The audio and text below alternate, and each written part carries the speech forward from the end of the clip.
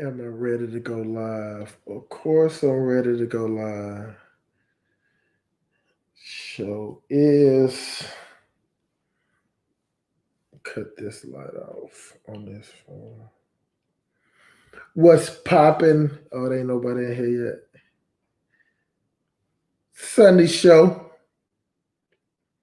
Posted did it at I suppose had started at about 3 o'clock, but do this way. No, I changed the name. Changed the time of the show. Supposed to have been yesterday. Being supposed to have been earlier.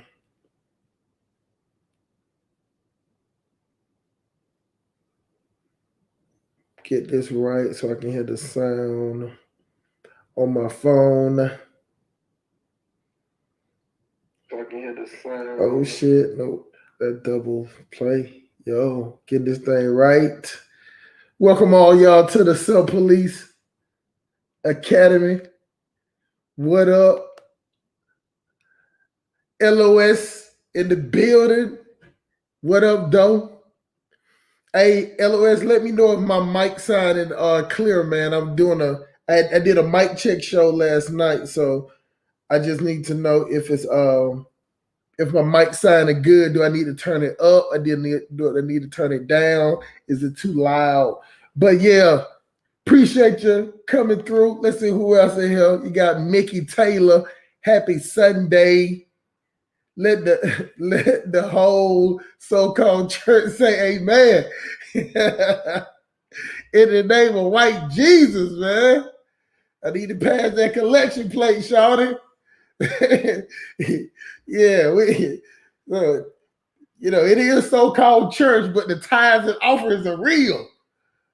So y'all let me know if it's really based on when I'm talking loud, like when I'm getting super loud, does the mic sound too loud or do I need to turn it down? So y'all let me know what's popping.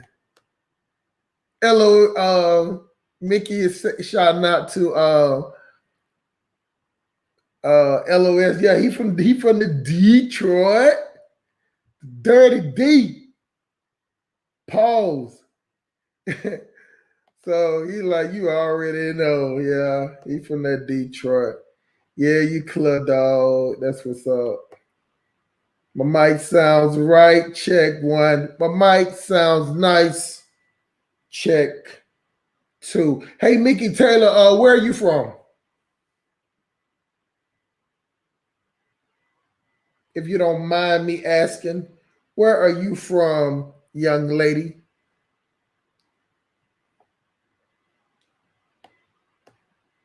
Seven Mile down. I'm off Mark Twain. What the hell does that mean? That's a Michigan. That's a Michigan lingo of laws. I know about 7 Mile stay down. Mark and Twain. Okay, so that means you're from Detroit too, right? Y'all let me know now. I don't want to say nothing bad about Detroit because it's ratchet as fuck up there. Shit, up there in Detroit.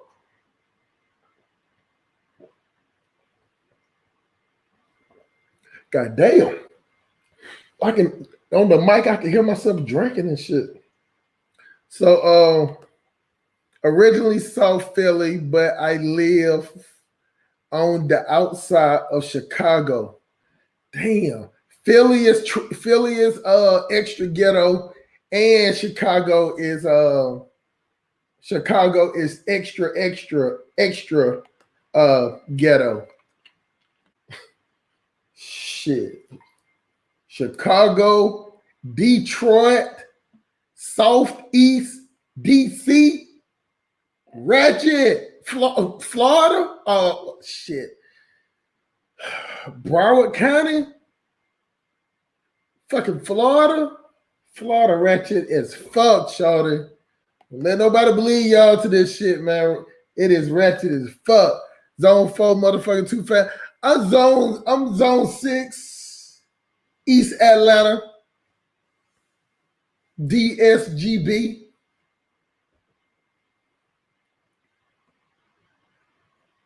You get what I'm saying?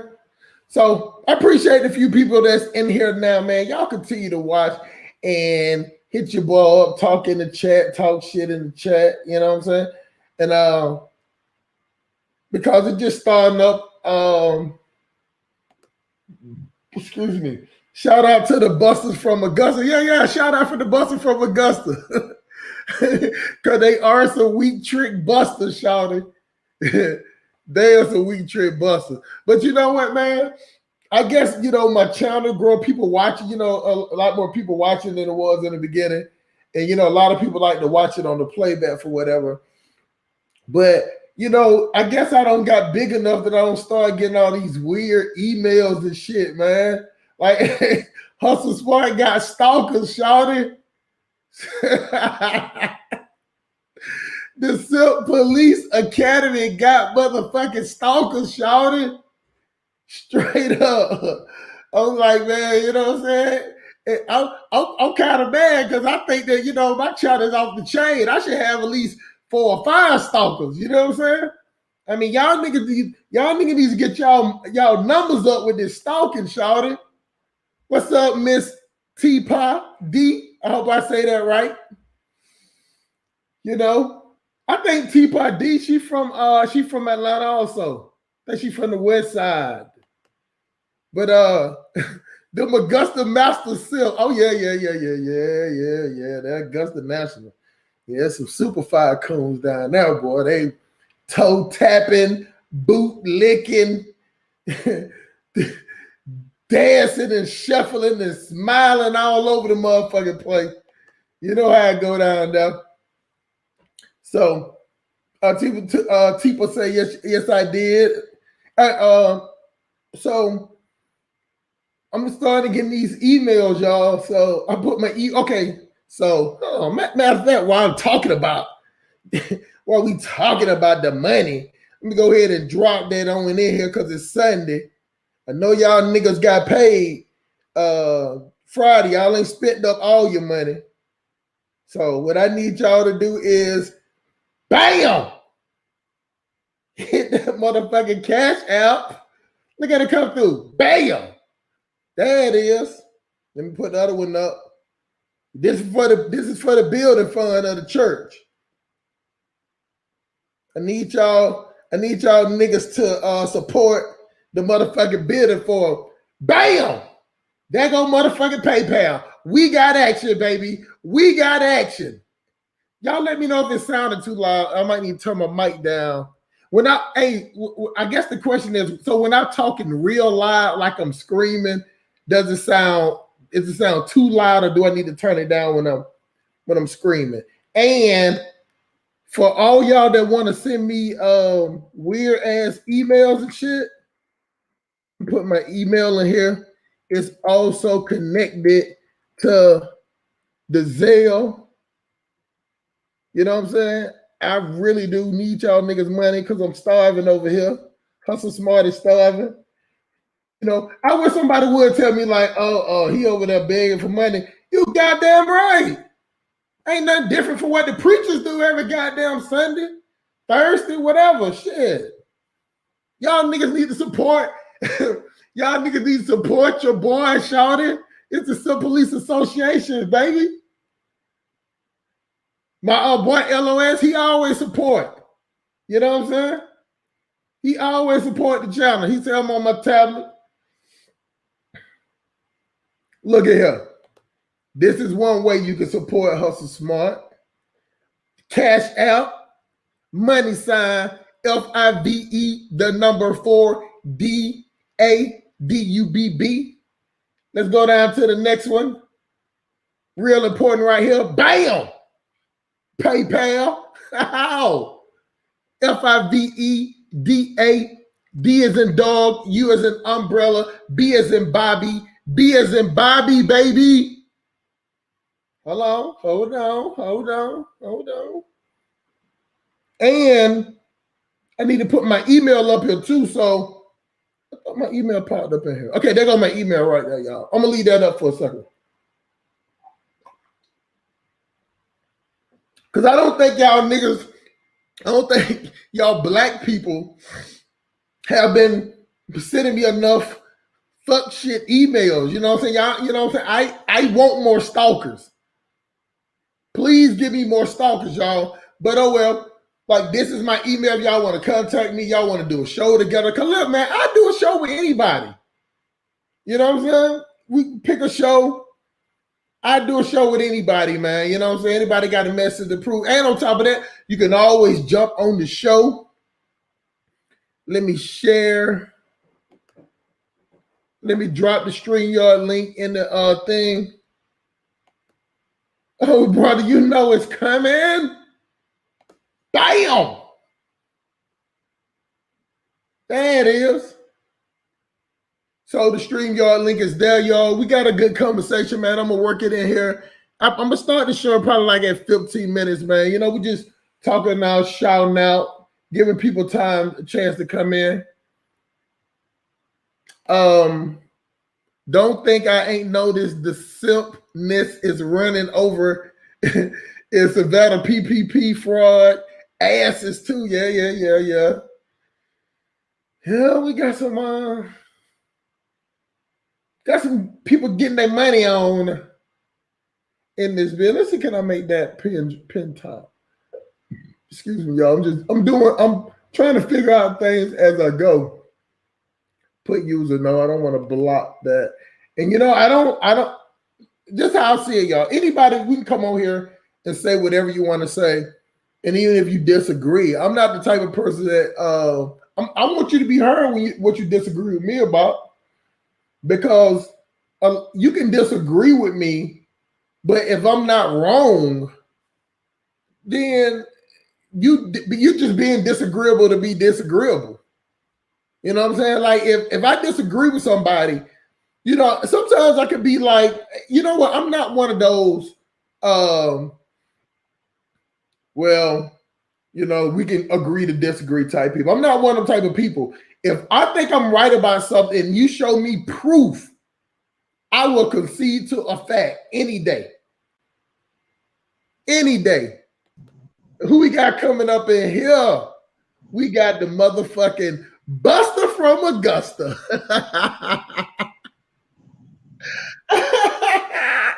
Buster from Augusta. Speak to the Silk Police Association, my brother. Hey, can you hear me, dog? I can hear you loud and clear, man. How you been, bro? Shit, man. Another day, another dollar, man. What's going on with you, my guy? Not a goddamn thing, man. Where you at today? Wichita, Kansas. Wichita, man. It's a lot of Caucasians up that way. Oh yeah, it's a lot of niggas out here though, for sure. Yeah, it is. Hey man, since I got you on the show, man, like I got the mic. Like I know that if I'm sounding clear, but like, do I need to turn it down? Like the mic, I guess the gain part, like the projection just around in my voice. Do I need to turn that down, or like it's fine rate? Okay, hold on. Matter of fact, let me do a little test thing. I'm finna turn it up real quick. Turn it up. You good? But I'm just testing it out. Did it sound like it got louder? Not really. Okay, hold on. That's good. Now it sounds like it got lower. Okay, sound got low. Now that's low good, low, or that's, you get what I'm saying? Or where I had it at before good, or this one good? Where you had it at before. Okay, hold on. What about now? Oh yeah, you sound good, dog. Okay. There it is, man. We got some people in the building, man. Everybody shout out, man. You got motherfucking LOS in the building, aka the Day Sunday. He's the Buster from Augusta. That could be like a DJ or something, right? Real shit. Hey, you said this shit one time and this shit stuck with me. For real, like that's what I'm saying. Like I just got that thing back. You know, dog, straight up. I just be freestyling. Everything I say now, I have never wrote down. You get what I'm saying? I just go like off the top, wherever the brain leads at, man. You know. So you in Wichita, and matter of fact, this is a black man owning his own business. Got trucks out there. Shit in the transportation field. And you know, one thing about it, black people, transportation is a 24-hour business. Don't ever stop. It's It's a job where you can't say like I'm not making enough money. You can make as much money as you want to. You get what I'm saying? You just got to be able to leave that nest. You gotta leave that husky hyena with them leggings on, with a goddamn weed down her back, walking around looking fine as hell all day, and you trying to sit around her goddamn punk ass all day. You got to get away. See, you can get away and go do all that, and then come back, open your own business. Truck driving ain't something that you have to keep doing, but it's something that you can make $40,000 to $70,000 in 1 year. Correct? That's true. So if you're an entrepreneur, how could you not say, well, you know what? I ain't gonna sacrifice for 40 to 70,000 and I'm gonna bring home at least 30, as long as I'm bullshitting, saving money, whatever, I ain't gonna blow whatever. And then if you got a business, start it up. If you want to rap, start buying your equipment while you out there driving. While you out there driving the truck, you can be buying equipment, just having it stacked up. Stacked up, everything you need. And then, boom, a year later, okay, I'm done. Now I'm finna do this. Now I want to be local. Or now I want to do part-time. You know what I'm saying? Shit. Hey, let me tell you something, LOS. It's a lot of dudes that producers, they do Uber Eats. So they be in the studio working with them, whatever, trying to get their money up with the studio. But, when they ain't in the studio, somebody else got it, they doing Uber Eats or delivering something. Like, it's a new hustle, man. Why niggas trying to get they feet in it with the producer game, which is so hard in Atlanta, man. Listen, man, I feel sorry for y'all brothers that come down and thinking y'all going to make it in Atlanta, because it is too much talent in Atlanta. Too much. It's oversaturated, dog. Oversaturated, man.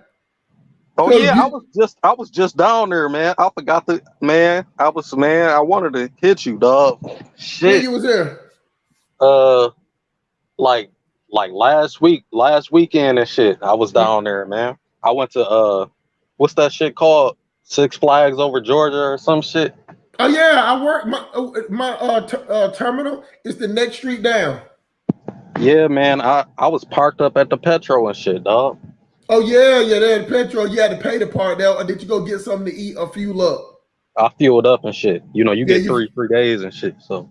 Oh, I didn't know you get 3 days on the fill up. Yeah. If you fuel up, you get 72 hours and shit. Ooh, I didn't know that. I just thought it was 60 gallons. Nope. Okay, so 60 gallons is just 1 day. Fill up is 3 days. Yep. See, I learned something new. I never stayed there that long because I stay in Atlanta. So, but let me tell y'all, man, I supposed to did this show yesterday at 3:00. That didn't happen. So last night I got towed up and I left my side door open. Like the door just open, like it's cracked. Man, the side door to the crib? Yeah, side door to the crib. Just left off. Stay out here in the outskirts, dog. You know what I'm saying? Stay in the outskirts, man. I don't got a little uppity. Oh, got you. You out there in like Douglasville or some shit. Yeah. I'm out. Yeah. I'm about there. You know what I'm saying? Everybody nice out this way, dog. Yeah. I had enough of that ghetto shit, man. Believe me, I had enough. But you got some acres on you? No, they just like one. It ain't even like a half, maybe a half or something like that. One. But what I'm saying is you got space. You know what I'm saying? You definitely got space. But so when I got up, man, I'm sitting here chilling, and then my goddamn man, supposed to be on a diet, y'all. Supposed to be on a diet. I ordered IHOP last night. Not IHOP. It was yesterday. It was is Cracker Barrel. Or the Cracker Barrel, and I'm like, okay, I ain't eat that bad. Like I said, today, I still got to leave out. I got to leave out later on tonight. But I was like, well, what I'm gonna eat, man? So I was doing the Uber Eat things, and I saw the thing for Outback. I'm like, okay, I do a little bougie shit.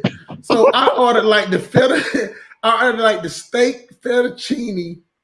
It's like steak mamas or kings or some shit like that. You get the steak and the shrimp, or you get 2 meats. So I just said, give me all steak. Then I'm like, oh shit, they got the prime rib.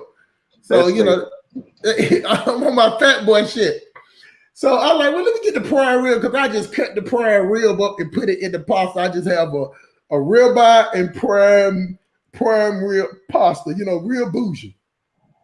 So I got there, get the shit, ordered the shit. When I walked out, man, I saw about 8 to 10 flies just flying around the motherfucking house. I'm talking about this just happened probably like I've been trying to kill these flies, dog, for the last 3 hours. I have never killed this many flies a day, and it's still 1 or 2. I'm talking about he got to me till my head started hurting because he started flying real high. So he was the smartest. He the smartest fly out of everybody. Everybody else just flying around. They landed on the table. They landed on the kitchen table. They landed on the coffee stand. So I'm missing them, but I'm still getting them. I'm knocking them out. So man, I'm talking about dog. I was like the Terminator. I had got like 4 of them in about 2 minutes. I was knocking their ass out. Dog. I had a goddamn big beach towel. And somebody must have gave me this thing, man. It's like a swat. It's like a fly swatter, but it got the electric net. Have you ever seen it? Hell no, that sounds like some exotic shit. Yeah, but look, let's see if it can hear the noise. You can hear the electricity. Hold on. Let's see if it'll do it now. Yeah, I heard shit. It. Fuck. You just shocked yourself? Yeah. I heard that shit, dog.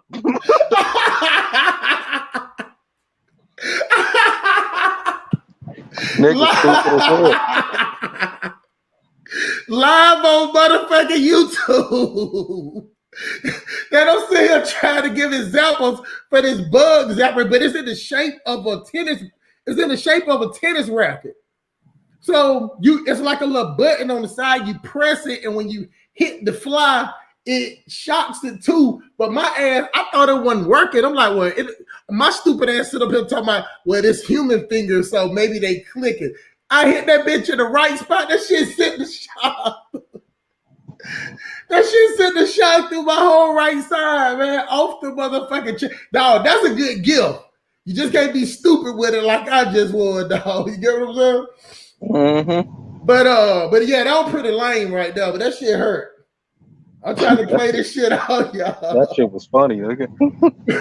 It did. See, the mic that I got, it got a mute button, but I was scared to hit it because I'm like, I'm gonna electrocute up. Dog, my brain is all off. Everything I learned about electricity in elementary school just went all out the window when you shot. See, now I see why when the government be interrogating people, you know what I'm saying? They be using electricity and all. That shit works, dog. You discombobulated when that electricity hit you. Oh yeah, I've been hit by one of them motherfucking things the police be carrying and shit. That's some different shit. A fucking taser? Hell yeah. Man, come on, man. You gotta tell everybody that because I ain't never got hit with one. But how does it feel? Like be specific about it. It just feel like your whole body is just like, I don't know how to explain it. Like it's like a huge shock. It's like your body freezes up and shit, and you can't move and shit. Do you piss on yourself? That ain't never happened to me, but I know niggas that done happened to. You know what I'm saying? Some niggas shit on themselves and all that, depending on how many volts in it and shit.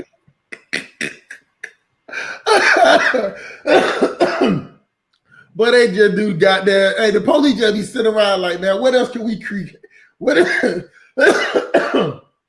else can we create to do these motherfuckers fucked up some more? Even though they pay us to do it, they pay us to do this now. That's the funny part, LOS. Yeah, they pay fucking police to find ways to torture niggas and shit. Yeah, it come out your taxes. That's why your state, all of that shit comes from your state and federal taxes. So that's why, I get it when I hear Black Lives Matter or whatever. They be like, well, the reason why we get mad at the police is because they the ones get paid to do it. Yeah, They yeah. they I, they get I don't give paid a to fuck about be. that shit. Yeah, but I don't give I don't give a fuck either because I don't give a fuck if you paying me or not. If I'm just playing devil advocate. If I was on the police force and I didn't like white people, I wouldn't give a fuck if my job or not. Believe me, I just got a job helping me not like white people. That's the way I would look at it too. You get what I'm saying? Oh yeah, yeah, yeah, for sure. So you just got the what I'm telling to the people, man, and people that watch this, I ain't on the police side at all. But what I'm saying is that if you know somebody don't dislike, somebody dislike you, you don't keep pushing the motive. When they got the power that they can kill you. Right, right, right. See, at that point, you got to you got to pull it back. You can try to be Janet Cochran, in the first 5 or 6 minutes. But if you see your little Janet Cochran scheme ain't working, you need to go ahead and just recognize that, he got the system against him. He got the whole city, he got the whole state, he got the whole government, and calls him where president, got the senators, and calls him who president is, he got the fucking president. So he got the fire department behind him, he got the ambulance behind him, he got the teachers union, but you see what I'm saying? Right, right, right. I got some extreme thoughts about race in this country, or just period, man. Everything that's happening to us, we deserve that shit. You know what I'm saying? Because a lot of black people live in this fairy tale dream that everybody's supposed to be equal, everybody's supposed to like each other, and that's just not real. That's not even fucking natural. You don't see lions. You don't see lions congregating with fucking hyenas and wolves and shit like that. They stay amongst themselves. Nature is fucking racist. If you actually think about it, they do whatever they can to empower their own group. Why should I be mad that I don't have a problem with racism? You know what I got a problem with? I got a problem with the fact that we don't realize that it's not about how other groups think about us and shit like that. It's about the fact that we need to come to the table with the same amount of power, and then you can ask for something like equality if you really want that. But I'm not really about that. I'm a follower of General Seti and shit, and he preached the global African supremacy and shit. And that's really what I'm rocking about. It's black only over here. You know what? I agree with you 100%. But this is why this is why this show is gonna be so important when I crank it up. I'm gonna crank it up in about 30 minutes, in about 3 minutes, y'all. Shout out Jug Season. He was the first person to drop a comment. I know this show. I've been, he dropped that comment when I was supposed to start the show. You got motherfucking Jay everything up in here at the Silk Police Academy. Salute OG 100. Salute to you, man. Goddamn, not Measy in the building. 50 deep just dropped up in My here, dog. man. So he goddamn My dog. Nah. stepping up in here, man. Hey, get it, this motherfucker. That's what it is, man. You know what I'm saying? It's going down, man. We're gonna have this conversation because when we had this conversation about Black Americans versus Continental, believe me, I'm not choosing. See, the difference between me and anybody else is that if I'm wrong, I'm wrong. It's just what it is. It doesn't matter if there was an African saying it. Wrong is wrong and right. So what I'm saying is that a person that's a continental African cannot get mad about a Black American being right. If you're right, you're right. And the same thing with a continental African. If he says something about Black American, if he's right, I ain't gonna be like, oh well, that ain't got nothing to do with it. The truth is the truth. It just don't matter. It just, I guess, it's how you say it. You can say you can be arrogant with your truth, or you can be lackadaisical with it. But still, the fact is a fact. I'm not gonna go against a fact. And that's what a lot of us do. That ain't happening. Today, not me salute, not to the people that saluted him. So I share your feelings about the racism part. Yeah, Black people, we do deserve what we get. You know what I'm saying? Because we sitting here thinking that This is what always kills me because I'm a numbers guy. They outnumber us like 7-1. I mean, Right. I understand we got this little fake ass shit to the point to act like, you know, we should care about each other, you know, but if black people was the majority, change that, because, you know, you got black people over there, the majority in Africa, and some of them still over there kissing ass. So, you know what I'm saying? Yeah, but But they dealing with some different shit. You know, they yeah, dealing they with dealing with neo-colonialism and all that. right. So that, yeah, that's why I was gonna put that disclaimer. I was gonna put that disclaimer in there. But Yeah. with You know, black people, we in the belly of the beast and shit, you feel me? exactly. So why the fuck would you ever think the beast would do? Have you ever seen one of them videos where they say like the lion, you know, he didn't eat the gazelle that day? Like they was like, look, they got an abnormal relationship, a lion with a gazelle, or you get what I'm saying? Like they getting along. Mm-hmm. Like it's that anomaly. Like we bank on that because we see a few white people getting along with black people. We just like, oh, it got to be more of them like that. No, it's just a few. It's just a few. Yeah. That's the exception. You know what I'm saying? Yeah, that's the anomaly. That's like when one of y'all finally see Bigfoot. That's what it's gonna be. You know, comparing that. So I would never sit up and say that all white people are bad, because it is some cool ones out there. But at No, the they end, all fucking no, bad. but hold on. But they still can always switch back on your ass in a drop of a second, and they'll be supported. So Exactly. So it's that's like, go ahead. I said exactly what you said, and that's why this Asian and this black bullshit propaganda getting pushed right now. That's why it can be pushed because of integration and whatnot. Because of integration and whatnot, everybody wants to, you know, be friends with other races and all that bullshit. I'm not like that. I only hang with black people. I don't talk to nobody else. I'll say hi and bye to like other races of people and Just shit. be But if I'm cordial having, with them. I'm Cordial with them. yeah, I'll be cordial, but I'm not having no long conversations and shit with no other races of people because you're not gonna expose me to no bullshit. You know what I'm saying? I feel you, man. With fucking goddamn after careful deliberation and checking out information, man. I'm glad that my boy goddamn Diego made all the way from goddamn Mozambique, shot it on this Sunday. I guess it's late night Sunday there. You know what I'm saying? Tell him where you're from, Diego. Now I'm from Mozambique, man. How are you guys doing? Tell him what the city is, bro. Maputo. Capital What's City, going on, baby. brother? 22 million people there. How many you think black out of the 22 million, Diego?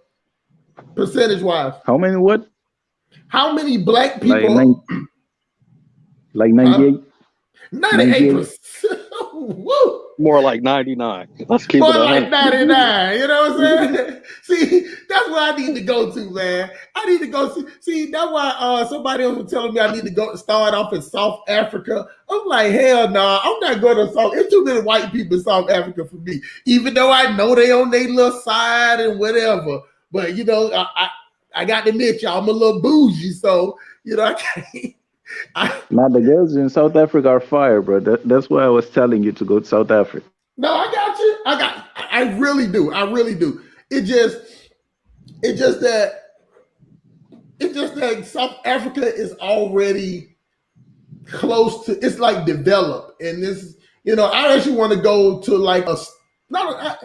Man, I'm just picking all the bad word. Not a starter city, but an up and coming city. You know what I'm saying? That's like on the cusp of Yes. change. You get what I'm saying? Like Johannesburg to Johannesburg. They, you know, the Yeah, I system get is it. already. Go ahead. Now, Go ahead, now my I say brother. I know what you're saying. Right. So Now I was telling you, I hear you, man. I know what you're saying. I get you. I get you. I get you. So man, we appreciate, man. We got 3 young bulls. Man, you know what? I used to call young brothers lions, but you know, I had like an epiphany, man. I had I had a hustle smart epiphany, man, about something. I went into deep thought, man. I went into deep motherfucking thought. And I was sitting there thinking about the lions. And I'm like, if me, LOS, and Diego is all lions, it sounds good, but by the nature, we'll be sitting here trying to kill each other. I wouldn't welcome you in my pride. You'll be trying to fight, kill me for the chicks. Right. Hey, that's real shit. You know, so y'all think, I'm telling you, it hit me one day, man. It because it's one of them things, them terms that we always use, and I just never give too much of a thought. I'm like, damn, I never thought about the line. So I'm sitting there watching the video, and then I watch video after video after video. You forget one thing though. Huh? You forgetting one thing though. Go ahead.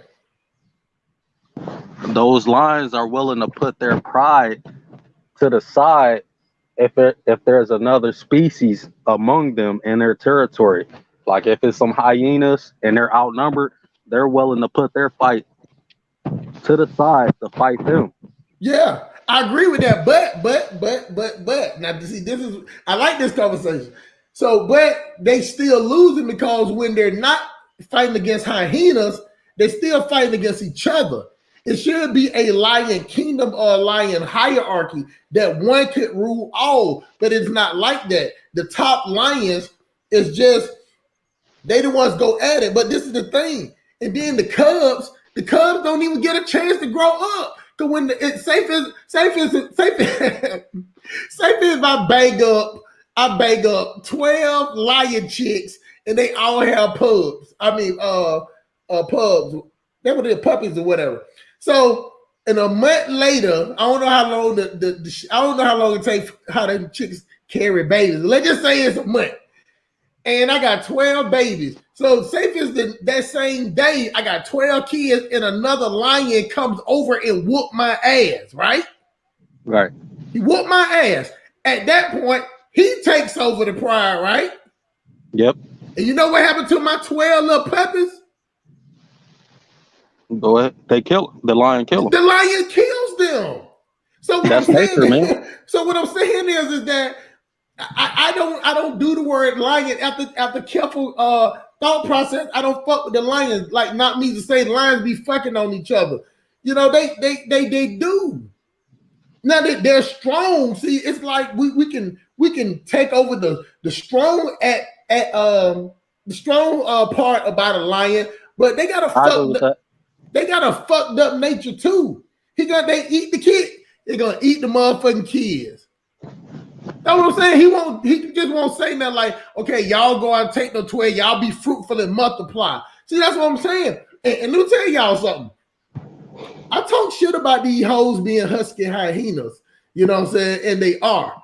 But them hyenas, I don't care what you say, dog. Even though it be the lions be scaring them off, the hyenas still be outnumbering them.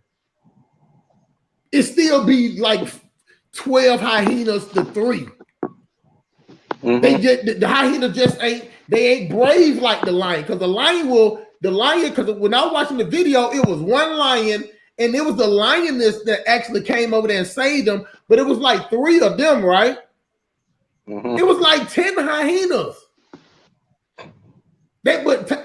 Hyenas, they just get in like a little pack, you know, that they're attacking packs. So that's why, you know, the lions, they're more strategic, but the hyenas, they so close together, so they don't attack right. So they, even though they got the more numbers, they look small because the lion can just jump up, slap like 6 of them, because they always in your face. Hyena. So my fault, y'all. I'm getting animated. I'm sorry about that. But you know, but the lion can either slap us, so they all right in the face. They need to change their tactic. So what does that tell me? Eventually, the hyenas are not killing each other. They're gonna eventually outnumber the lions. It's just we're looking at something in the next 50 years that hyenas will take over the lions. Because the numbers, the Lions are fucking up their numbers. You get what I'm saying? Yeah, I get what you're saying. Because Yeah, they but the finished. hyenas are not fucking up their numbers. Matter of fact, the hyenas, if they lose in the fight, they'll just run off. They Right, ain't right, got right. them leaving no man behind. They can't get that shit. They'll go bounce it off. It be the Lions fighting to the death. Right, right, Hyenas right. ain't fighting to the death. True, true, true. See, this is the thing. I think this is where people get confused and shit. You know, you're not supposed to take on all the attributes of a lion and whatnot. You take the positive shit and you move on.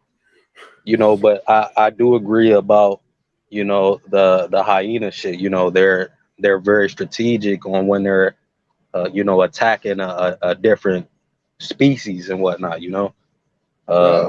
you know, their opponent might be stronger, faster, and all these different things, but they're willing to, you know, team up to, you know, take their opponent down. And if they're, you know, outnumbered or outgunned, whatever it could be, they're willing to retreat.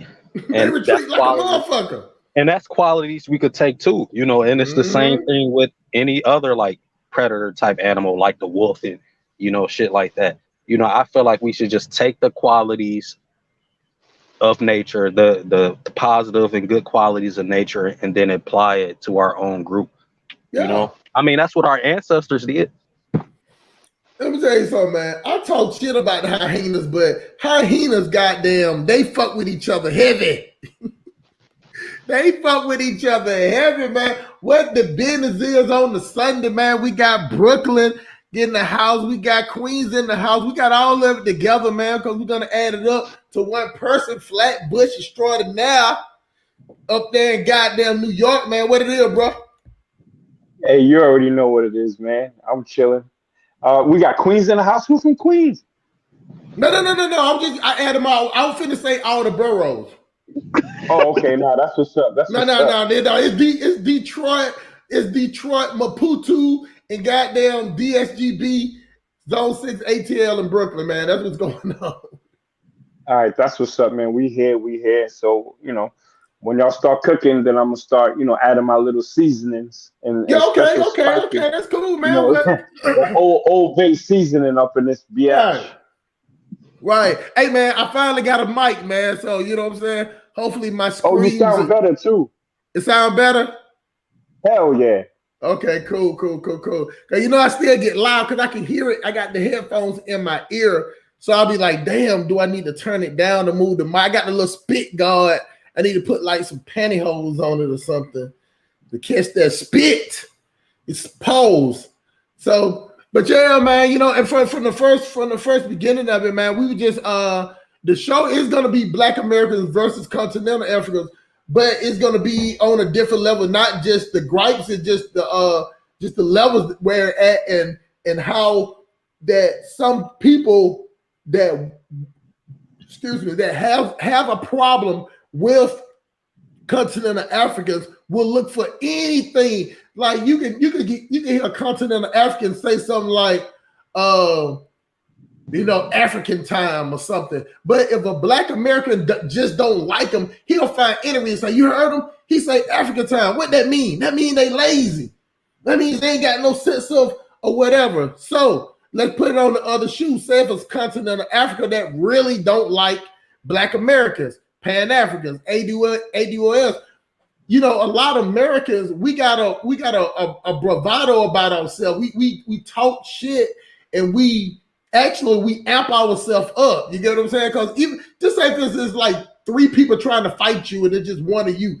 They don't put you in a position where you got to fight. You're gonna boost yourself up some way. You ain't gonna be up there like, man, it's three of them. I'm gonna get my ass beat. Nigga probably take my shoes, probably take my phone. I hope I ain't been watching no gay shit on the porn that they nigga can't beat my ass and put it back up. Niggas will embarrass you these days, Shawty. Let somebody get your phone and you got some old fuck shit in your phone. Niggas will embarrass you these days. You know what I'm saying? They not only will they steal your shit, they will goddamn, you can join in. They embarrass you at the same time. These niggas don't care. They don't just get away with the crime no more, Diego. You know, so they ain't just satisfied with that. Like in America, these niggas so cutthroat. Sometimes, man, they'll rob you and get everything you got and still shoot you. Still pop your ass. Now they might not kill you, but they gonna put one in your hip or your stomach or your leg or your shoulder like these. They can get whatever they came for. It's basically strong arm robbery what's going on now. So it's more violent. Usually, man, if a nigga pull up on you, got your back, huh, man, you go everything. Pull down your, take everything out your pockets, show nigga everything like, all right, man, you good. Nigga, but now it's like, nigga, not only do I want everything you got you to give it to me, I'm gonna shoot you at the same time too.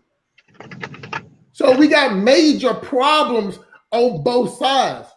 You know what I'm saying? But when we get to the versus part, that's where the part that we, the conversation gonna go around everybody. So again, we got LOS in the building, we got Namiz in the building, we got motherfucking Diego from Mozambique, from the capital city. Tell them what your city is, bro. Maputo. There it is, man. 22 million of black people there are Namiz. 22 million in one city, bro. What you got to say about that, man? The country, bro. It's the country. 22 I mean, million the country. I always say 22 million. It got like a million, right? Yeah, 1.9 million in the city. 1.9 million city. Y'all got another city. Y'all actually got another city that has more people than Maputo, but Maputo's still the capital city. It's another city. I did a little research, man. I couldn't sleep last night. So I was researching the hotels and apartment hotels and shit. And it's good prices, man. Good prices. They actually had this one apartment. I read the reviews, everybody. It was like $29 a day for the apartment. Now the Pearl, I think it was the Radisson Blue. The Radisson Blue or the Radisson, it was like 140. That was nice. I would stay at the other one and still, if I need to run for my life, if Hustle Smart life is on the line, I'm going to the motherfucking Radisson, shawty. But I will try out. I like that apartment living type where it got the stove, refrigerator. Just like a regular, nice apartment that you just paying. It's like, upscale apartments that they're just giving it. Cause they do the same thing here too. Like we got some apartment complexes that's high rise and they'll charge them out for the day. But believe me, for what y'all pay, what I would get in Maputo for $29, that right there in Atlanta would cost me $105, at least $95 to $105 a day on Airbnb. So believe me, man, I've been studying it, man. Shout out to Jug Season. He's gonna join in a second. We got Amin Ra Music LLC. Amin Ra, that and peace. So we was talking about Zimbabwe the other day. You had to jump off, man. You know what I'm saying? We let it some more Diego, but if you had anything that you wanted to add, man, or say something different, man, go ahead, man. Tell us what's going on with you, dog. Nothing special, bro. I just had to go and visit my mama grave that day, so I had to leave. Oh man, sorry to hear that, man. Nah, it's cool, man. You keep on with the grave. You make sure it's all nice and neat and stuff. Yeah. Okay. Gotta do it. Yeah, no, you better than me because I have never went back to my mama grave site. Never. Hey, but that just show you how different. See how this African, y'all hear Black Americans saying ain't going to the grave ever, and you hear the continental African like, yes, you have to. No, man, no. After they threw the dirt over her grave, that's it. I don't go back to grave. I don't even like going to funerals because if you look, I'm not a religious person, but what I read in the Bible is that you're supposed to celebrate when somebody died. It's not supposed to be this doom and gloom thing that we have made it out to be. And you know, black people, we so extra with it. Oh Lord, my baby gone. Yeah, take me, Jesus. Oh, I can't do it without him. If you a Christian or something, because you said the Bible say something. Well, no. Very I'm saying I said I'm not a Christian, but I was raised up in the church. You raised yeah, up in the church I by know. force. So I read it to the point that you're supposed to be happy. You're supposed to celebrate when somebody dies. Because they going to the afterlife and they going to see King Jesus, the King. So you don't supposed to look at it bad. If you're a Christian, because you're a Christian, you're going to heaven. Ain't no way you're going to hell if you doing right. So I get it based on this premise. See, I don't believe in none of that shit. I believe when you die, you hit the dirt and it's over with, and go see if they got life insurance. See if you're gonna get a check. This nigga here. You can do that emotional shit if you want to. You think that insurance check that they got for you, they hope your ass sit up there and be like, man, I don't want none of this money. This money from my mama dead, my grandmama dead, my uncle dead. They want you to say that. Oh yeah, for sure. They want you to be emotional about the business part after death. See, black people, we're not business minded after death. We all falling out, wearing t-shirts, getting balloons made and fucking matching outfit and matching gangs. And we do all type of shit. Get a limo like y'all at the motherfucking, like y'all the motherfuckers going to the prom or something. Yeah, you're right. I done seen my family do all types of shit when somebody die. I don't get involved in none of that shit. That shit is, it's just black people being extra. We get it from white people. It was white people that taught us that. You know what I'm saying? It's the same way. What you say, Diego? What did they teach you guys? Because we have kind of the same vibe right here. They taught us to be extravagant about death, about funerals. Yeah, we do the same thing, man. Yeah, but the thing about it is, do you spend as much money though? See, that's what the thing over here. Buying $20,000 caskets and shit. Yeah, okay, Mr. Diego, have you ever known anybody in Africa that have a casket that costs $10,000? How much money? Hold on, how much would that be in your money? Like 750K. 750K. So basically, is for every $1 is $7.50. 75. 75. Okay, 75. So that's $750,000. That's just on the casket, Diego. That ain't even too much, man.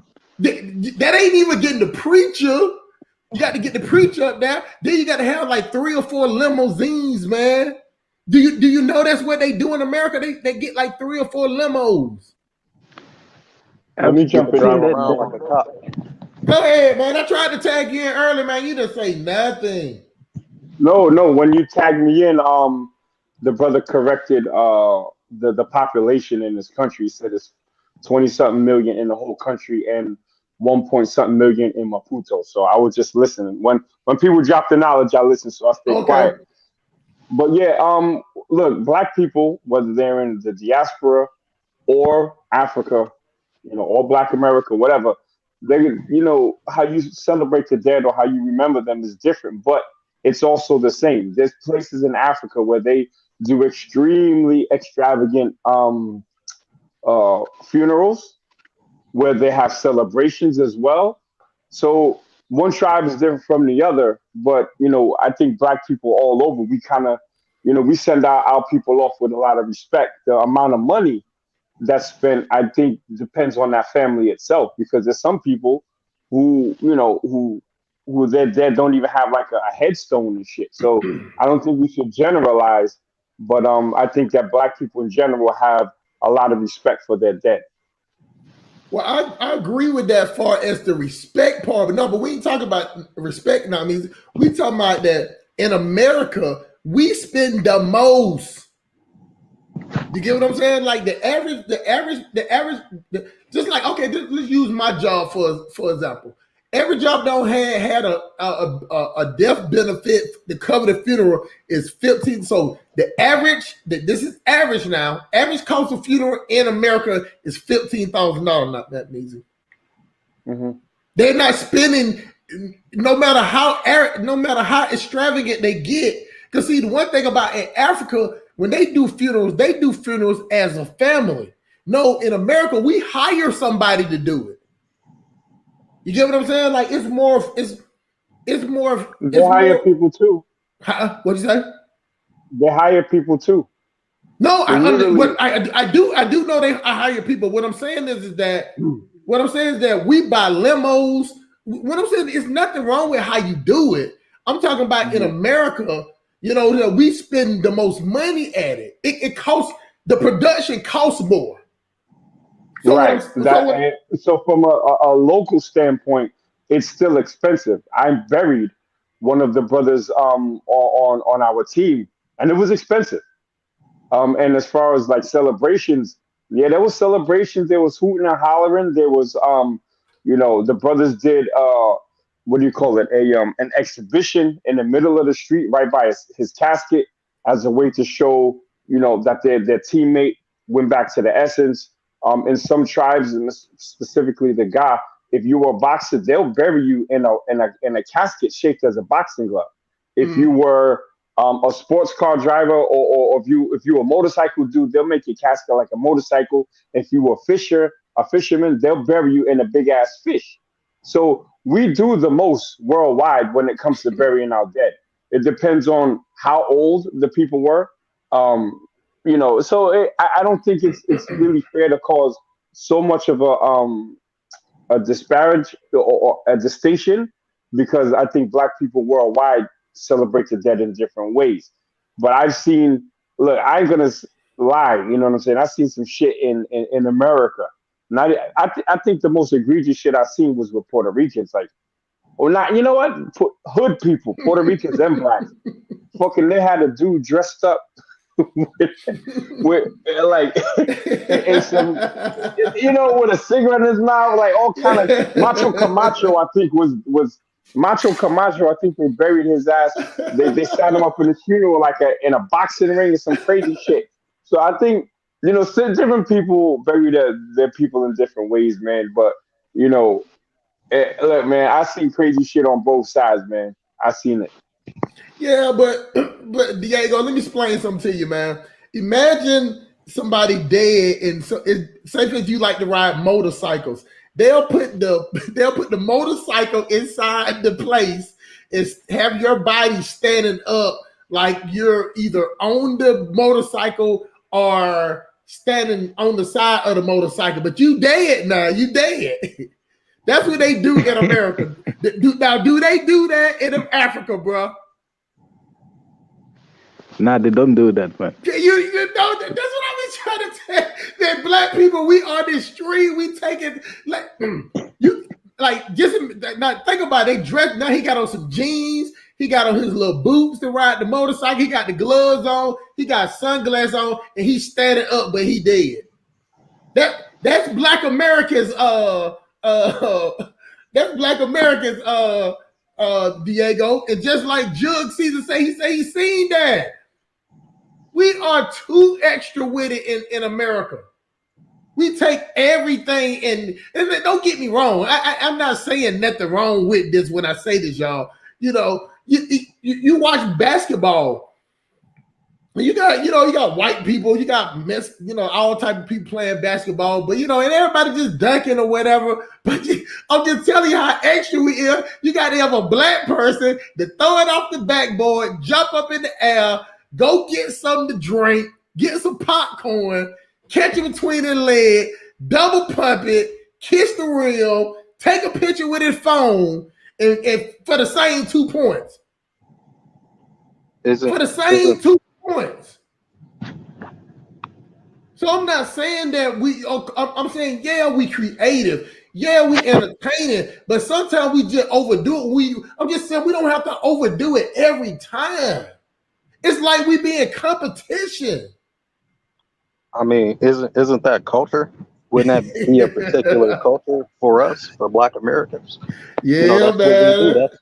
man. That's what we do. That's part of Damn. our culture. We over animate shit. We over exaggerate shit. So then why we can't do that with for business wise and goddamn coming up with that type of stuff? Why we can't be extra with that? You get Well, what I'm saying?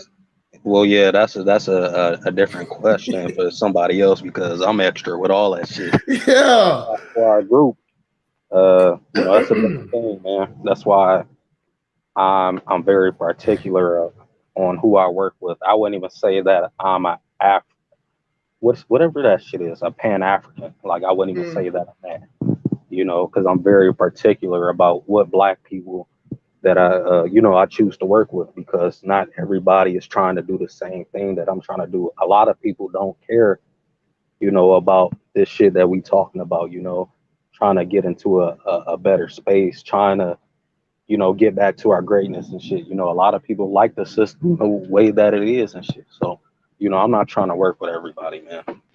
Oh, we can't. I agree with that, man. That's a true thing. Like if I knew how to slice up people's words, how people be playing little stuff for the video. I'm kind of ratchet with it, y'all. I just hit the go button and it go. Man, shout out Jug Season. Now Diego. Yeah. Yes. Just if you think I would be lying, because a lot of people be thinking I just be talking, just be loud talking and don't be saying that. Jug Season, welcome to the show. Tell him about them funerals, man, how off the chain they is in the United States, man. Jug Season, you here? Jug Season ain't here to tell the story. Not Measy, you here? Of course, I'm here. Okay, I just wanted to make sure. Yeah. Sure. Now, they have a whole type of things, man. Not only do they have the ones that doing the funeral with the guy standing up next to the motorcycle, they have it, Diego, where you can be walking in and he might be sitting there on the sofa with a cigarette in his mouth. And for some reason, they always put him on sunglasses. They always have him on sunglasses, but they had a funeral set up like a living room, like this. They don't start being creative, being interior decorators at funeral homes, man. They issuing out all type of packages. You can walk in there and it can be shaped like Universal Studios if you wanted to. You get what I'm saying? Like they're pushing the envelope to give people what they want. You can have your shit like But the Avengers. how much is a standard coffin? Coffin at least 5,000. What you say, not me? What's the average cost of a coffin? You think? Yeah, it depends. If you want, you can get a regular, a cheap joint, or you can get the one with the gold and 20 bands, boy. mahogany wood. You're looking at anywhere between like 3 up to like 15. But the average. But the average. In the hood, the average is probably like a couple of thousand, man. I'll be honest with you, maybe 3,000, 4,000. So by that logic right there, Diego, the average would be of that state when you count the hood and count the rich. When you go back to the average, it's still gonna be between $5,000 to $6,000 per casket. That's on the low end. So that's $6,000, and that would be, you say that would be 360,000. How much 6,000 is? Diego? Yeah, it will be probably like around that much, man. That's too much. Okay, I'm trying to get my the money ratio, and it's called, y'all money is called what? Meticais. I mean, like what's the letter symbol? MD, like Ghana CDs. So MZN. Y'all money is MZN. Okay, yeah. Gotcha. Okay, I got it now. I'm getting them all together, man. I got the Ugandan shillings, I got the regular shillings, I got the Naira, I got the Delacies, I got the MZN, I got the I forgot Johannesburg. Well, I'm getting the doubt. I'm learning, man. As I've been doing this and keep doing these shows, man, I've been learning more and more, man. But so now, LOA, you can stay on the show. I don't care, man. But I'm finna. Did I just catch that motherfucker? Boy, straight up on my mama's grave, I just caught a fly in my hand, dog. Hold on. That's some old country shit. Hold on, man. Y'all go ahead and take off for a second. I gotta go throw it in the trash and wash my hand. I caught his ass like goddamn Mr. Miyagi, bro. Say, not me, just somebody take over, man. All right, I'm getting reset up with headphones and shit. My wireless died.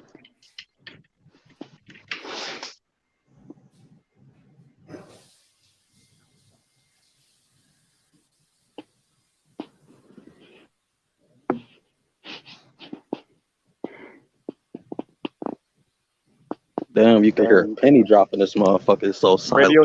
Radio check. Oh, you loud and clear. All right, for sure. All right, so I think the point is that yeah, we Black people worldwide, we have different ways of respecting our dead, and it depends on on the type of person, because I know people in my family would never do no hood ass cigarette in the mouth, sunglass burial for me and mine. You feel me? And if we Googled like extravagant funerals in Africa, or you can just Google, funerals in the Ga tribe, you'll see some extravagant shit too. So, I don't want to just be like, oh, they do it this way and then we do it. I think Black people globally tend to be very spicy with the shit that they do. That's why I know we're connected. But the topic of the show today was what? Africans versus Continentals. Let me tell you, I was just in New York and I made it a point to have conversations with people that I didn't know. And I spoke to about 7 Africans, right?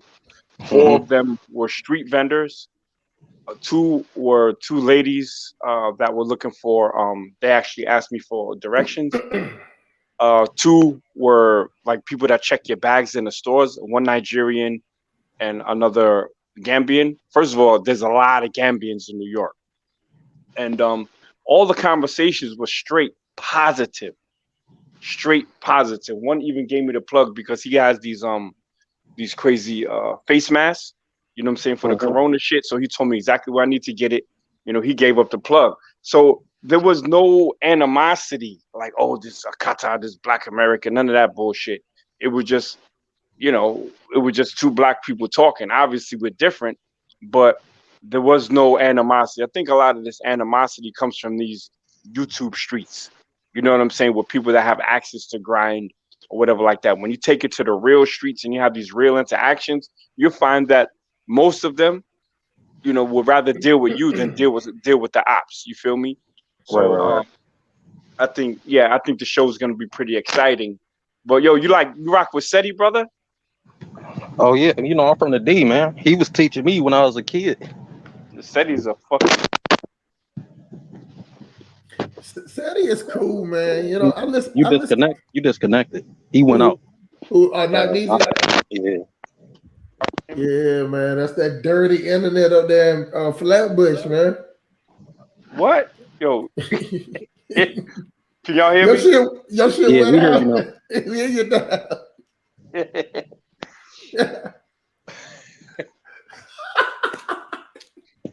Yeah, I spoke to the brother when I was in New York, and my connection was fucked up, man. There's so much new construction downtown Brooklyn, but we finally did what we had to do. But yeah, so SETI is a problem with the knowledge. I think his delivery may be a little harsh for some, just like mine is. But I respect I respect his scholarship, though. I respect his scholarship.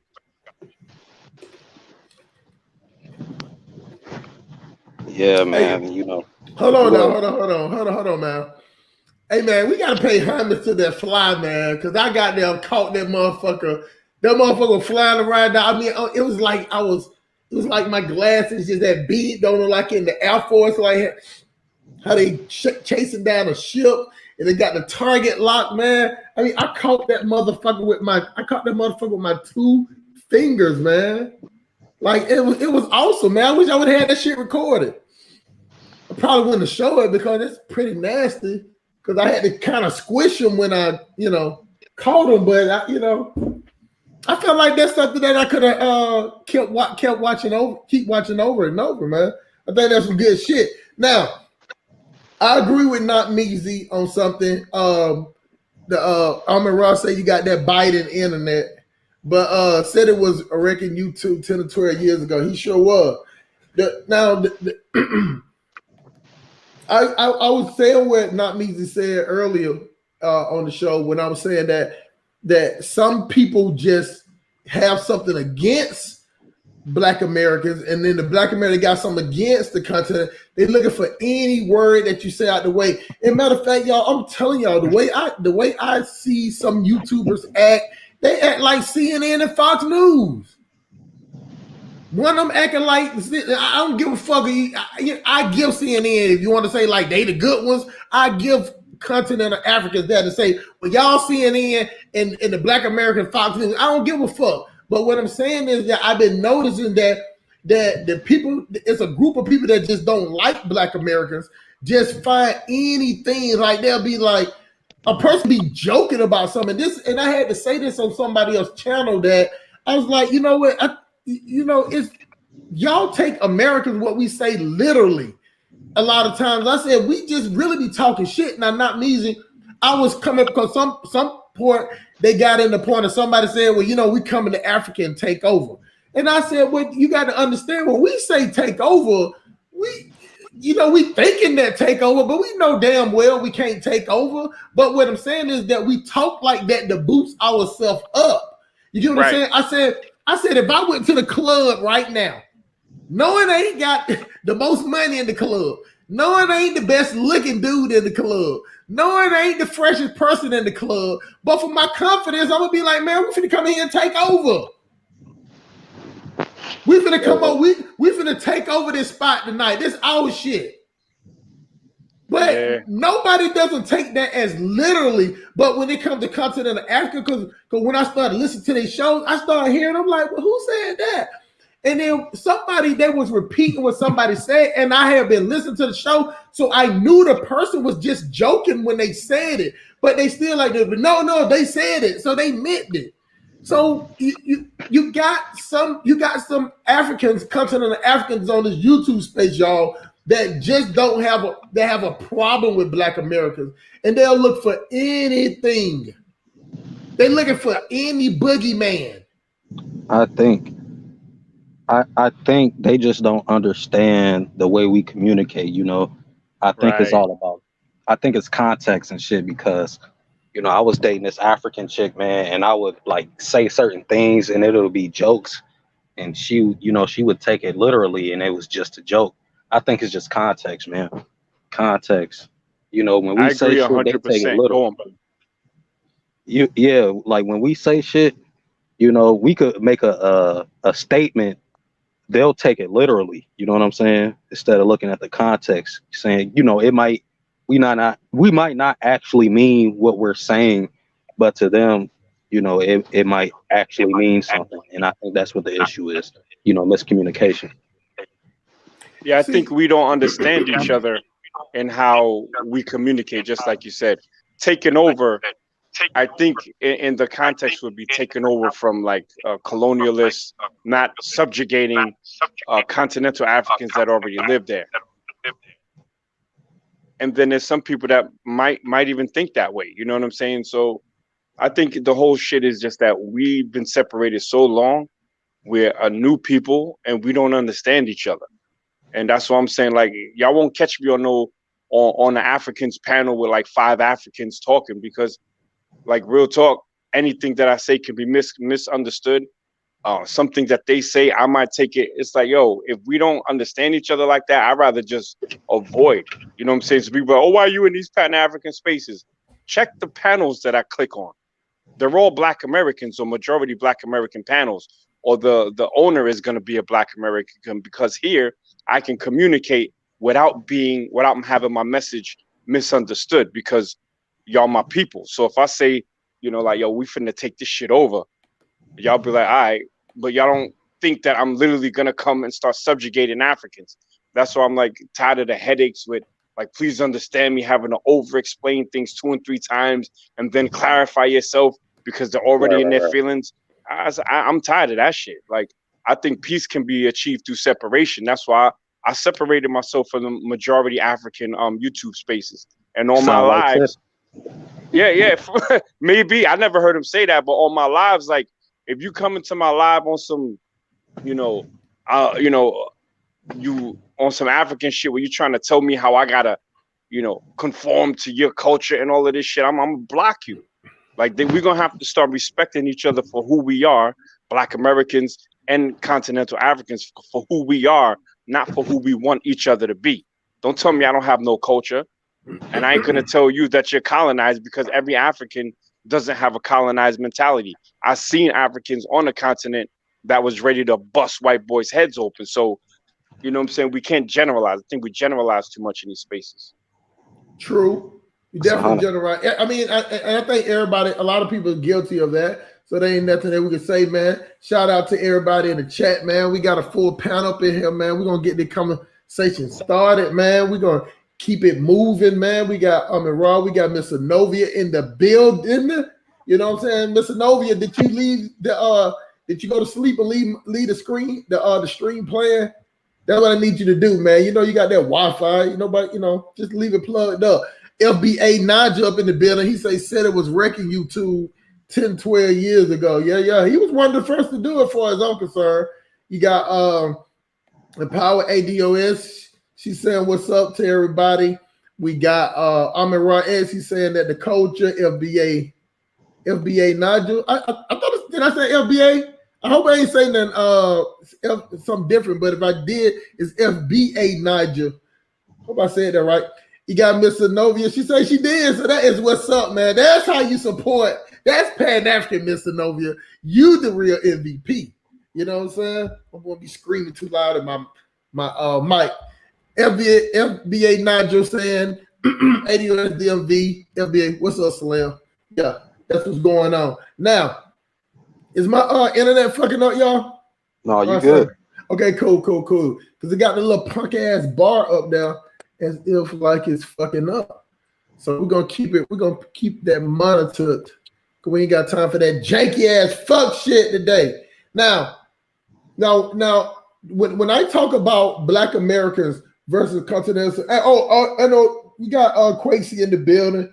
You know what I'm saying? He's up in here, man. I know a lot of people just have they whatever against Quasi, but the thing about it is, I love to hear people just speak their mind, man. You know what I'm saying? Rather, it's always a learning experience for me just to hear what people say, how they say it, not even try to understand how they come up with it, but just the point that do either I understand that that's their anecdotal experience, or is it something that they're a narrative they're trying to push, or do they really feel wholehearted about the situation? You know what I'm saying? You can agree with somebody, you can disagree with somebody, and you can be 100% wrong.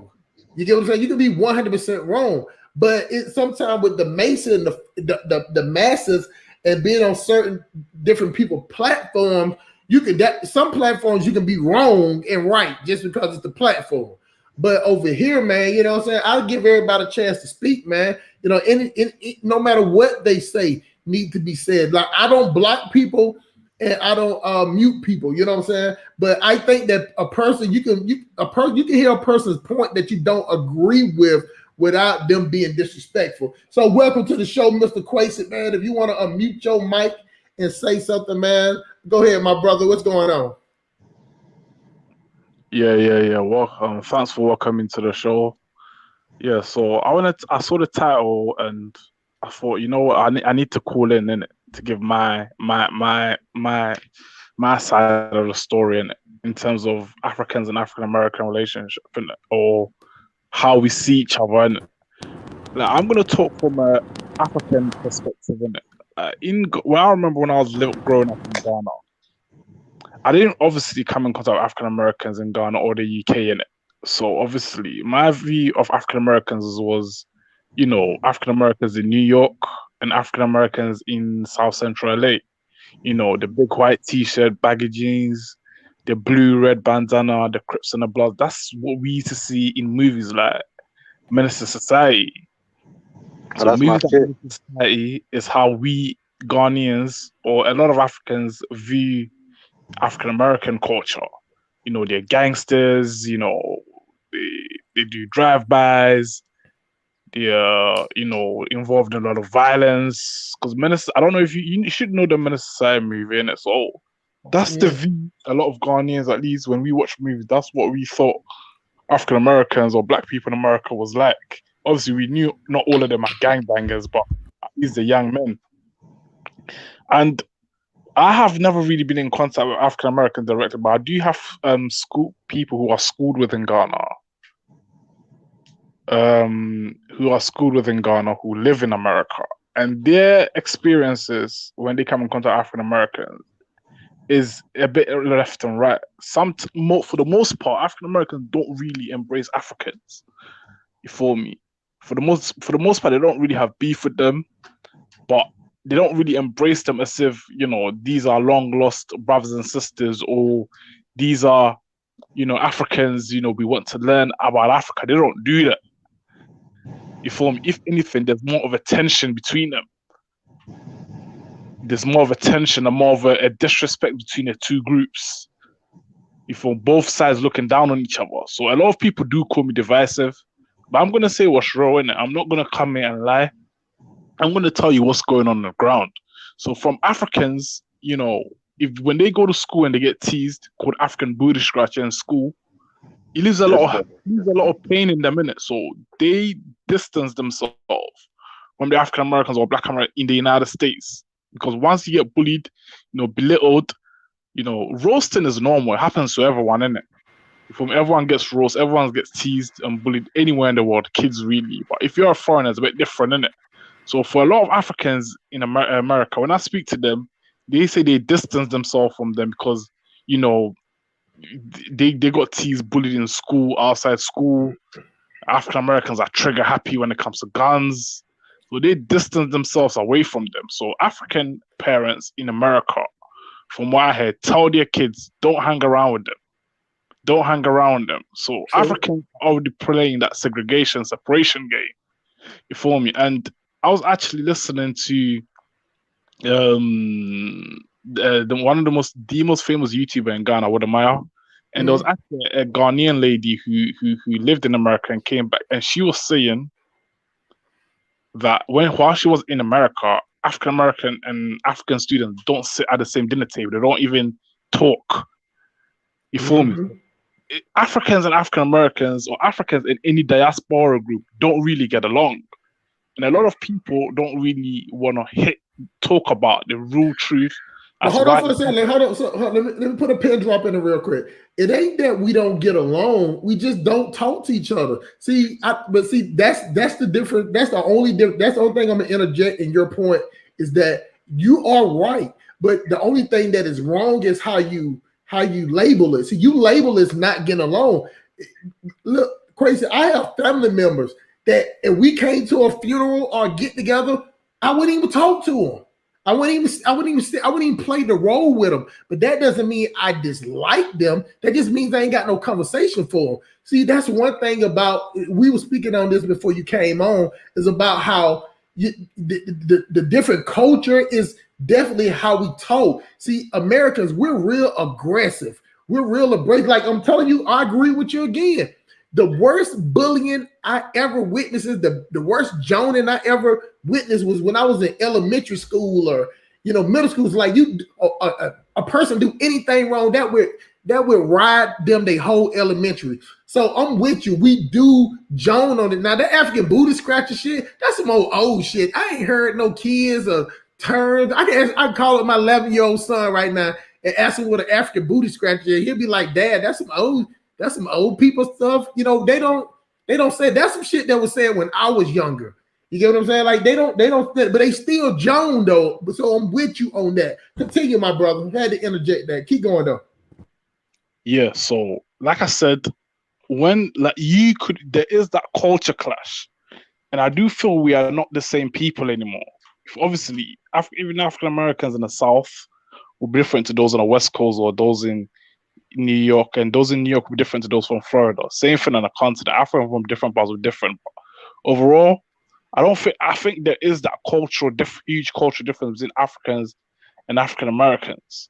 You feel me? That nobody seems to talk about. I don't think we're the same anymore, to be honest with you. And you have to understand, in Africa, we have an African way of doing things. Right. You feel me? It's not unusual to see 8 people sitting around a bowl, eating from the same bowl. Never. If I walked in somewhere and I saw 8 people eating out of a bowl that I was eating out of, I'd probably kick it off the damn table. So I agree with you, bro. Go ahead, my brother. Yeah, so the Africans have an African way of doing things, and those in African Americans also have an American culture or their cultural way of doing things. But overall, I don't think, like you said, Africans and African Americans don't talk in schools, in the workplace. They just don't talk. You feel me? And Africans say that African Americans get along, especially in New York, they get along with other groups like Puerto Ricans more than they do with them. They just do not talk. So I don't. The title really. Obviously, I'm not in America, but that's the situation I'm hearing from, friends over there in America, that the two groups do not talk, they do not mingle, and yeah, that's what I've been hearing, innit? And I do hear there's a bit of a clash, but yeah, it depends on what you interpret as what a clashing is, isn't it? Yeah, it's no clash. Now, one thing about it, I have been all over. I stay in Atlanta. In all these years I've been on this world, and I'm over 40, dog. I'm over 40. I have never heard about Africans, Americans going to fight Africans, which wasn't just a regular fight that would happen with anybody. Like, it ain't nobody. I've never heard nobody going like, okay, we finna go jump on the Africans. Never in my life. You know what I'm saying? Like, we just see in America, we're okay with the next door neighbor not speaking. Matter of fact, I hope my next door neighbor never talk to me, Quasi. You get what I'm saying? My next door neighbor, who I've been staying here next to for years, I hate that if we come outside and we catch eye contact, because sometimes Americans, we just like that, so we get stuck on our stuff, so, but let me jump in here when you're ready, brother. I'm gonna let you. I'm finna throw it to you real quick. I'm finna throw it to you. You exactly who I'm finna throw it to.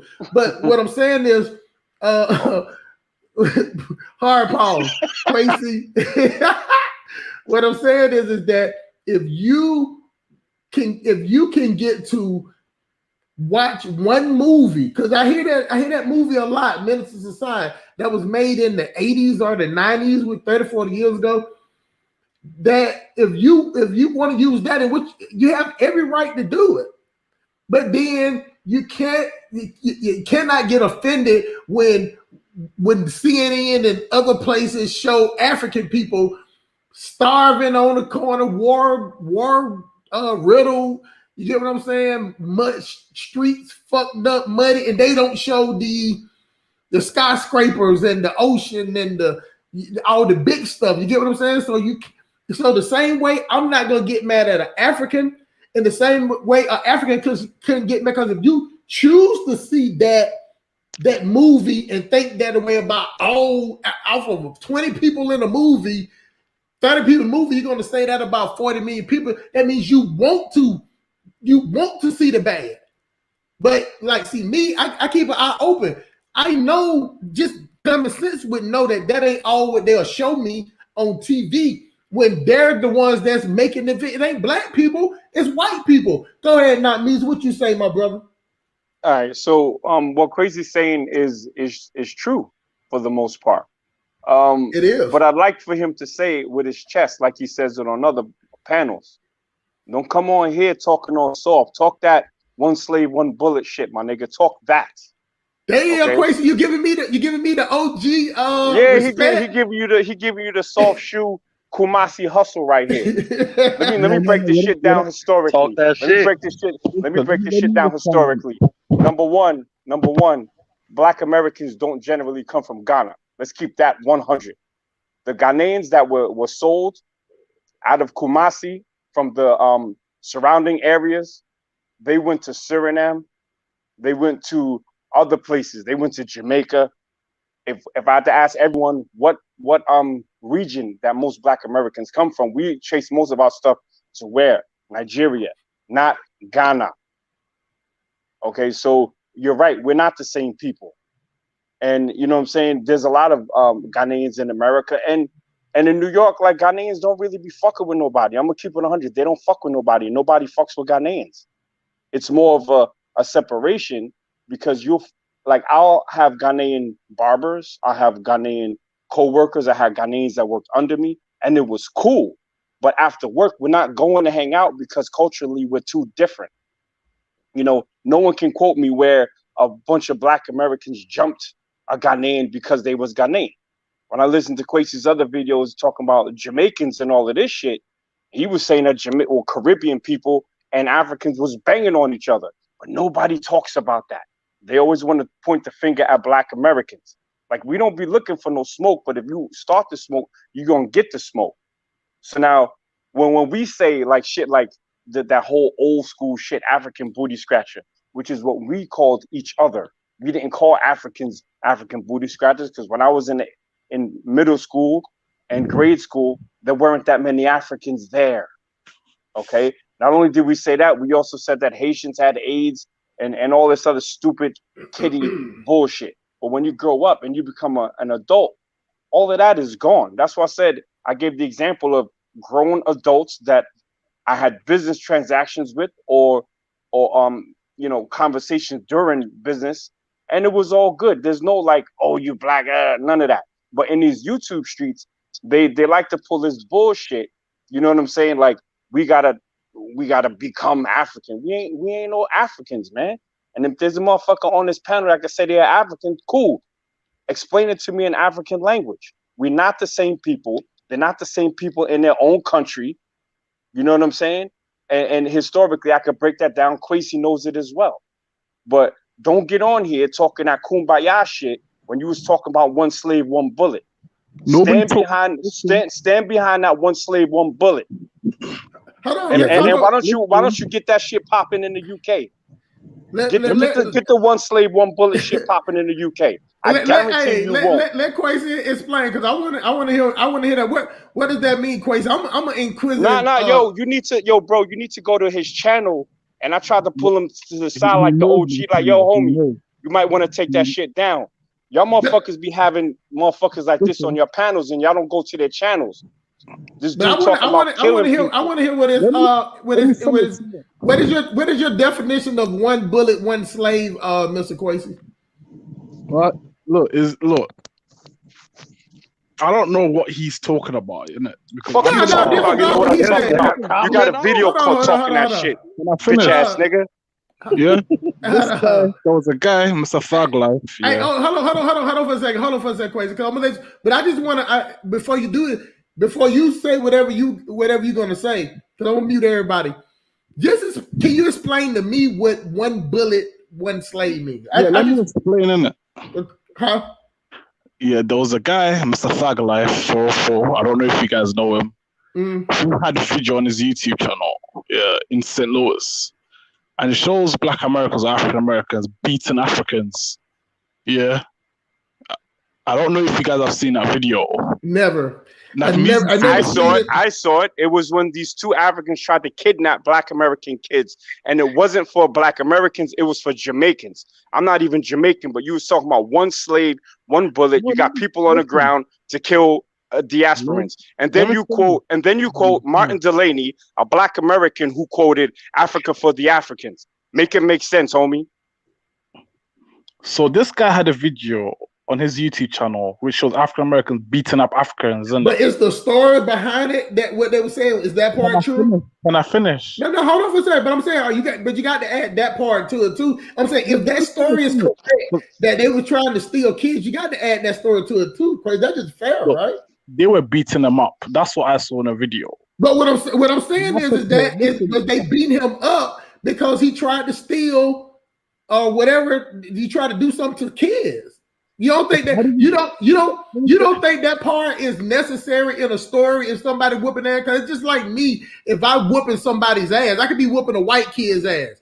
You know what I'm saying? Like, they wouldn't just say, Okay, but why was he whooping his ass? If I said that white boy was trying to sneak into my house and do something to my kids, they would make sure they add that part to the story. They just wouldn't say that's a guy messing with a being a white boy to make the story to be something else that it ain't. Because if it's a valid ass whipping, I don't care who it is. If you messing with kids, you deserve your ass whooped. So that's why I'm just asking you straight up. Is that the reason why? I understand you saying he was getting his ass whooped, but what I'm saying is the story correct about was it about some kids or something like that? That's all I'm asking you. There was no video evidence that showed them kidnapping kids. The only video evidence that which showed was Black Americans beating up 2 Africans. Okay. They didn't even get him beat up. They had him sitting down on the grass with their white minivan there, not moving, and they said, "Don't move, or I'm gonna beat your ass." So there's no beating. There's no ass beating. These dudes were trying to kidnap black kids in the neighborhood. Punch them in your face. And they lucky that's all they got. They're lucky they didn't get popped. Exactly. For trying to kidnap kids. So you over here, you trying to cape for African kidnappers and then trying to use that as an excuse why you put that video of no one slave, one bullet. Homie, you got mad mouth, but I guarantee you, if you ran up on a Jamaican like that one-on-one, you be singing fucking One Love and if he ran up on me some like bullshit. that, it'd be an issue. He'll never say none of that to Fuck nobody's outta face. here. He's a goofy. Never. Because he pussy. That's what it is. Like my nigga, like yo, I be in Ghana. Quasi, when you coming to Ghana?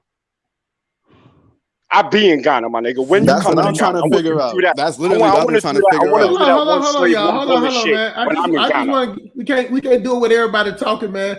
And at the end of the day, at the end of the day, man, you know what I'm saying? He got the right to stand on his word. I don't have no problem with nobody standing by what they say. You get what I'm saying? Right or wrong, you got pushback. It's whatever. You get what I'm saying? But I mean, crazy. It's just like me. When I say some fucked up shit, like I can't sit there and act like I'm not gonna get pushback on another level. So therefore, my brother, if you can dish out whatever you dish out, because I ain't never watched shit. I hear people, saying they want to go at you, but I don't know why. I like to hear it from the person. You know what I'm saying? I might have to watch a couple of videos now because they at your neck, bro. But what I'm saying is that if you're gonna push out hard shit like that, you got to sit there and take it too, dog. Because I heard that when somebody said something about you, they was like, yeah, he'll get on people's panel and he'll talk his shit and then he'll leave. See, the thing about it, dog, you're gonna get down and dirty. You got to stand there and take all the hits. You get what I'm saying? Especially if you're given the chance to speak. But if people going in on you and you know that you're putting out a message, it's the equivalent of this. It's the equivalent of when Malcolm, and I ain't comparing you to Malcolm X at all, but it's the equivalent of Malcolm X when he started promoting his way and when he switched his word up against the nation and started going away. He knew then he had to watch his back. He knew what was coming with it, but he stood there and fight. So my brother, as long as I'm gonna let people say what they say, and you're gonna get a chance. I'll make sure if anybody over talking you, you'll get a chance to defend yourself. But you got to be able to stand in the kitchen. I'm a fair person, dog. You get what I'm saying? So go ahead, Quasi, say what you gotta say. Yeah. So anyway, like I said, it shows him condoning attacks on Africans in St. Louis. For me, there was no video evidence of Africans kidnapping anyone. The only video evidence of them sitting them down, punching them in the face, completely humiliating them. And he also said they're going to have an open field day on Africans in St. Louis. So he was making threats. You understand what I'm saying? But I'm saying, like, out of all the videos on YouTube, that's the only video you ever saw? Or have you seen multiple videos? In regards to? Black Americans just willy-nilly whipping Africans' asses. Or is that the only video that you saw? In terms of the relationship between the two groups. Right. Okay. Keep going. Go ahead. In terms of, I've never seen any relationship between the two groups. Like I said, I have friends, family over in America. They said they don't speak to African Americans in America. They don't speak to them. They also don't mingle with them. Their That's parents true. hang around with them. So there is that division, and it can't be just down to cultural difference because these African kids, a lot of them have grown up in America. So they have lived in America from a young age, born there, grown up there, but that division still remains. So it is no longer a culture because they're probably more Americanized now than Yeah. Africanized. Yet that division remains. Yeah. That's what I was just going to Everybody say. talks Go about ahead. everybody talks about you know, diaspora should be welcomed in Africa. Mm-hmm. And a lot of Africans are saying, well, hold on a minute. We saw what happened between the Gambians and other diasporan group on YouTube. I don't know if you guys were following it. But if you don't speak to Africans in America, then when you're coming to Africa, how would you know Africans are going to make you feel welcome? And particularly if you're clashing with Africa, you have to realize it. But see, that's the thing, though. Hold on, quick, Miss Cuz. Let me put a pin drop in. Let me interject real quick. Hold on, just hold on 1 second. 1 second. I'm gonna let you go back. See, the thing about it is Americans, we so arrogant. We don't care if we accept it. Long as you don't fuck with me, I won't fuck with you. I can come to Africa and be the same way. You get what I'm saying? Like, I don't have to kick it with a motherfucker. You get what I'm saying? I don't have to be friends with a motherfucker. You get what I'm saying? But I don't have to be disrespectful either. See, that's the difference. See, I would never go to a country and disrespect somebody's country or culture. You get what I'm saying? But I don't have to fuck with anybody, and I damn sure ain't got to be friends with nobody. See, some Americans, we're just like loners like that. If we come to Africa, we just coming to escape. A lot of us ain't coming over there with that kumbaya and let me go to the village. You get what I'm saying? Some people just want to come there because they can live because they're just like me. I'm telling you, I'm one of those people. I'm telling you that when I get ready to retire, I plan on retiring to Africa because my money will go further in Africa than it will in America. See, all the rest of that shit, it ain't even that serious. Because I ain't gonna have that many years left to live anyway. So I don't give a fuck. But that's my plan on retiring. The thing of it is that it's a big brother, little brother thing. And Africa should be the big brother because it's more y'all, but we can't help it that we know that y'all people continental Africans look for America as the big brother. I mean, I think it's a jealousy thing. Mr. Quasi, continue, my brother. Yeah, my whole point is, if I've had a problem, okay, I wouldn't even say but let's say Ghanaians in general, young Ghanaian men, because in any war or confrontation, it's going to be between young men. They're primarily going to be the ones on the battlefield. If we've had a problem with you, any diaspora group, and you're in Ghana, then you're going to be in trouble. That's all I have to say. Mm. You a goddamn lie. Man, the thing about it is that which country you're gonna retire in, man. I'm telling you, these. Let me throw y'all off so we can calm the waters a little bit. The three countries I've been looking at retire is in Kampala, Uganda. Now that Diego is in my top 5, man. I like Maputo, Mozambique. You know what I'm saying? That's in my top 5. And Sierra Leone. It's gonna be somewhere at the beach, man. I want to be, close to some water, man. Like, how like in the United States, everybody go down to Florida because they want to see beaches, and I could do the same thing in Africa. Ain't got to spend that much money. It's just logical, right? Not easy. Yeah, that's definitely logical. But brother, if I just, I fucks with you heavy, brother. Go ahead, my bro. This dude just danced around his shit, bro. Like, if you understood, hold on, brother. If you understood the shit that he got on his channel, he's got a woman that's on fire, that's getting her head kicked in while she's on fire, smoking.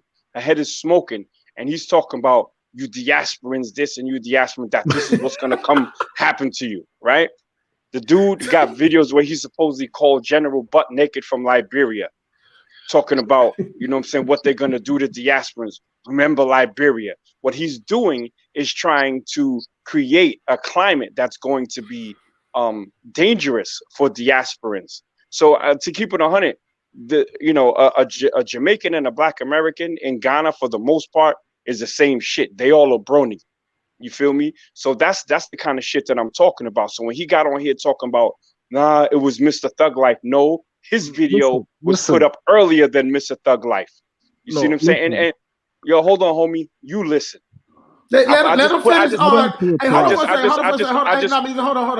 Hey, Quasi, you let Not Measy talk. I'm gonna let you have it with full. You're gonna be I'm telling you, I'm not one of them type of people gonna cut you off. I'm telling you, let him talk and let him get to say. And when you go, you ain't got to play.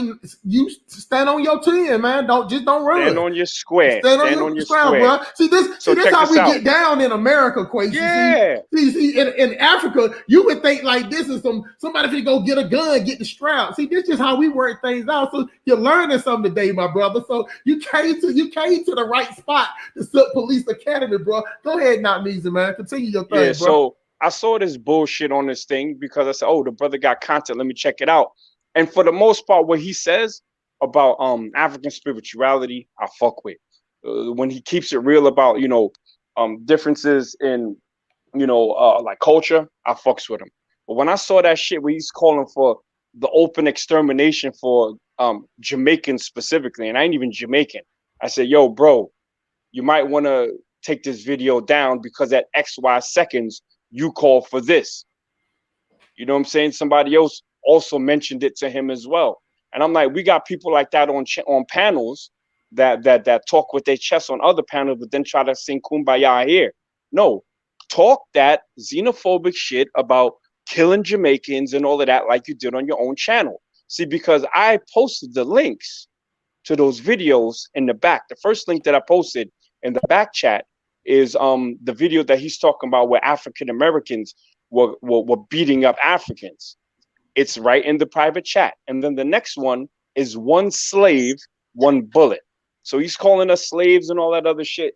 Like, look, if I was to get on my show and be like, yo, you Africans, especially all you Africans in Tracy Towers, Moshuda Parkway in the Bronx, you know what I'm saying? If y'all do this, we're going to start popping y'all. No, I never call for the killing of other black people like that. It's not in my code. You understand what I'm saying? And so we got to be careful letting people that are speaking out of both sides of their face up on these panels. And then, no disrespect, my brother, Police. I love you. No homo. But you calling this dude your brother, and he's literally, if you watch his shit, he's calling for the extermination of black people just on the strength that you said, you little islanders, you come from your little island. Africa's for Africa. We're not sharing our Africa with you, this and that. Yo, homie, I'm going to Ghana as many times as I want. And if I wasn't married, I'd be fucking on Ghanaians if I wanted to. You see, ain't nothing you can do. Nothing. I'm doing that, not. I got you on that, not. So let it go. Like, go now, so wait, hold on. Play the videos. Share the screen. Share the screen. Let's see. One slave, one bullet.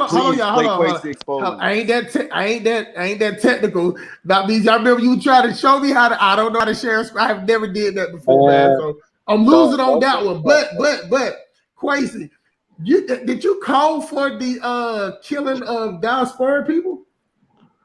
Look, I never called for the killing of any diasporan people. The video with the woman on fire, one bullet. The video with the lady on fire was specifically aimed at Art Carthy. That's why I mentioned Art Carthy's name. When I said that, when I did that video, Ghana for Ghanaians only, the lady at the end, there was rumors that Art Carthy was heading for Ghana. I even called Mr. Uganda's channel that he's been informed that Art Carthy's coming. So we Ghanaians were watching her. And that is why I said we're watching her. And if she's going to come to Ghana and say the same thing she said in Gambia, we would know what hotel she's staying at and would have dealt with her. So that video was specifically aimed at Art Carthy. Hey, have you ever seen Art Carthy before? Who, me? In like real life? No, I haven't. So you mean to tell me that a person that you never seen in real life that get on internet and talk shit, even though I know she, disrespectful, talking shit about the Gambian, that a person that you never seen before, if she was coming to another country, you was gonna try to figure out what hotel she in and what's her address. That's what you saying? No, I don't think you listened to what I said. No, I heard you, but I heard that part too. That you said if she come to if she came to Ghana, y'all would know where hotel she had and what's her address. It's not about the hotel. Look, Niayi who Nakamizi, no, Nakamizi's met Niayi. He called into Mr. Uganda's show and said he has been informed Arkafi's coming over. I'm not gonna say who called Niayi to inform him. But I know who he called Niayi to confirm. It obviously wasn't me, but I know who did it. Now, other YouTubers and Ghanaians who are, who do follow these Pan-African pro-black or black YouTube spaces, knew Al-Kathi could possibly come through into Ghana. But what was she gonna do though? No, he's not even in Ghana. Why does he care? No, but hold on. I just because I'm really trying to figure out what power they think our Kathy, like she got some crew. Like our Kathy is a comedian. Our Kathy, you know why I like our Kathy so much, Crazy? Because she kind of talks shit like me. Like when I go in on people, I go in on people like her. So I know if I really went in joking, cracking jokes, I would have the same thing. But I'm smart enough not to do that because I know that I'm good at what I do. I'm good at joning. See, Art Kathy, she's like a natural. She has a natural personality. You know what I'm saying? Like she can. It's the same way with me. I could just start up a show talking about anything and it can go for hours. Some people just have that ability to talk. So what I realize is that y'all took Art Kathy literally like she could do something. Do you know how big she is, Quasi? Do you know how tall she is?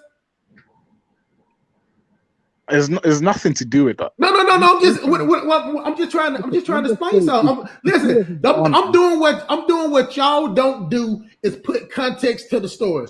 She's about 4'11" or 5 feet. How tall do y'all do that in wait, how tall are you, Quasi? 6'2". You 6'2". This lady's 5 feet, so she's a little bitty bitch. You see what I'm saying? She's a little bitty bitch. So then on top of that, she's about 90 pounds. She's about 90 pounds. She ain't got no waist, no nothing. She just straight up and down like 6 o'clock. She's about 90 pounds. And it shocks me how y'all let this 5 foot 90 pound chick that's good with the gifts of the gab that she just basically like nobody in America be like, yeah, we shouldn't follow her. Now people went over there and visited, but nobody be like, yeah, man, we ride with our captain. We the womb school warriors. We whatever she say, we ain't nobody follow her. Ain't nobody come to see our captain is not what I'm saying. Hold on for a second. What I'm saying is that Art Kathy is more popular in Africa than she is in the United States. You see, nobody follows her, nobody supports her, but y'all make her sound like she was just like this like y'all. It's almost like y'all put her in Harriet Tubman, the opposite of Harriet Tubman. We don't know her here. But continue, my brother. You're not letting me talk, innit? Go ahead. Is that Niayi, who Nakamizi knows very well, called into Mr. Uganda's show. And Niayi said he heard Al-Kathi's on the way, because there were rumors Al-Kathi's on the way to Ghana. He called in, so obviously those in Ghana are taking it very, very seriously. So you may say she's 5 foot, blah, blah, blah, but if Niayi is calling in, one of the biggest YouTubers in Ghana, and other Ghanaians are calling to say Al-Kathi is on the way, that means Ghanaians overall are looking forward to seeing her in terms of seeing what she's going to say while she's there. Because Gambians chased her out. She can't go to the Gambia anymore. She's banned from Gambia. Mm. So you could say this and that, but this is the situation in Ghana. Now, if Al-Kathi is eventually going to Ghana soon, because she's kicked out of the Gambia. If she does go to Ghana, and she says what she does say, it is going to be a good enough excuse for us to do what we are going to do. We cannot do So what what are we're you gonna as a do. man? What are you as a man proposing be done to a woman cannot with Hold on, mental let issues? him Niggas finish ain't now, gonna do Measy, because I nothing. want to hear him. I want to put the I icing on do. the cake. I got Say you. I you want want to to hear do him. it. Say what you want gonna do, I, bruh. I want to hear him say what they're gonna do. Go ahead, Crazy. Go ahead, Crazy. If she went down there saying the same thing, go ahead, continue. Look, I'm not gonna do it, but Ni Aye and his boys, yeah, the Ga tribe in Accra are watching her. That's all I'm gonna say. And if she goes to Ghana and she says exactly what she was saying in the Gambia, then it's gonna go blow off. And basically, what's going to happen is Ghanaians are gonna question the year of return. You're going to say, "Aha, this is the attitude they're coming with." So our Kathy is gonna make Ghanaians Ghana. and Hold on. Let me be clear now. Let me be people like clear. me will Quasi, take just let me advantage of be. the Please, situation. I'm gonna let you talk. So let's be clear. So y'all will go off Aunt Kathy, who ain't nobody in the United States, and say that okay, her what she did or what she if she would come over there and do that, I don't think she's stupid enough to come over there and talk the same way. But let me just give you all the praises and say she did. So after a 5 foot 90-pound chick say something, then the African Union, whatever the hell you turn, going to question the year return based on Aunt Kathy. Nobody asked. Continue.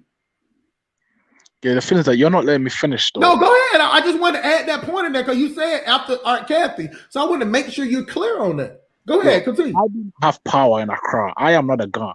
Ni Aye, you can check his YouTube channel. He and his boys are looking forward to her coming over. Yeah, and Yo, he capping. I know Nia. I got his number on. Matter of fact, he's a business partner. Nia is one of the nicest people Let me let ever. him finish. Go ahead. Let him finish. Let the clown talk. We in the circus right now. Let the clown talk. Go ahead, Quasi. That's what I'm telling you. See, I LOS, man. See, we Atlanta, Detroit, the same thing, man. You let them. Come on, Quasi. Keep going, my brother. Yeah. You feel me? Like anyway, simply Academy, I ain't got a problem with you. You feel me? I actually like you a lot. So anyway, back to my point. Go ahead. Art Carthy goes to Ghana. Let's forget about all the things anyone has said. Let's just talk about the outcome. If she goes to Ghana and she says what she said in Gambia, there's going to be outrage in the country. Trust me. I know Ghana, there's going to be outrage. There's going to be a lot of propaganda news that all of them are like that. There's going to be outrage. There's going to be anger. And there's going to be hostilities between diaspora and Ghanaians on the ground. I guarantee you. I guarantee a lot of people think it's not possible. I guarantee after she says that because she's going to be in Ghana soon, she's on her way.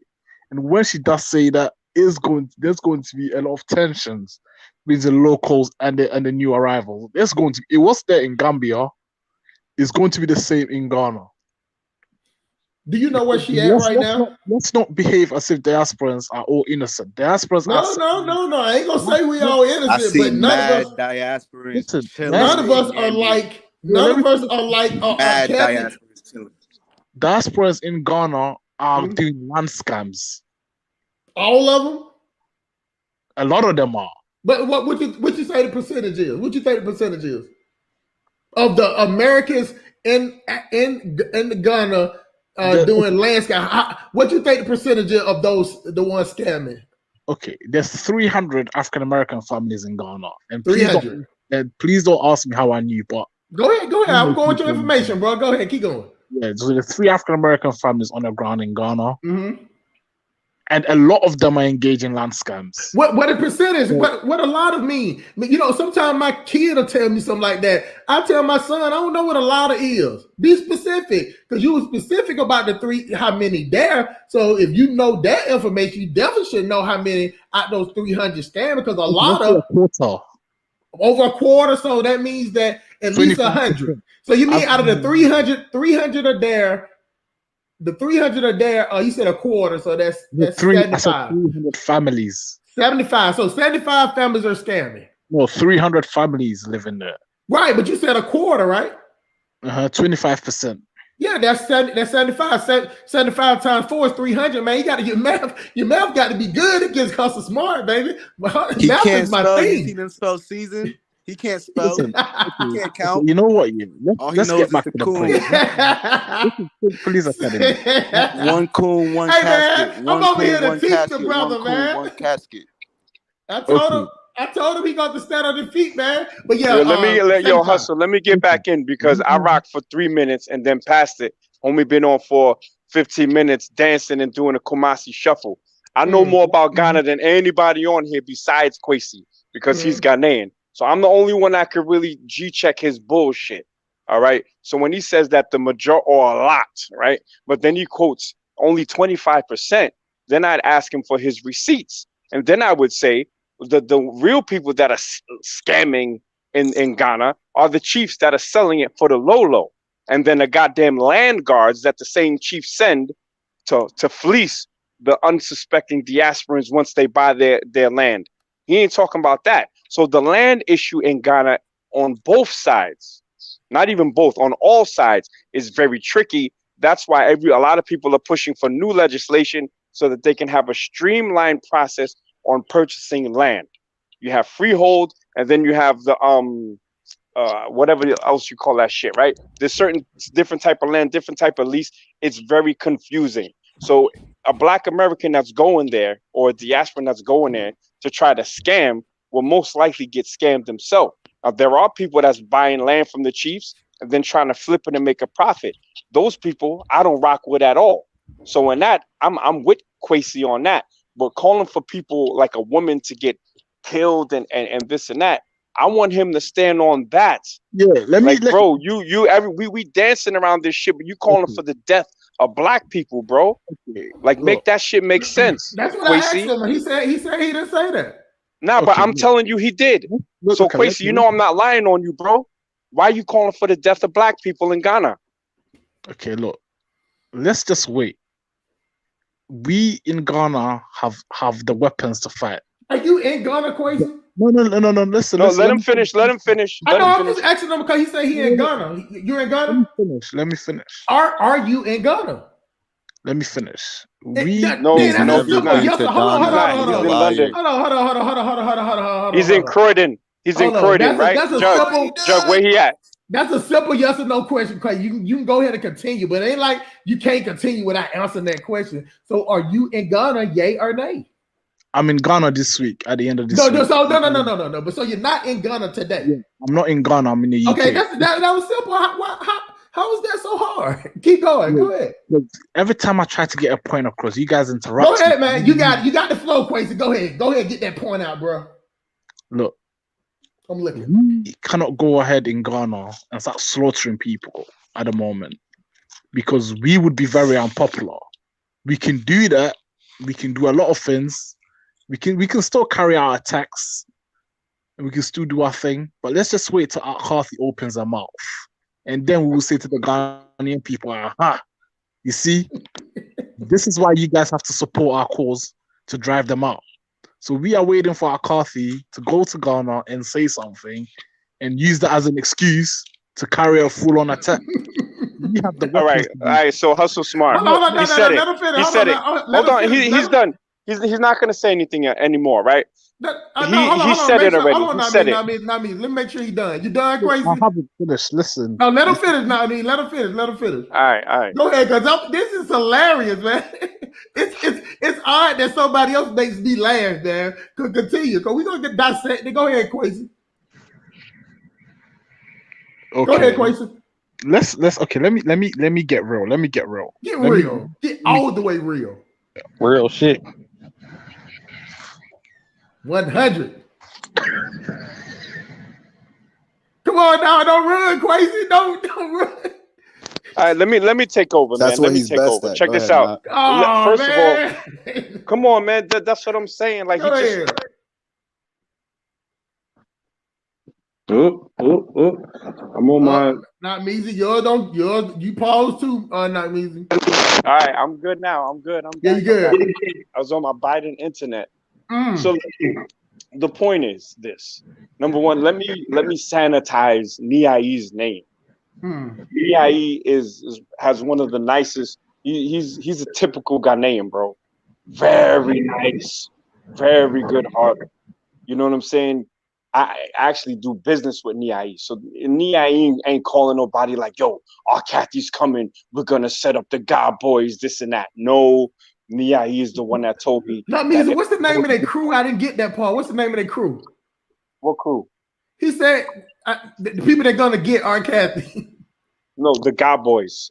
So Nia is the one who told me, yo, not easy. You'll be fine if you go to Bukom. You said the gay boys? What? No. Don't do that, bro. Do that. The guy. It's a ethnic group. Is it spelled G-A-Y? Nope. It's spelled G-A. So you see what I'm saying? When this guy comes on here doing this bullshit, now we cracking jokes on a whole ethnic group of people. And let me tell you, the God people are the warriors. Put it like this: the God people, they look at them like a lot of people look at Black Americans. You know what I'm saying? They say, oh, they're aggressive, they're violent, this and that. Yo, right. They don't do shit. Like if you disrespect them, they're gonna come at your neck. But if you respectful, you good money. You know what I'm saying? So I don't think Nia is trying to round up some guys because he don't even move in those type of circles. He's a positive dude pushing a positive view of Ghana. So I don't have no problem. So now that his name is sanitized, this whole shit with Kwesi, like he's calling for the killing of people, saying he got boots on the ground and all of that. And he ain't really talking about Black Americans. But then he kind of switched it and it's like all diasporans and this and that. Like, yo, diasporans are going. You can't stop them.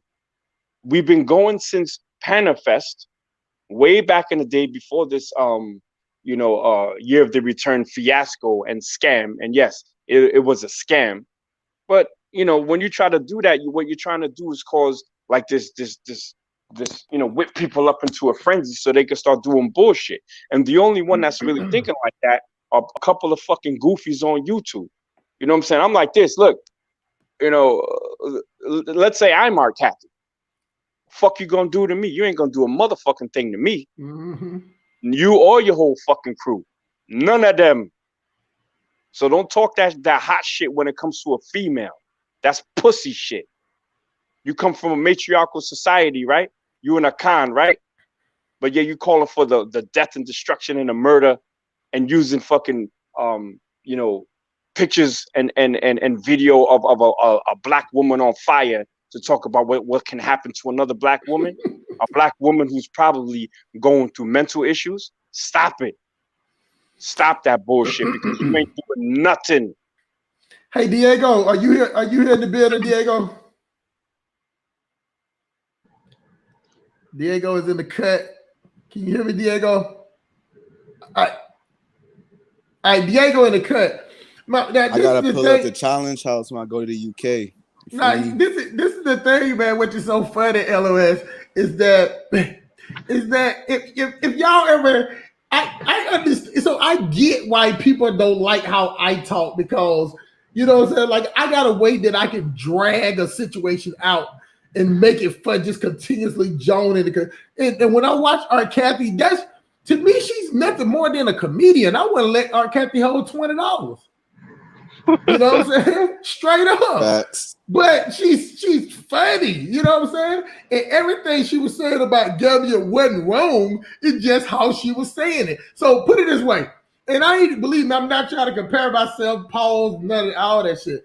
But the same way how when I go after Black women sometimes and I put it in my own little words, a lot of people tell me, LOL, well, man, you just could have said it a little different. You get what I'm saying? We agree with you, but you just a little harsh. Do you get what I'm saying? And Art Cathy is the same way. She just go all the way in. And it be funny, man. I'm talking about funny. But if you ever heard her talk about dumb Black Americans, she talk shit, especially them girls in the fraternity. She talk all the time about Black people being lame for the Lord. You know what I'm saying? She get on both. But like I said, and this is what the show is about, y'all. If y'all had this contention against Black people, you can find anything. You know what I'm saying? Like, wait till I I mean, listen. If y'all think Art Cathy is like what it is, the Darth Vader, like Like Aunt Kathy is y'all niggas Darth Vader. Y'all scared of a 4 foot, 90-pound, bald head black chick. Well, Shorty, she used to do the dating thing. Like in Atlanta, that's how I knew who she was. About 5 years ago, LOS, she used to do speed dating.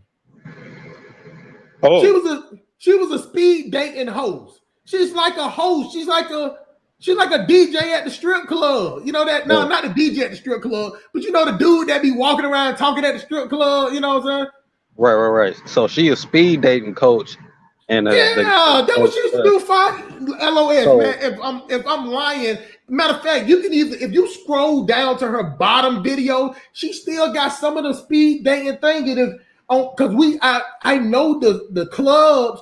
It wasn't even no popular clubs. It was like them little get together centers. They would have speed dating was real popular in Atlanta about 5 years ago. right. I mean, it was real. It was, but it wasn't that speed like how we call it speed. It's like you sat there for at least 5 or 10 minutes. You get what I'm saying? Got you. So they had, of course, you had liquor.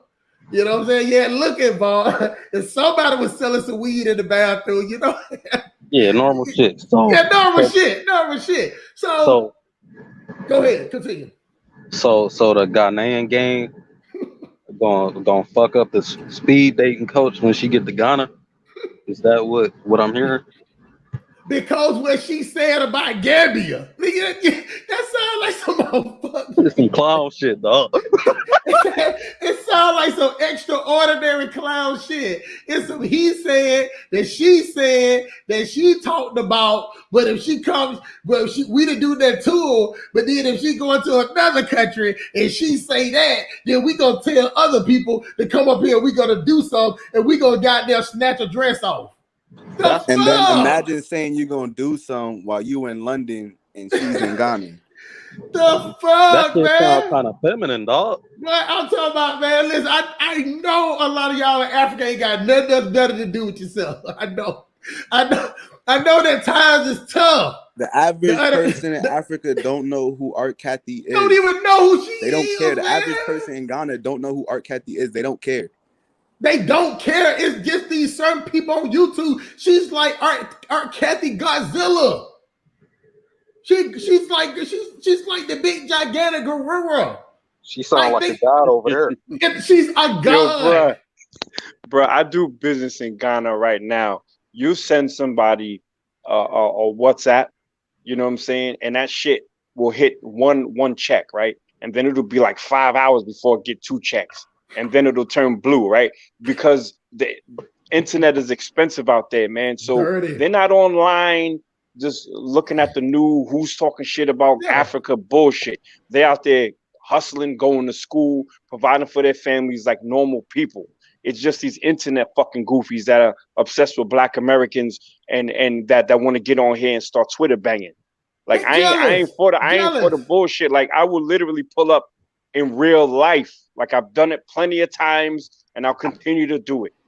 All that shit banging on a woman, and using that shit. Yo, y'all gotta go to his channel, man. Like this shit. He said it just as clear. It's like, man, when we see Art Kathy, whatever, and you know, I see that was the method to my madness. That's the method to my madness, not me. See, I had to make sure I wanted to bring in because I knew he was gonna go left, so I had to get in how tall she was and how big she is. So now if he say some crazy shit, so now it's gonna be bigger. So that's what y'all gonna do to a 4 foot, 9 foot bald head chick? Cause that's what she is. But share that video, bro. Share the screen. All you gotta do is, I don't know how to do it. Are you on a cell phone? No, I'm on my laptop. Shit, all you gotta do is copy that link to another browser and then go to share screen with audio. Then you'll be able to see his capping ass about the Black Americans beating up Africans. They ain't beat them up. Maybe one got punched in the face, but they held them there until the cops came. So these Africans, and I think they were probably East Africans too, were trying to kidnap someone. Like they lucky they didn't get shot. That's how I know Black Americans, you know what I'm saying? Sometimes we'll be on some bullshit. If that was my seeds, come on, son. Them dudes would have went back to the essence, real talk. they wouldn't have got a talking to or a slap. But he just capping. Oh yeah. You know what I'm saying? I think the brother has a not even the brother. I think that dude has a mental issue. And the The problem coon. is that YouTube gives people with mental issues the same sort of platform Yeah. as they do with same people whose They message got the needs to same get out. platform. Same platform. So they get on here talking this Mhm. weirdo shit about killing black women and shit. It's like, come on, man. That shit crazy. I mean, Got me I- waking up in the morning to videos. He making videos about me making lives, and I'm like, man. But yeah, you should pull up Quasi Exposed if you're able to share the screen. yeah, I can't, man. I can't even. I'm believe me, I'm Or gonna do everybody a that's screen. watching this should go look it up. I actually watched it. So you know what I'm saying? That's why I wanted him to stay That's on. an excellent piece of work. It says, man, I'm talking about great. I was sitting here like, look at the who That was a goddamn good magnificent with piece the of work. mouse. I'm like, who this is good with the mouse and the click and the editing? I'm like, God damn. Like those are skills. Those are skills I don't have. Amon Ross says he closes the fridge with his hips. A booty bump on the fridge. Oh my God, man. Man, it's crazy. It's crazy. You can come back, man. I'm telling you, come back. Because I like for you to get on the show and just tell your side. Because at the end of You gotta watch his video, man. Yo, I'm Jug, you saw the now. video, right? I'm definitely gonna Yeah, watch it I now. seen all his videos. I'm That gonna was watch Tell me it. that comedy ain't show some right there. xenophobic bullshit that he be putting up there. I'm Nah, for surprised real. And then YouTube he's even saying keep that shit up there. he's saying fuck Jamaicans, but he living courting around a bunch of Jamaicans, not doing nothing on the internet. You know what I mean? Yeah, have him go Michael out there and start O'Leary. wilding out on Jamaicans. Have him shoot a one-on-one with a Jamaican. Go have a knife fight. Yeah, go have them Jamaicans will turn that motherfucker into curry goat, son. He'll turn into Swiss cheese. Early. Man, that is deep, man. Ain't not easy, but I'm telling you, man, after I got over 100, my videos got to like 400 views. I have started getting weird emails, man. I got some stalkers, man. I got like 3 of them. Shit, welcome to the club, brother. I was Quasi, my biggest stalker. I woke up to him messaging me in the comments this morning. damn. See, hey y'all help me get my numbers up, man. I want more stalkers, man. Cause I never thought until as soon as I got like 110 or 400 views on a video, man, I started getting weird shit. Like, listen, I need somebody to make me laugh. You know what I'm saying? So come on, man. I need some more stalkers, man. Send me some. Don't send me no videos. You can send me videos and pictures of chicks. I ain't putting no dudes now. Don't get that weird. So if you want to stalk, help me out, and go to the porn site, and you pay for the subscription, and then you download me the video. Since you want I to be my bet you stalker. Kumerica will ride with me before they ride with Quasi. Man, Early. I just want to say that Quasi put the fear of God in my heart. I'm afraid of my life now. I'm shaking right now. Yo, bro, all that, yo, there's a hood called Bukom. It's not a hood, it's a neighborhood. And it's in Accra. There's Osu. There's a whole bunch of spots. There's another hood that's not even a guy. It's Nima. Nima is probably the most gully spot out there. Yo, I'm all through them spots. No problem, bro. It's how you carry yourself. You carry yourself respectful and confident, you'll be good. I only have to scream on one dude, and then he respected my gangster and walked away after I told him, yo, get the fuck away from me. You know what I'm saying? So if you go out there on your power shit and your respectful shit, you'll be fine. All of this xenophobic shit that he talking, man, you got to save that for another country, because Ghana ain't the place for it. You got to really be a real fucking asshole in Ghana for them to turn up on you. Not saying that they won't, but they'll probably look at our Kathy like, this chick is fucking touched. Yeah. Somebody get this bitch out of here. You know what I'm saying? And you got to pull up Quasi rapping too. He be spitting them hot 12s. Fire. Y'all better be careful. The Ghana gang gonna come get you. Man, my Ghana gang gonna fight them back. This is gonna be Quasi by himself. Man, it's like sometimes people that have a voice, y'all, they will make their voice seem like, what prime example. You know what the thing about it? Him and Art Cathy, they're like alter egos. You get what I'm saying? Because nobody ain't following Quasi. You know what I'm saying? and nobody ain't following Art Cathy. Yes, some people listen to Quasi.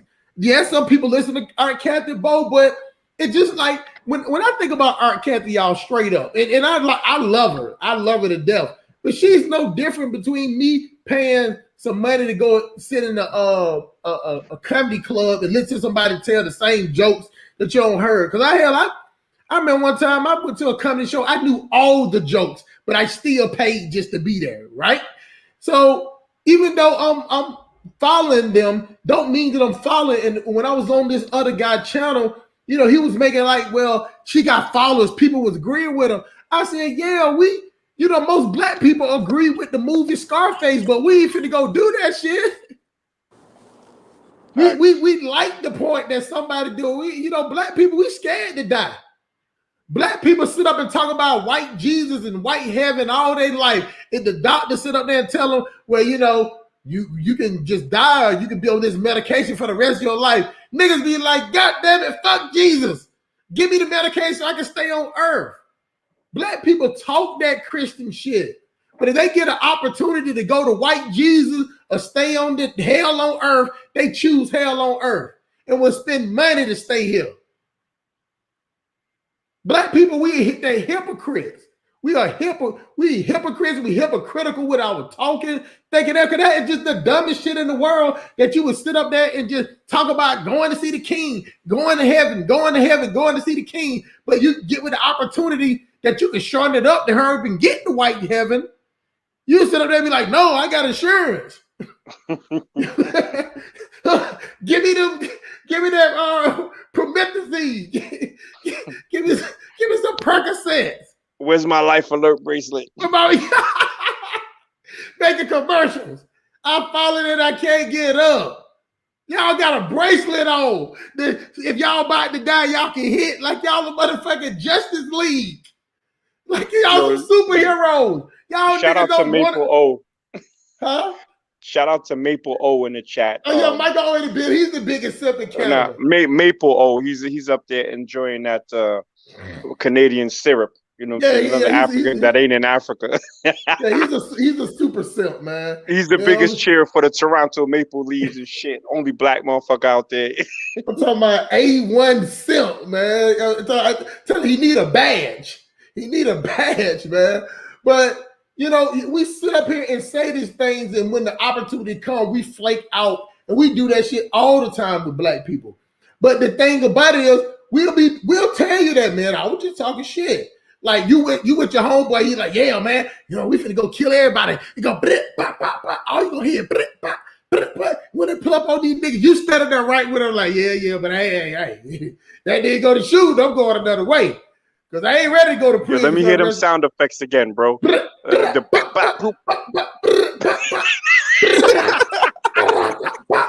the real black American shit. Hey, I don't know what type of gun there was I was shooting, but it was like 3 of them. It's like 3 of them sound effects, Sean. But you see, that's what I'm trying to tell them, not Meezy, that black people, we so naturally talented at everything. Even we ain't trying to be funny, we funny. You know what I'm saying? White people, boy, go their whole life trying to be a funny person, or you know what I'm saying? And we got those natural talents where we just don't pull it together for us to be managed by us. We got all that talent, not Meezy. We got all of this talent, Diego. We got all of this talent, LOS. We got all of this talent, Jug Season, but we let somebody else manage it. Most of the people that manage black people don't have none of their talent. Matter of fact, the person that's representing and managing the talent, he can't even clap his hands on beats, but he getting 30%. It's to me, not Meezy. It's like black people, we get to a point to where we say, well, you know what, we made it.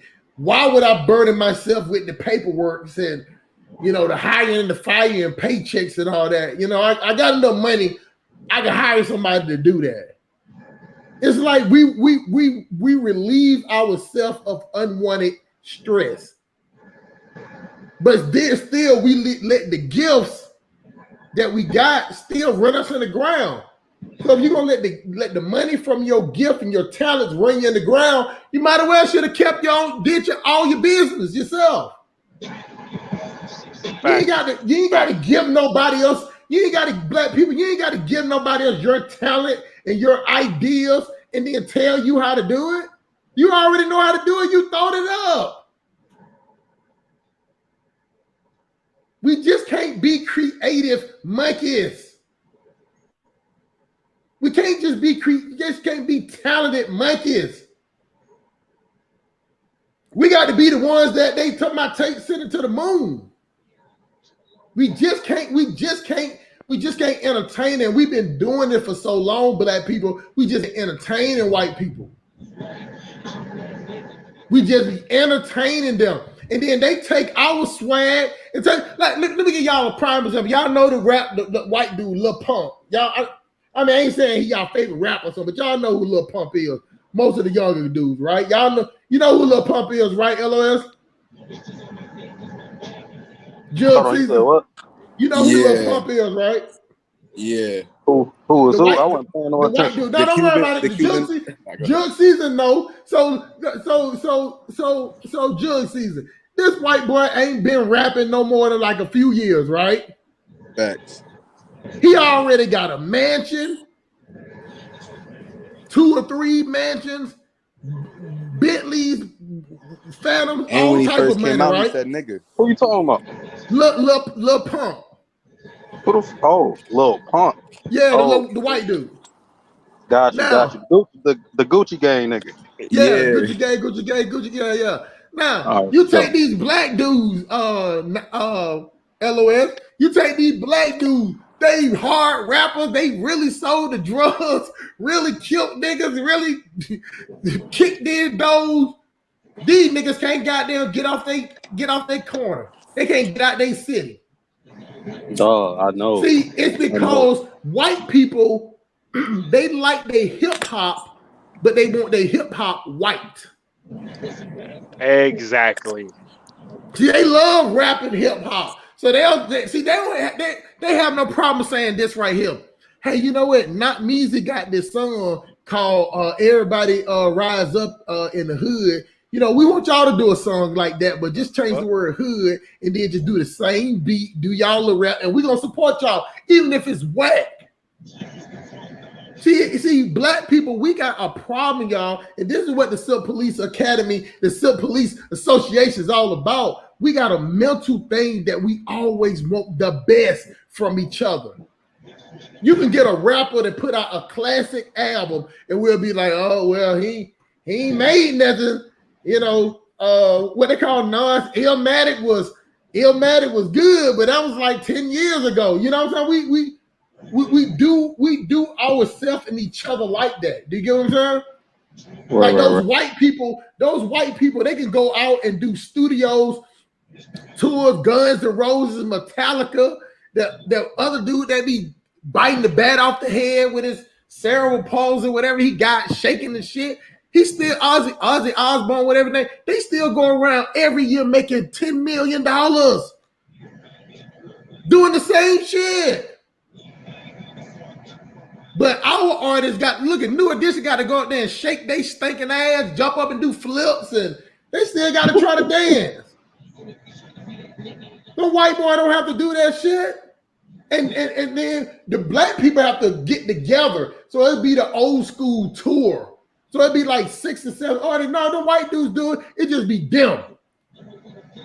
Because when they have their outings, they make more of a scene with, okay, we're going to do this at this park. We're going to have this. Cappers going to be out there. People going to be spending the night. You get what I'm saying? They make more of, they do more of a business about it. But our shit with black people, we go to the club, we got to worry about it. We going to make it home. Yo, Jug is backstage. You know? So, you know, we all have this thing to where we got this thing with black people want to outdo each other. Because anytime they always talk about it, well, you know, if you had, if these 4 rappers would live, all the rest of them would die, which one would you pick? Like we they pit us against each other. We pit each other against each other. You ain't never saw no meme about Katy Perry and Britney Spears. Who's the best? Nobody never sees no memes about Guns N' Roses. Hey, Hustle Smart. Go ahead. Have you seen them videos where it's like it mainly be white boys and they be like breaking down like hood beefs and who killed who? Have you seen those? I heard about it. I heard about it. People talking the words out. You talking about like done that shit. I got it a couple online. One dude, he used to be, I think he was a fucking video producer or some shit like that. He got a black dude, maybe Doggy Diamonds or something down with him or some shit. Like he just get on there, just promoting black fuckery and making money off of it. I'm like, what part of the game is this? And then you got these dudes that go through the hood and they're being interviewed by black dudes and showing around. And I'm like, yo, these motherfuckers stole off code. But that's today's goofy I've shit. seen those too. Niggas, man. Be just inviting people. Okay, y'all see the way how they invite them to the hood. What do that remind you of in Africa? When the white dudes coming to whoever it is, as far as the motherfucking chiefs. Yeah. Chiefs and kings. Yeah. It's just, I'm telling you, we do the same dumb shit. See, just in America, we think that if we was in Africa, we'll be doing some different shit. Now, I'm gonna be the first person to tell y'all this. I'm telling y'all that if it was black people had the power that white people had, that they have, I'm telling you that it would still be black people going against other black people, even if we had the power. Huh? What'd you say? Oh, I'm not on mute. No, okay, you went on mute. Okay, I thought you said something. But anyway, go ahead. So, I still think that we still would go against each other. You know what I'm saying? We would just we would still be more inclusive. You know what I'm saying? We still would try to bring them along. Because I think this weird thing that we talk shit about white people, but I think black people got some weird fetish for white people. Oh yeah, we do for sure. Some type of weird ass fetish we got. And the thing about it, if I see it, then goddamn, I know white people see it. And that's what they capitalize on. Because there's no way that you would let me and my family do that much stuff to your family and you and your other family hear that and be like, well, that was then. Let's get them apart. No, it's something about white people that make black people give them second chances and third chances.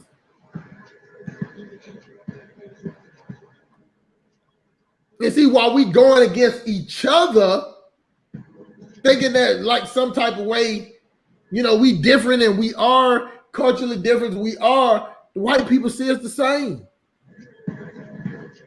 They ain't strategizing no different. What changed that? Yeah, they strategize different in America just because they see how we are. So I spending the money. But they got a different tactic when they do Africa. Because America's, the amount of money that we make. So they trick us monetarily, making us money hungry. Now they put the image to Africa as being money hungry, but you only get, sometimes we watch in America, we watch videos of continental Africans trying to make videos about they got money. All you got to look at like in America, at least they put up a good front. You know what I'm saying? They got a Lamborghini standing around. They got some females. They got fake diamonds in the tub, or borrow some money from the bank. Everybody fresh. I don't watch some videos of some African dudes. I'm like, okay, man, these dudes is talking about they rich and they barefooted. You know what I'm saying? Like the road is not even a completed road, and there's a sheet up over the thing blowing to the outside, and we just different far as on that level, far as the flexing, but we all do the same shit. So, that's why it shocks me when, Quasi come up, man, and now June season, you was on your good behavior because I thought you finna go off on him. You know what I'm saying? Now, if y'all look up K Polymath, I might put the video out. I got screen recorded, but yesterday I joined the live stream that he was on. As soon as he seen that I was on, he left, and then I called him out. So my smoke with him's done. You feel me? His face is exposed. It is what it is. Man, that's deep, man. Because the funny part about this YouTube shit is like they call it doxing people. I never heard that term. Somebody had to explain it to me. Like finding out somebody information is that important to people on YouTube? Like, Yeah, the motherfuckers love doxing motherfuckers, but motherfuckers be trying to dox me. I am the dox fucking master. like I used to be a fucking investigator, so all I could find where the fuck you live from a goddamn cornerstone on a house. wow. and use the goddamn reflection in a parked car to get a location on your ass. You know, and I only dox people in defense. You know what I'm saying? I'll never dox you, off the rip, because I'd rather see you in person. But yeah, YouTube is toxic as fuck, man. And at the end of the day, the shit ain't even worth it, man. The shit is kind of whack. But if a motherfucker dox me, I'm telling you, I already got like 3 in the chamber already. I got literally 3 in the chamber right now, ready to fire the fuck off. But I'm chilling, you know what I'm saying? Because we don't have to do this, but if we do, I'm gonna do it right, and I'm gonna make the shit funny too.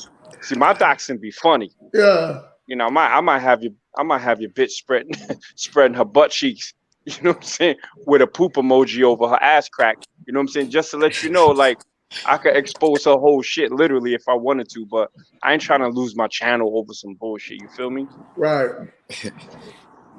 Now to me, it just seems like, black people now, man, we're willing to do anything for fame. Like, it ain't no togetherness. You got black people jump ship. Vlad TV. I don't support his channel at all. You get what I'm saying? I never watched. Yeah, I'm I not don't subscribed. support. I was at one point, but I had to unsubscribe. Yeah, I just seen, and it's like with black people, man. I don't understand it, because I don't understand what special he do, because the artist doing all the talking.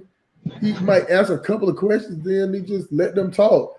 So he doing that special, just He asks leading questions. He's a good interviewer. He asks leading questions. yeah, he so do. He knows where he wants you to go, and he uses the fact that white people or that black people want to get noticed, and they want to get views, and they want to be whatever. And there's AR Ab is locked up behind fucking yapping too much, and that's the problem. That's why even in the drugs game, a lot of the high level suppliers don't really want to fuck with black people like that, because they talk too much. They talk too much. You ever watch the first 48? You give a Man. motherfucker Popeye's chicken sandwich, he'll show you where the bodies is dug up. Give him a couple of Newports. You know what the worst part is? He's married to a black woman too. Who? Vlad. Oh yeah, I mean Sean King is too, man. You got them, simp savior white dudes acting whatever, and they have to be a simp because they can't really, if a white person want to be pro-black, he has no choice but to be a simp. So you can't get, he can't talk, see the females when they give him a pass, you get what I'm saying? But the dude just wait. Message from 25,474. Here's the message. That's LOS. That's his quail call. Mine do the same thing. But we got these savior white boys that the women love because women like to be told whatever they want to hear it, and anytime somebody say something against them, it's just like they get men to come against them, and there's nobody that sit up there. Is nobody have more channels about dragging black men than it is women. They're just all over the internet. You get what I'm saying? Even in the popular channels. But we're doing it to ourselves while other people are capitalizing off of us. They're capitalizing the continental dysfunction against Americans, and then the Americans they capitalize off us in here because we like to spend all our money, and we know that. Most black people live for Friday. to Hell spend all yeah. their money. Go ahead. No, I just said hell yeah. Yeah. But you know, it's a thing of when you tell somebody, well, I know something, but it's a different to say I know something and I comprehend that. You know what I'm saying? A lot of times you can be sitting up talking to a crackhead and be like, you know, this crack bad for you. Like, mm-hmm. And go ahead and put this, smash this up and get the can of curse. You know it's gonna fuck you up your life even more. Yeah. It's gonna fuck up my life all the way. Yeah, let me just make sure I got the good lighter. You know what I'm saying? Put some ashes on top of the can. And they can be telling you they know it's wrong. You know what I'm saying? But black people, we got this bad habit of, you know, we admit to something but don't change nothing. We got this thing now that we say, well, we grown. Just because you grown don't mean that just give you a green light to do the stupidest shit. Yeah, you know what I'm saying? Like people like, you know, we got black men right now in Atlanta. They got 4, 5, 6 kids that will run down there in the club and want to fight and shoot people up at the club about some shit happened in the club, going to jail for at least 10, 15, 20 years, and just leave 4 kids on the street, buy some shit that didn't have nothing to do with the kids.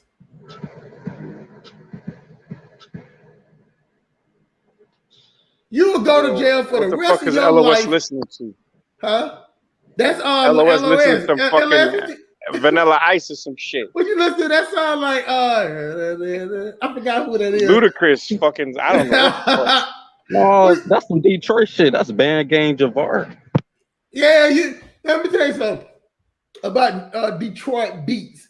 That beats is kind of fast. Like, you know, you don't like Detroit got their own beats. Because what the beats that they rap on, like they don't rap on those type of beats that in the South. Their voice, the pattern is kind of fast, and you know it's kind of, you know, I guess it's how they spirit is too, because they off the chain up there. You know what I'm saying? So the rap reflects how they rap. Because I heard a song and I was like, my homie was like, yeah, man, that shit slapping.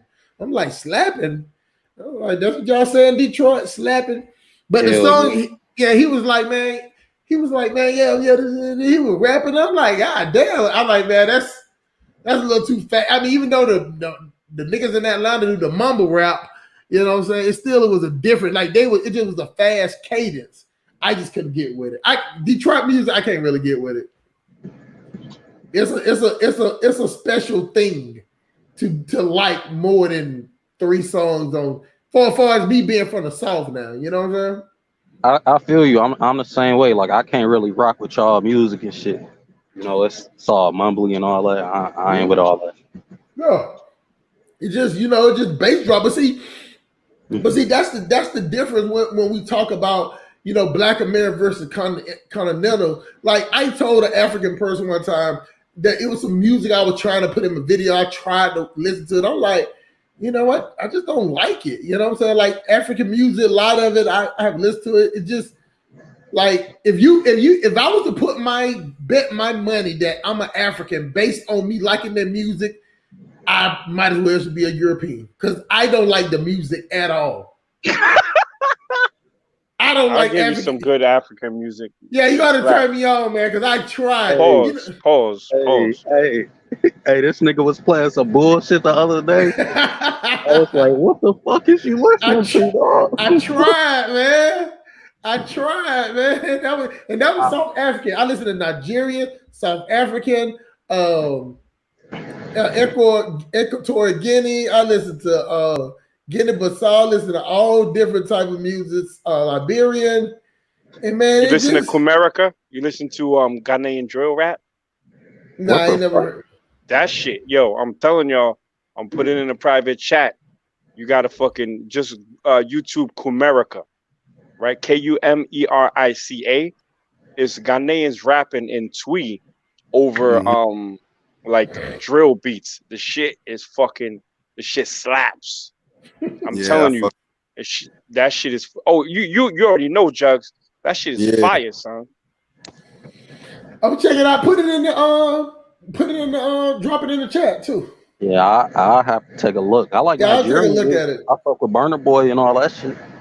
Man, Burna Boy is like the LL Cool J. After a while, you just get tired of all that. You want to give you some ginger, fuck take with you this to shit, the dog. beach. Man, what I'm saying is that you can't be a simp on every last song and just. I mean, like what I'm saying You ever is. heard Bank on It? What I'm saying is that LL Cool J did make some tough music, but the most of it was about how much he was in love with a chick. You know what I'm saying? So what I'm saying is that Burna Boy, most of his music is some old, how he like a chick, different ways to meet a chick at the market. You know what I'm saying? Him and sorry. Him and the other boy, David Davido, whatever the fuck his no, name is. DeVito is the worst. He's the simplest of. Oh my god! Hey, I've been getting heavy. Hey, I've been getting to that shit lately, dog. Some of that shit be banging.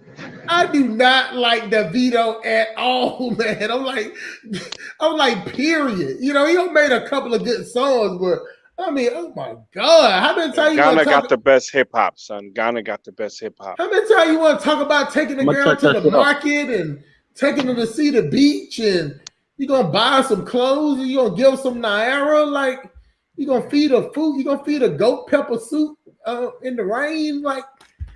I'm like, what the fuck, man? Y'all gonna switch this shit out? You gonna switch, and then it gonna start, boy. He got to start singing to them hoes too, boy. I like listening to music, talking about getting some fucking money, man. That's what I'm in. But that's what I'm telling you. Burna Boy does not talk about getting money. He talk about getting pussy. That's all you want to do is get some pussy by the Nile River, you know what I'm saying? And feed us some ginger. I'm sorry. Yo, the chat, check out El Chapo Freestyle. El Chapo Freestyle by Medical, Medikal. Son got flow for days. You check out him. You check out just once you hit that, then it'll lead you to more Ghanaian rap. I think Ghana got the hottest rap out in Africa. I know FBA Nigel like that South African Ubuntu music, but you know what I'm saying? They ain't fucking with Ghana shit right now. I'm gonna look into it. Yeah, I'm trying to explore more, you know what I'm saying? But goddamn, man, you know what I'm saying? I try to listen to Burna Boy, man, but oh my god, man. Man, you ain't listening to the right shit, dog. Listen to Bank on It. That nigga talking that shit on there. Yeah, it was another song that he had the little tribal song he did. I liked it, that one. You know what I'm saying? That was pretty good. But majority of them, man, they like LL Cool J. Burna Boy is the UK LL Cool J. That's just what it is. And then Starboy is like Chris Brown. You know what I'm saying? They both some like some you know what I'm saying? They some romantic singing ass niggas, dog. Yeah. That's what I'm saying, man. I ain't trying to listen to that shit all day, man. You know what I'm saying? These niggas sit up here. But I understand because think about the rap game in America. You got to be able to sing to be a rapper these days. You got to know how to, you got to be able to sing in a choir at church. Like, it's a few niggas in New York that still spitting not music. You know what I'm saying? Now, it is some Dave East and shit. It is some dudes up there in New York still spitting, but the New York nigga don't start singing too. Oh, A Boogie with the Hoogie. Yeah. Nigga don't start singing and rapping. 1 minute. Let me ask you a quick question on some next shit. It ain't even hip hop. Because you're from Atlanta, right? Mm-hmm. Has Atlanta always been gay, or if that shit just started turning gay? Like when did y'all start? How long? When was the transition for y'all? Pause. Probably was about 2006. You know what? And around that time, a lot of motherfuckers from out of state started moving to Atlanta. Yeah. Because I remember there was like a big exodus out of New York to Atlanta. Mad people was going down there, and I said, "There's too many niggas going to Atlanta. I'm staying right in New York." Yeah. And there's a whole bunch of Bati boys went down there. Yeah, it's a lot. It's a lot. Yeah. Yo, now that I think about it, now that you brought up Atlanta, knock me easy. I was in Atlanta last week, man.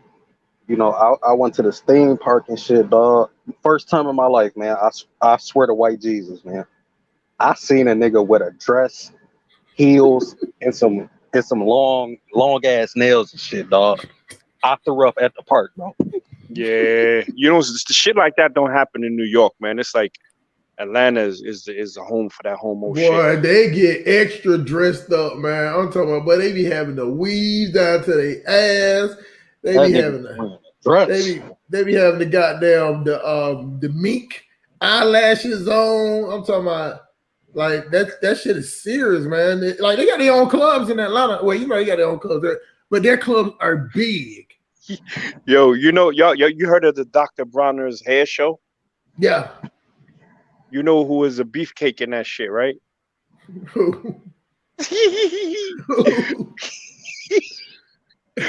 Nah, I fuck with homie, man. Yo, this nigga was walking around in some boy shorts, all greased up, holding.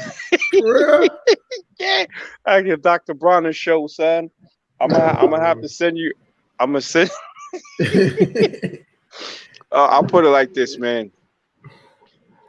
I like the guy, so I ain't gonna really blow up his shit. You know what I'm saying? But he's in these YouTube streets. Motherfucker was walking around holding up a son. Man.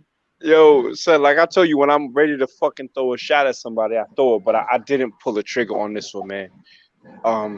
Atlanta, bro. Atlanta got the gay shit on lock. I'm not trying to say homie's gay, but it's just I wouldn't be all greased up at Dr. Bronner's holding up some chick on a fucking on a goddamn pedestal. You know what I'm saying? You know they do the performance in the ring or the stage. Oh Matter of fact, yeah. it was a 2007 Dr. Bronner's 2007 Dr. Bronner's fucking hair show, son. Yeah, this nigga had on boy shorts. Hey man, it's always suspect when a nigga got on boy shorts, Sean. Even though they call boy shorts, a boy should not be in them. You know what I'm saying? Just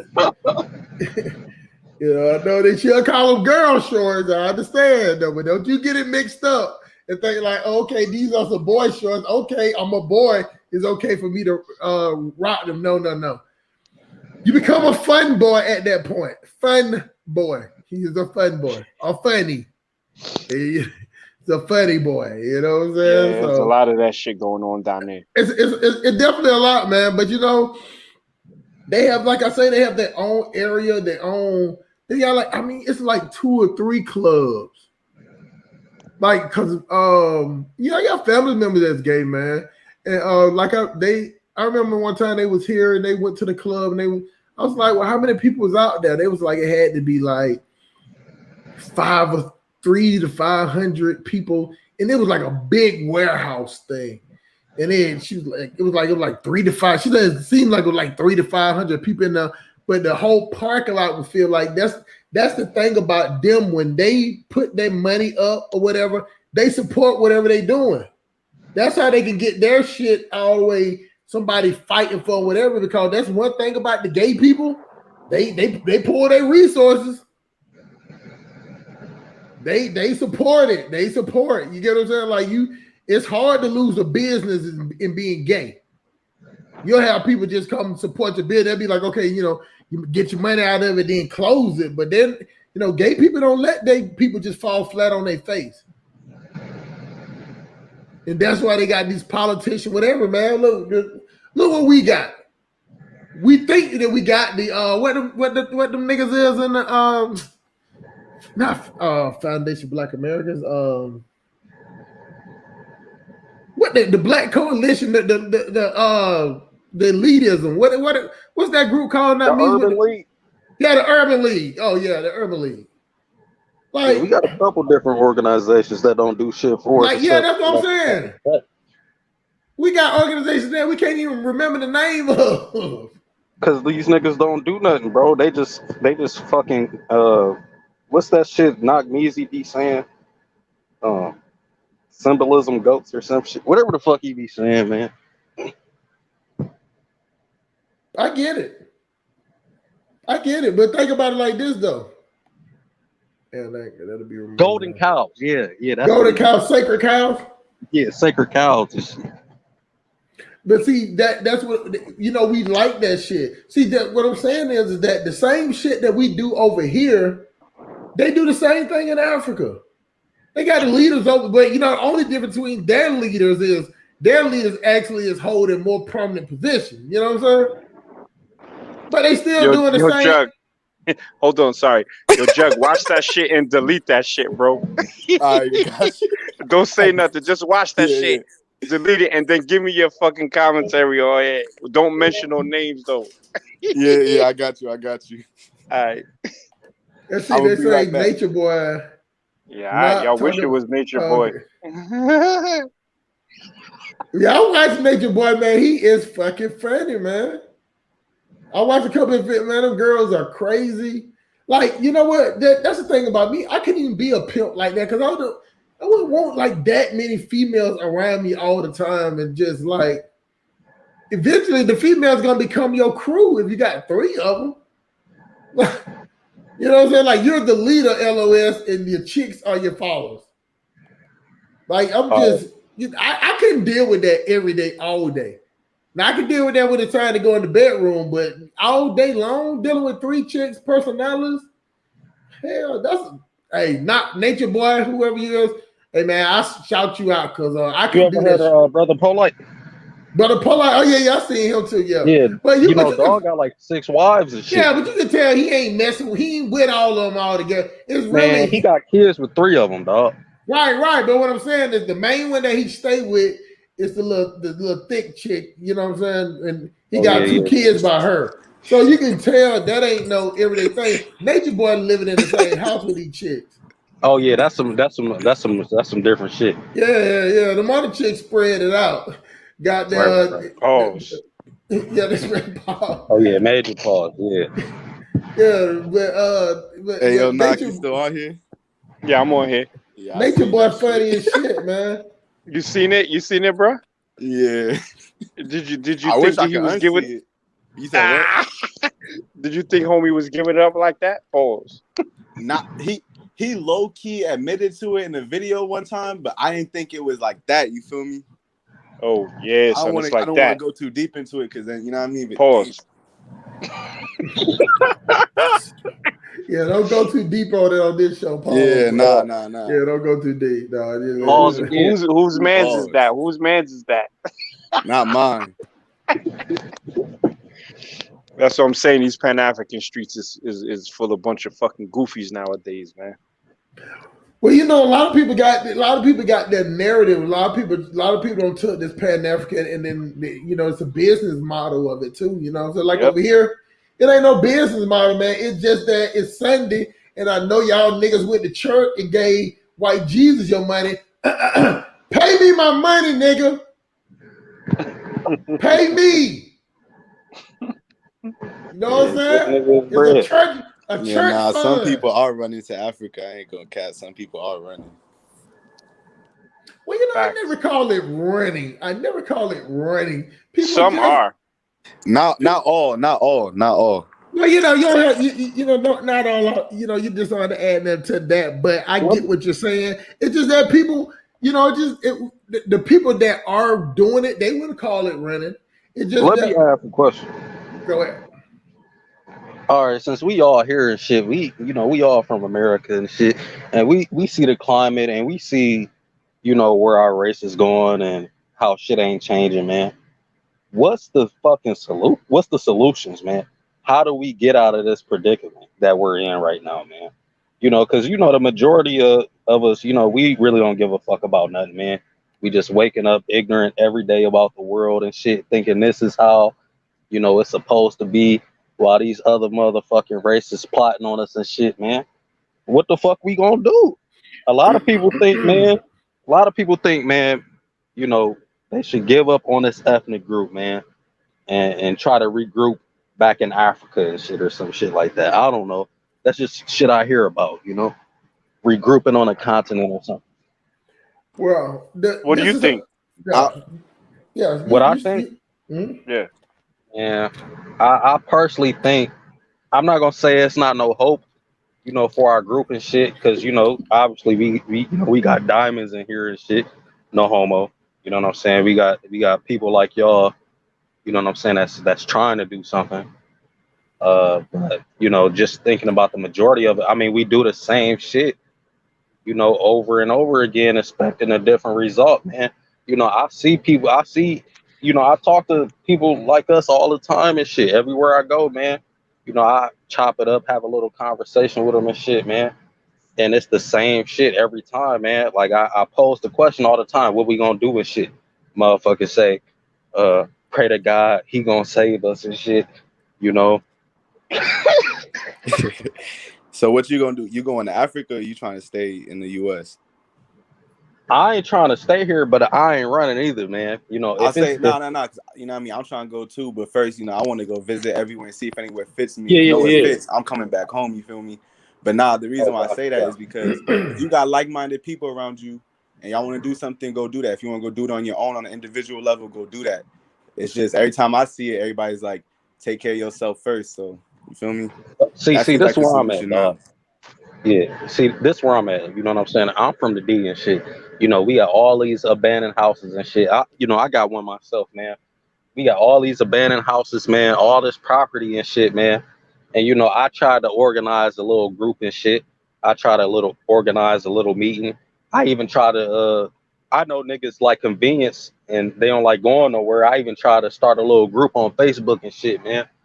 You know what I'm saying? Where we would talk about how we're gonna take back over, you know, the city and shit, man. How we gonna take our community back?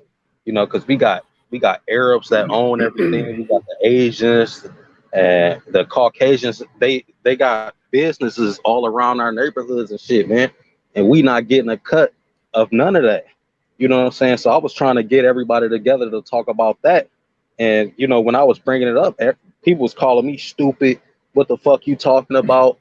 You need to worry about yourself and shit. They getting theirs, so we need to get ours and all that type of shit. I'm saying I don't see no fucking.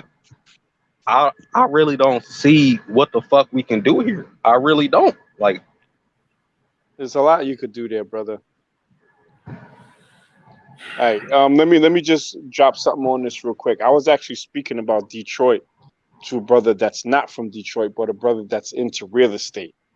So I right, asked right, him, I said, there's a lot of abandoned houses in Detroit, but I think the key is that you get with like-minded people that have money so y'all can buy up a whole block. Because if you buy up one house on a street with all abandoned houses, your property value is going to be shit. But if y'all right, buy right. like 10 houses in one shot and hook them shits up, I think that then you might have a little more success. You know what I'm saying? You could flip them shits or whatever, then move to the next block. That sounds almost like pie in the sky, but I think if you're gonna do the restorations and shit, you gotta do it big. You know what I'm saying? 3 or 4 houses or a whole street if you can. As far as Right, what the right, options are, Africa's not the only option if you're looking outside of America. You could look at the diaspora in the Caribbean and in Central and South America as well. You see what I'm right, saying? But if you're gonna use Africa as your escape plan, you gotta understand what's going on out there. You know what I'm saying? And to right, right, understand, you gotta subscribe to these YouTube channels of Africans from the countries that you want to go to. The ones that got subscribers. You know what I'm saying? Because most of the time they know exactly what's going on in their countries. I follow that shit, and a lot of times, shit is fucked up, man. Like right now, Nigeria is talking about they talking about disintegrating Nigeria. And you got people talking about, yeah, I'm going to Nigeria or I'm going to Ghana. Ghana is pretty stable, but what the fuck you going out there to do? You got to understand that when you go there, you're not going to have no political clout. If you're cool with that, then that means you're going to be cool with the status quo. And the status quo in Ghana is not any different than any other place. It's just that they're not controlling their natural resources for the most part. They're changing that, but you're not going to have a say in how the country goes. If you're cool with that, then go. If you're not, then you might want to build in America or move to the Caribbean. all right, for sure. All right, Oh shit. what I'm really trying to say is this, man. How do we get back on top, man? How do That's we what When I. were we ever on top in America? Yeah, I'm just going to say that. No, I'm not even talking about America. I'm talking about as a race, man. How do we So get when we back? ever been on top as a race, though? I mean, we had all these different empires and kingdoms at one point, right? Yeah, but so we were on top of other black empires and So, kingdoms. We ain't never been a global superpower ever. Hmm. Yeah, yeah, that's just a hard fact. we were just over other black people. Yeah, we wasn't. You could talk about southern Spain with the Moors and shit. Andalusia, which was like they had like a 700-year run, and then the Christian Crusades saw an end to that shit.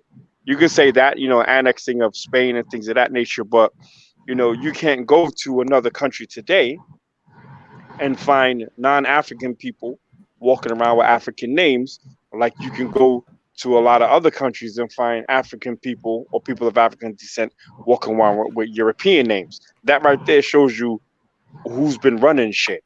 You know what I'm Right. saying? And it's a couple of countries from Western Europe that's been running the shit. And the reason why they have is because historically they've always um, invested in their military and other sort of technology, like the Industrial Revolution was started in England. There was no Industrial Revolution in Africa. China, they didn't start the Industrial Revolution there. But what they did is they looked over the shoulder of the white man and then copied his shit and then got it popping in China. That shit ain't happening in Africa because Africa, we're comparing a continent to a goddamn country. China's a country, England is a country. So what we got to do, number one, is stop looking at Africa as one body. There are a bunch of countries, and it's cheaper to ship from America to East Africa than it is to drive from fucking East Africa to West Africa with the same goods because of all the bullshit you got to go through, going through each country. So until they streamline that continent, until they start working together, it's gonna stay fucked up. And we can't help because we don't know the ins and outs. If you were to go to Nigeria, right, and it was like, yeah, I'm gonna support Yoruba land against the whoever, the Fulani, right? And they said, all right, join this service. And they said, all right, we're gonna go through the forest. You wouldn't know where the fuck to go because we ain't from there. There's certain shit that you can only get if you're on the ground. Like I couldn't tell you shit about the D. You couldn't tell me shit about Flatbush. But None of us could tell African anything about Africa. So that's the hard truth, bro. got you. So we just stuck, pretty much. We We're just a stuck doomed. ass We're race. doomed. We're doomed, Can I get a dog. doom? Can I get a doom, Sim We Police? are Can I get a fucking big doom? doomed, man. I'm telling There's you. no escaping this shit, huh? Ain't no escaping it, man. No matter how you want to put it, no matter what type of good you want to say, and what good happened today, and what happened in Southeast DC with the go-go music, man, all that shit comes We back. we just fucking conquer up. We just conquer. Well, I'm laughing, but dog, I'm crying for real, bro. I'm we've been laughing, but I'm fucking crying, bro. we've been divided and conquered, dog. Nah, bro. I'm saying I gave you the option of the Caribbean. Okay, most Caribbean countries are majority black. There is not the stigma of that some people carry that they sold us. There is not to stay away from the Akata. We have a shared history in that we both, our ancestors came on slave ships, right? But the Yeah. difference is they are the majority in the Caribbean. So you can go there with American money. You know what I'm saying? The American money doesn't hit as hard as it hits in Africa, but it still hits. Your money gets longer when you go to the Caribbean. If you go to like Colombia, Panama, some of these other countries, you know what I'm saying, your shit is still hitting nice. Africa right now, you know what I'm saying, if you choose a country, you just got to understand that there's going to be a language barrier too. The language, cultural barrier, fucking, when you go to the Caribbean, you don't got to get no goddamn yellow fever shot. You got to get that shit when you go to Africa. Why? Motherfuckers out there still dying of shit that we ain't had in the West for the longest. You know what I'm saying? Like motherfuckers be catching rickets and shit Malaria. out there. Like what the fuck? Niggas be catching rickets. Like what the fuck is going on, bro? I mean, like malaria is still popping over there, man. It's like unheard of here. Yeah, I hear you. But Damn. the people have to take care of the water because the government. That's one thing I see that's different about Africa and America. Like these white people here, they ain't playing about that water. They out there testing it. I mean, they still did fucked up thing to Flint, Michigan, but for the most part, they checking that water out. Like, look, our water is clean to drink, but we still don't drink it. The average black person don't drink it. I don't think. Mm-mm. We filter that shit, and even then we don't drink it. And then we still don't drink it. You know what I'm saying? So it's the thing that and ours is cleaner than theirs, but they have to cook with it. People that's living in the South have no running away. They have no choice. They have to cook. They have to boil and cook with that water. Yo, let me respond to Maple O real quick. He said, Dinah Samir went through cities and villages in Yoruba land where the word Akata is supposed to originate. No, that's where the word comes from, and they did not know what Akata was. That's straight bullshit. Michael O is probably a Yoruba himself. Remember I told you I spoke to two people that worked to check bags in New York. One was Nigerian. And I asked him, I said, what does Ologini mean? He's like, oh, it's a house cat. I said, what's a kata? He put his hands up like, oh, no. He knew exactly what the fuck a kata was. So I'm tired of hearing that. There's like thousands of videos on here about what the word akata means. So it's not that, it's really, people putting their own interpretation on it. But in general, it's a negative term for Black Americans. That's what it is. So don't try to clean it up, Maple O. It ain't no dumb shit when you have a word that's basically calling us waywards and cultureless people. You know what I'm saying? One of the biggest things that you can attack on a person is their culture. You know what I'm saying? And especially when we got the most popular culture, be it for good or bad in the world, as far as Black people are concerned. And you're going to try to tell me we ain't a culture when your biggest artist in Nigeria literally copied Black American culture? Burna Boy, Davido. Well, who did they listen to coming up? It wasn't motherfucking Fela Kuti. It was goddamn Coogee Rap, Eric B, and motherfucking NWA. You're right about that, man. But see, I ain't asking Diners nothing, I ain't asking them nothing. Put it like that. Hey, now that we talking about this, this racial shit. Who y'all know about this fight happening tonight?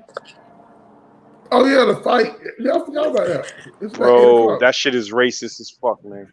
Oh yeah, I seen right through that shit, dog. If dog lose, it's gonna fuck us all up, man. It's gonna set us all back. Yo, bro, look, I'm a boxing trainer. I'm gonna tell you like this: these two white boys, they're training for real. Especially the younger one. That motherfucker got a crazy overhand right. But what they're doing is they're cherry picking their opponents, fighting basketball players, MMA fighters who are notoriously not known for good hands. Now this fucking dude is weighed in at 189 pounds. He's fighting Floyd Mayweather, who fought at 155. Right? Right. I'm sure that he trained to rock him with that shoulder roll. Because a 155er, no matter how hard he punches, he's still only 155. He could eat them shots, especially if he uses an inactive high guard. You know what I'm saying? Just comes in there and roughs them up.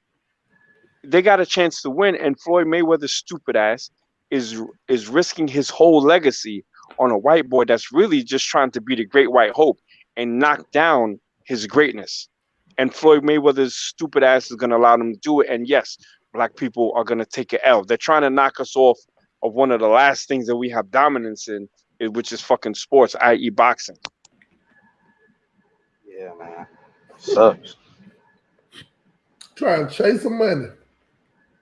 But that was Floyd Mayweather said, man. Yo, hold on. Yo, putting Michael O shit up here. I want him to stand on the square. His fucking dumbass. Your hatred for Nigerians outstands me, Nakamizi. On the chat, have I said something hateful about Nigerians? No, Maybe I I ain't did. say nothing. I don't know. I never said anything hateful about Nigerians, but these Africans be in their fucking feelings so much. Whenever you say anything critical about where the fuck they come from, but never fucking live, they get in their feel. Oh, you hate Africans. Shut the fuck up 3 times with that bullshit. I'll probably freestyle what was going on in Nigeria more than your ass, and the fact that you ain't there tells me that it's fucked up. So this ain't hate on Nigerians. This is recognizing that Nigeria is a fucking failed state. The shit was named by a goddamn cracker. You know what I'm saying? Fucking Legos is a Spanish or Portuguese word. Stop it. Those are all facts, bro. I ain't hating Nigeria. Y'all motherfuckers got to go there and fix it. Why you not down with IPOB or motherfucking Amotekun? Your ass is eating Canadian pancakes, talking shit about me. Fuck out of here. This nigga said Canadian pancakes, boy.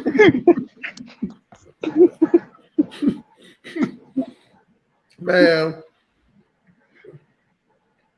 And he said he from Edo State. Like all my info comes from most of my info comes from a brother from Edo State. So I'm waiting for him to quote what I said that was negative, that I'm hating Nigerians. They can't say that. They're just in their feelings. Get out your Edo feelings, bro. that's wild. Oh, Aunt your mama pancake eating ass motherfucker. That is wild, man. You Yeah, he know, didn't say that. Yeah, he didn't say nothing about Nigeria, though. I don't know what he talking about. nah, he probably didn't mean today. He probably just feel like that's how he is, period. But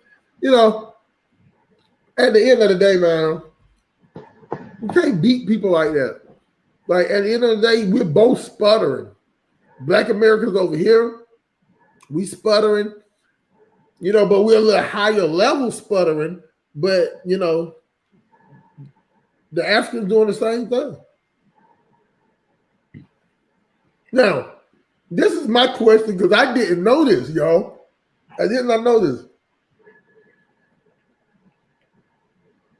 Most of the countries in Africa was named by colonizers. Yeah, Yeah, Berlin facts. Conference. The borders put up by them, everything. so you mean to I think tell there's me like that 4 all this million. one love, my fault. Mother Africa was named by a white dude? Yeah, Facts. Africa, even the name Africa, and African was named by I think a German explorer. His last name Africanus or some shit. Not You me. Yeah. You can bullshit. quote me on that shit. You bullshitting. I swear to God. Knock. Get in this shit, man. Well, I'm look, lost. there's some controversy as to it was a Roman general whose name was Africanus, okay, or a Greek, Roman or a Greek, one of the two. I don't really believe that it came from there, but I don't believe that Africans themselves named Africa because these were different empires. So for them to name the landmass, one whole landmass of Africa, doesn't seem likely because for the most part, the explorers were Europeans. You know what I'm saying? So they were the ones that had the maps to the seas because a lot of Africans, they didn't write a lot of shit down. They had history that they told down, passed down verbally. But whether it was from General Africanus, I'm like, because then you have to see that name, in current Romans or Italians. And it doesn't sound like an Italian name, and it doesn't sound like an old Greek name either. So I don't know, but they say the real name is Alkebulan, but who knows? That could just be some Hotep shit. Right. I Yeah, No, heard it man, sounds hold like on. some Y'all don't fuck African me up, shit. man. Y'all don't fuck me up. Because I did not know that the 54 countries were named by white people. Yeah, man, they cut that shit up by the resources, dog, and gave them their names and shit. Well, some of them took their names back. Like Rhodesia was named by Charles Rhodes, and then they renamed it some shit with a Z, I think. It's not Rhodesia anymore. Burkina Faso, before it was named Burkina Faso by Thomas Sankara, it was called Upper Volta. So these white people would name the country based on a region. So Nigeria it means region around the river Niger or something like that. And it was actually Frank Lugard's wife who named Nigeria.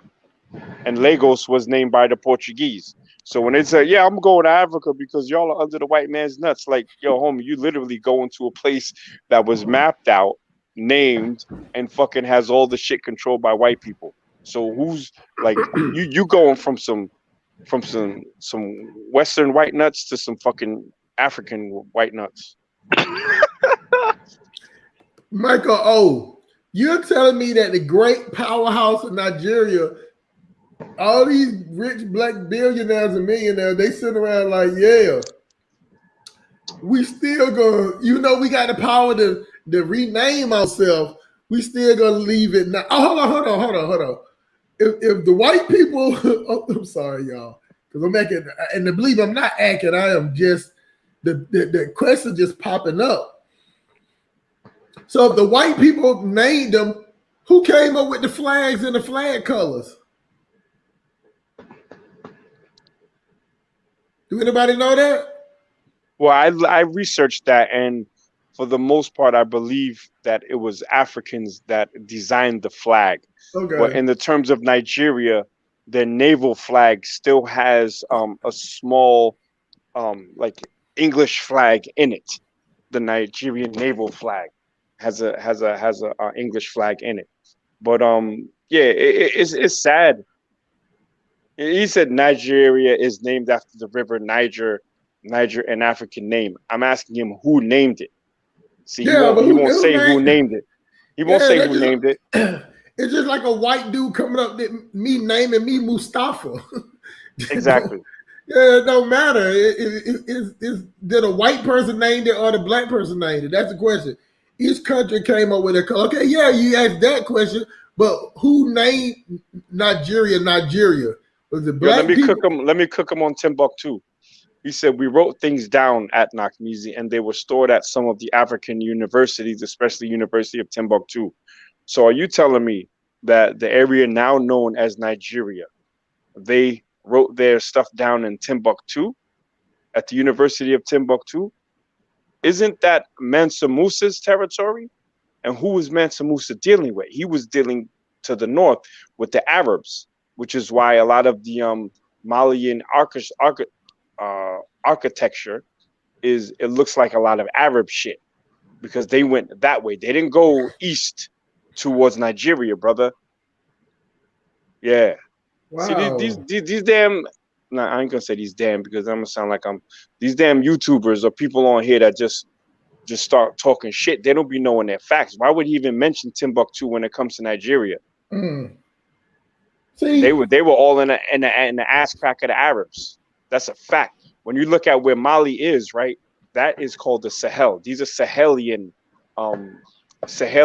nations. And in the Sahelian nations, if you look at it on the map, it's like dry and shit, right? So these are the Arabized Africans who love, their Arab slave masters, or I won't call them the Arab slave masters, they're Arab trading partners more than they love indigenous Africans. Hey, Diego, are you here or are you chilling in the cut? Diego be chilling. I think he fell asleep. Hey, at least I get those streaming numbers. I hope his internet Wi-Fi is free shit. You know what I'm saying? Cause they be buying goddamn phone plans over there. They be buying calling cards and buying data. But y'all, I'm really lost. I did not know that Africa didn't like. See, I understand now why they have a problem with Black Americans because Black Americans, we wouldn't really go for that. You get what I'm saying? Like we'll be sitting there like, hold on, like who named the Nigerian? We don't give a fuck if it's named after a tree. That was something that some white people named it. You know what I'm saying? Like, yeah, man, that's why I be getting fucking mad, dog. I'm trying. You figure like that's fine. That's cool. We like the name. Like black people, we just would be like shit. Hell no. We name just like even with our projects and streets name and area, we'll change the name up. You know what I'm saying? It might be changed into some because I remember I had some people that stay in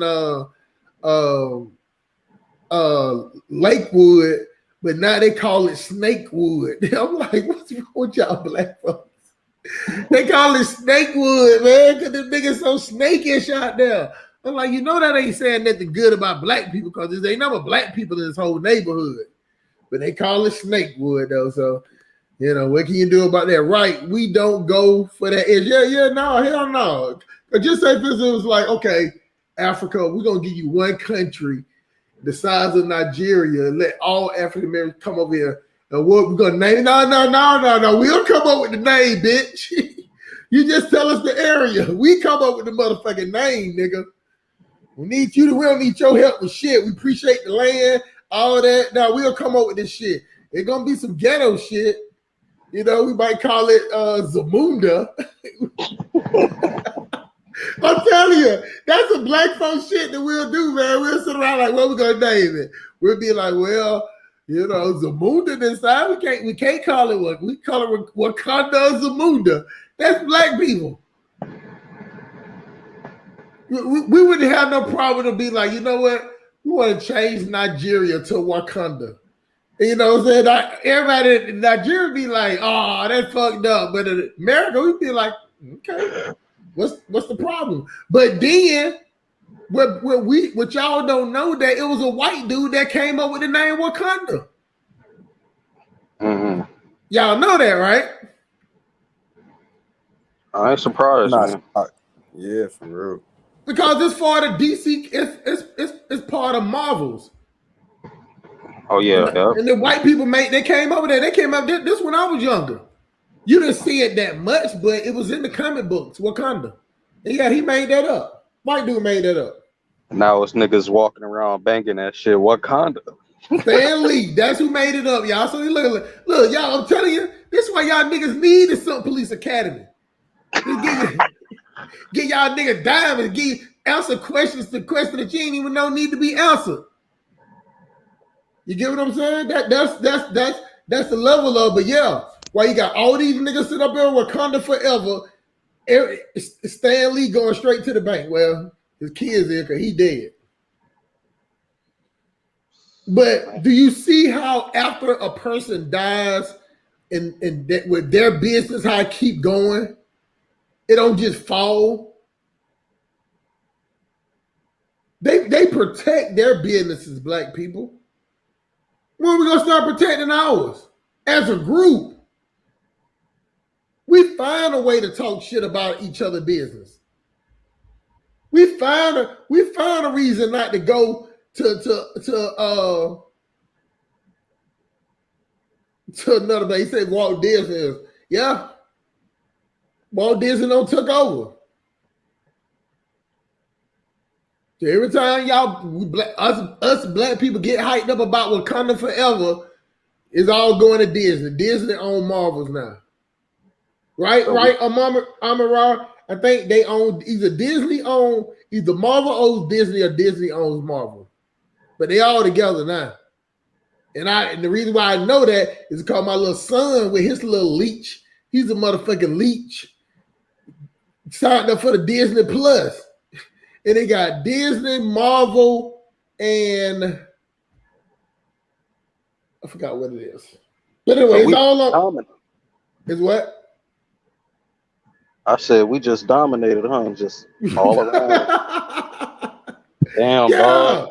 I'm trying to switch the game around, man. I'm trying to put white people in slavery, man. God damn. It'll never be because we still would be too nice to them. Not me, shit.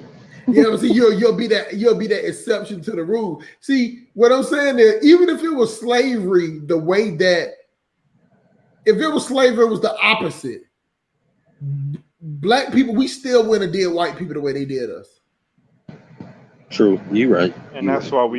why we taking L's, man. That's why we take it. You remember we was having this conversation a while back, not me, and we would sit up there when that dude was talking about the Chinese people, and he was like, well, if I saw a old Chinese lady get Oh beat yeah, I up, remember Oh that my shit. God, yeah. I'm gonna go I remember that shit.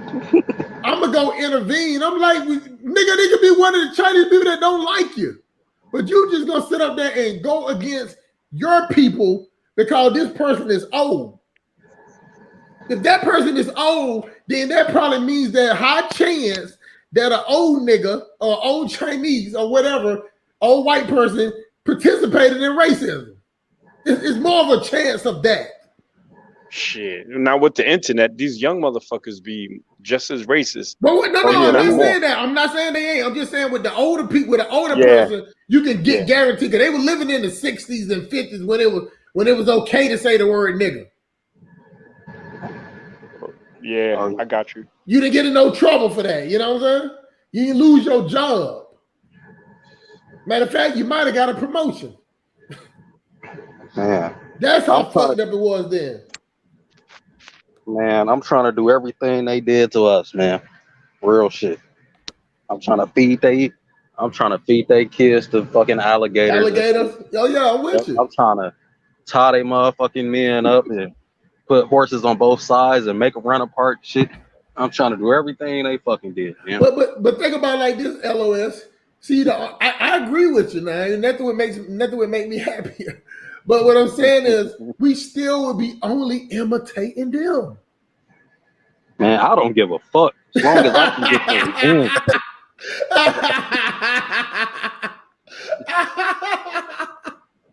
Hey man, that is some nigga shit. You hit a nigga with a 100% point, they like, okay, but fuck that shit. No, but what I'm saying is that that's one of the things that has always plagued us, and it plagued us from the slave from the plantation. We always imitated master, whether it been good or bad. We imitate them. You get what I'm saying? We just everything that they do, they follow. They was in there having church on Sundays. Guess what we started doing on the plantation? Yeah, we started doing the same thing. You right? Doing the same thing? Nope. Don't put that shit on Black Americans. That shit, the missionaries went to Africa first.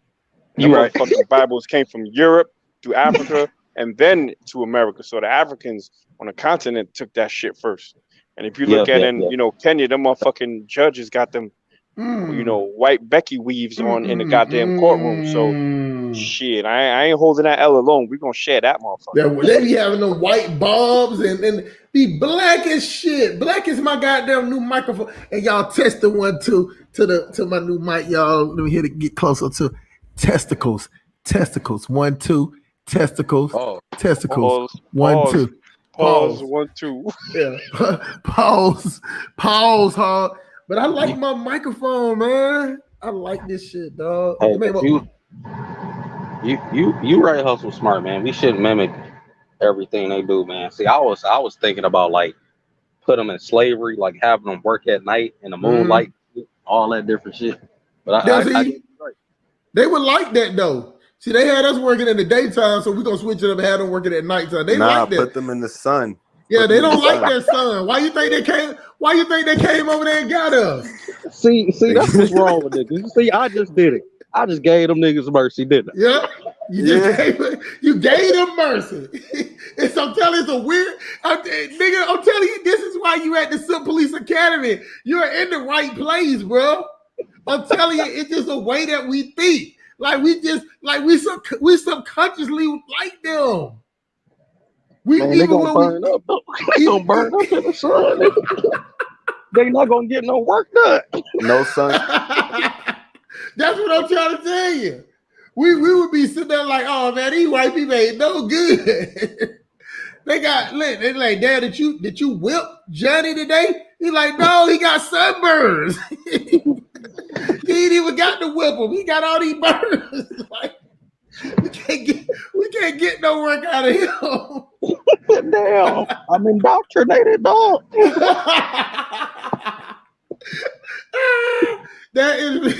That is the truth, man. That's what I be trying to tell you.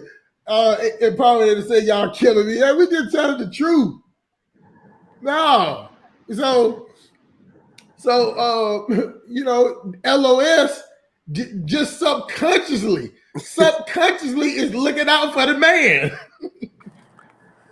He's like, well, I already got him in bondage. I already got him in chains. They already my property. The least thing I can do is not work him at nighttime. I work him in the daytime so we don't get all that sunburn. I'm gonna work him at nighttime. he thought that was so bad. He was like, yeah, that's still bad though. The other 99% is bad, but I'm gonna give him a favor on this 1%. And there go the white dude like, gotcha, nigga. Gotcha. Damn, dog. You really, I think I just did that shit, man. yeah, it's a subconscious thing. LS. Now I think our best hope is to let them go to the moon and Mars and all that and wait till they leave. Let them think that they can go colonize another country. I mean, another world. let them get away with that shit, man. I be sitting there like, man, nigga, we need to go to the moon. They go colonize the Martians. Yeah. Let them go there and say that shit. Niggas like, yeah, man. I'm trying to get with you know, NASA. Man, fuck them, man. Let their ass go to Uranus. Let them go to Pluto. Ain't nothing out there for them. They got too much money and too much power. They don't know how to do it. And just like I tell anybody, any of y'all black people that sit around talking about we built this shit. No, we built this shit with white people whooping our ass making them do it. We weren't sitting around there coming at the table with them. No, they had the plan. They just needed the muse. They needed the speed. They needed the agility. The grunts. And that's why they need to cut that check too. And that's why, and that is the reason why they need to cut that check. But we ain't in no position to make them. And they ain't like us, not Misa. They ain't nice like boss. Every chance they get to slap the black of office, they do it. Man, they not gonna give up no money, bro. They give up money. They give up power. Ain't nobody giving up power, bro.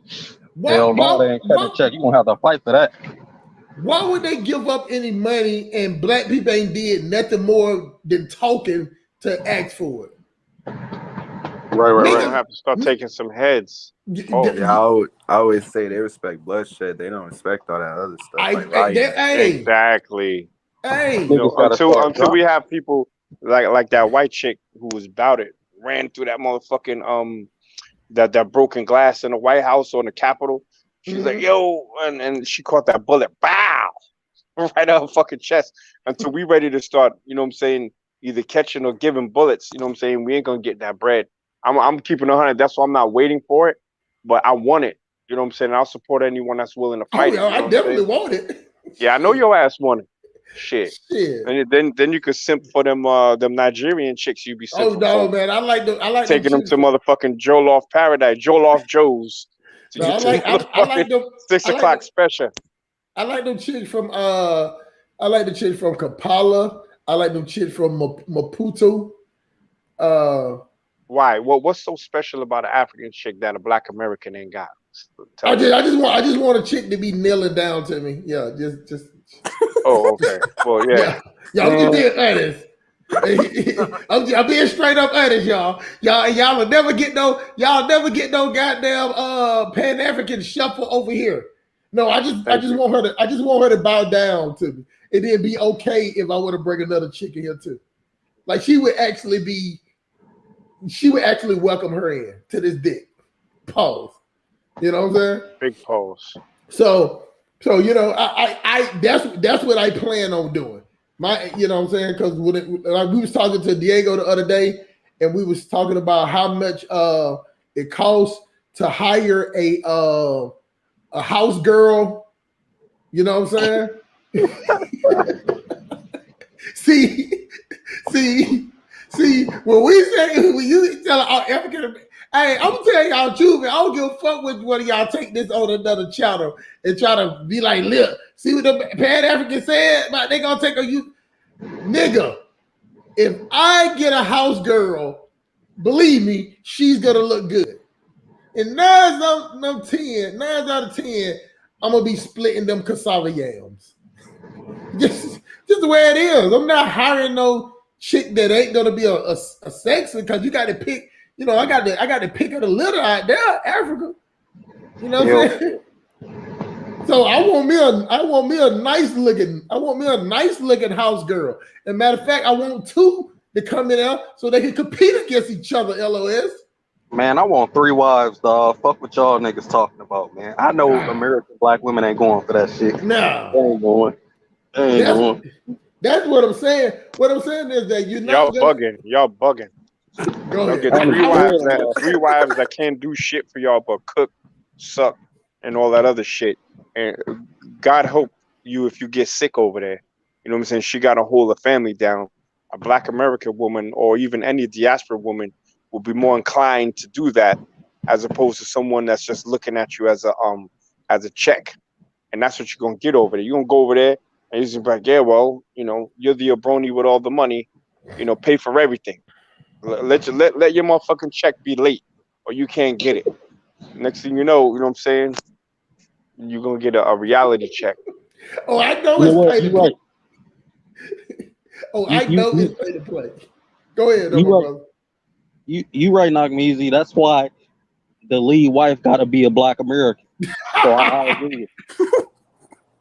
No, man. If I get married again, let me tell y'all something, man. I have been married twice,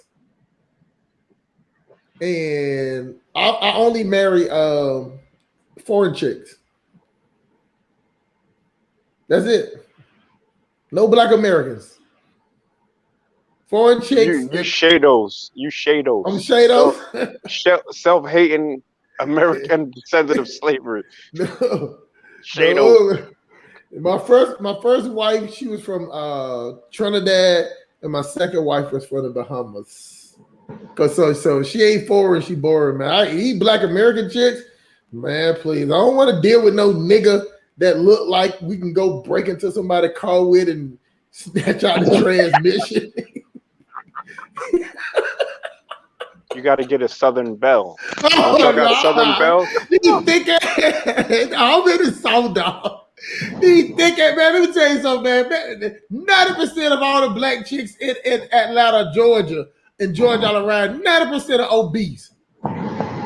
Obese, kneecap, thighs scrubbing, knees knocking. You get what I'm saying? Friction. You can hear them walking around the corner, coming from around the corner, man. These husky hyenas. Why you think I came up with the term husky hyenas? Seeing all these overweight mud ducks running around here with leggings on. That's just what they do, and patting their head, wearing bonnets on their head. That's all you get. You see a chick all there. I noticed because somebody said something about, well, what about the weight cap? I just don't understand how females even try to argue anything to try to compute what a man do. Because I love it when females come and go, shit, well, maybe I just want to fuck too. And I'm like, you don't hurt my feeling, because you're not gonna have sex with me 3 times and I'm gonna start catching feelings. But that's what you do. You get what I'm saying? So it's a difference. It's up to the man to dominate. The man have to dominate. But we're in a field now that women are in charge. There's nothing wrong with that. But what I'm saying is that I prefer, because I want me a younger female, then I don't mind pay to play. You know what you're getting in for. So yeah, I want me 2 house girls. Straight up. And then I'm gonna have them competing against each other. You know what I'm saying? So and then the best one win. So then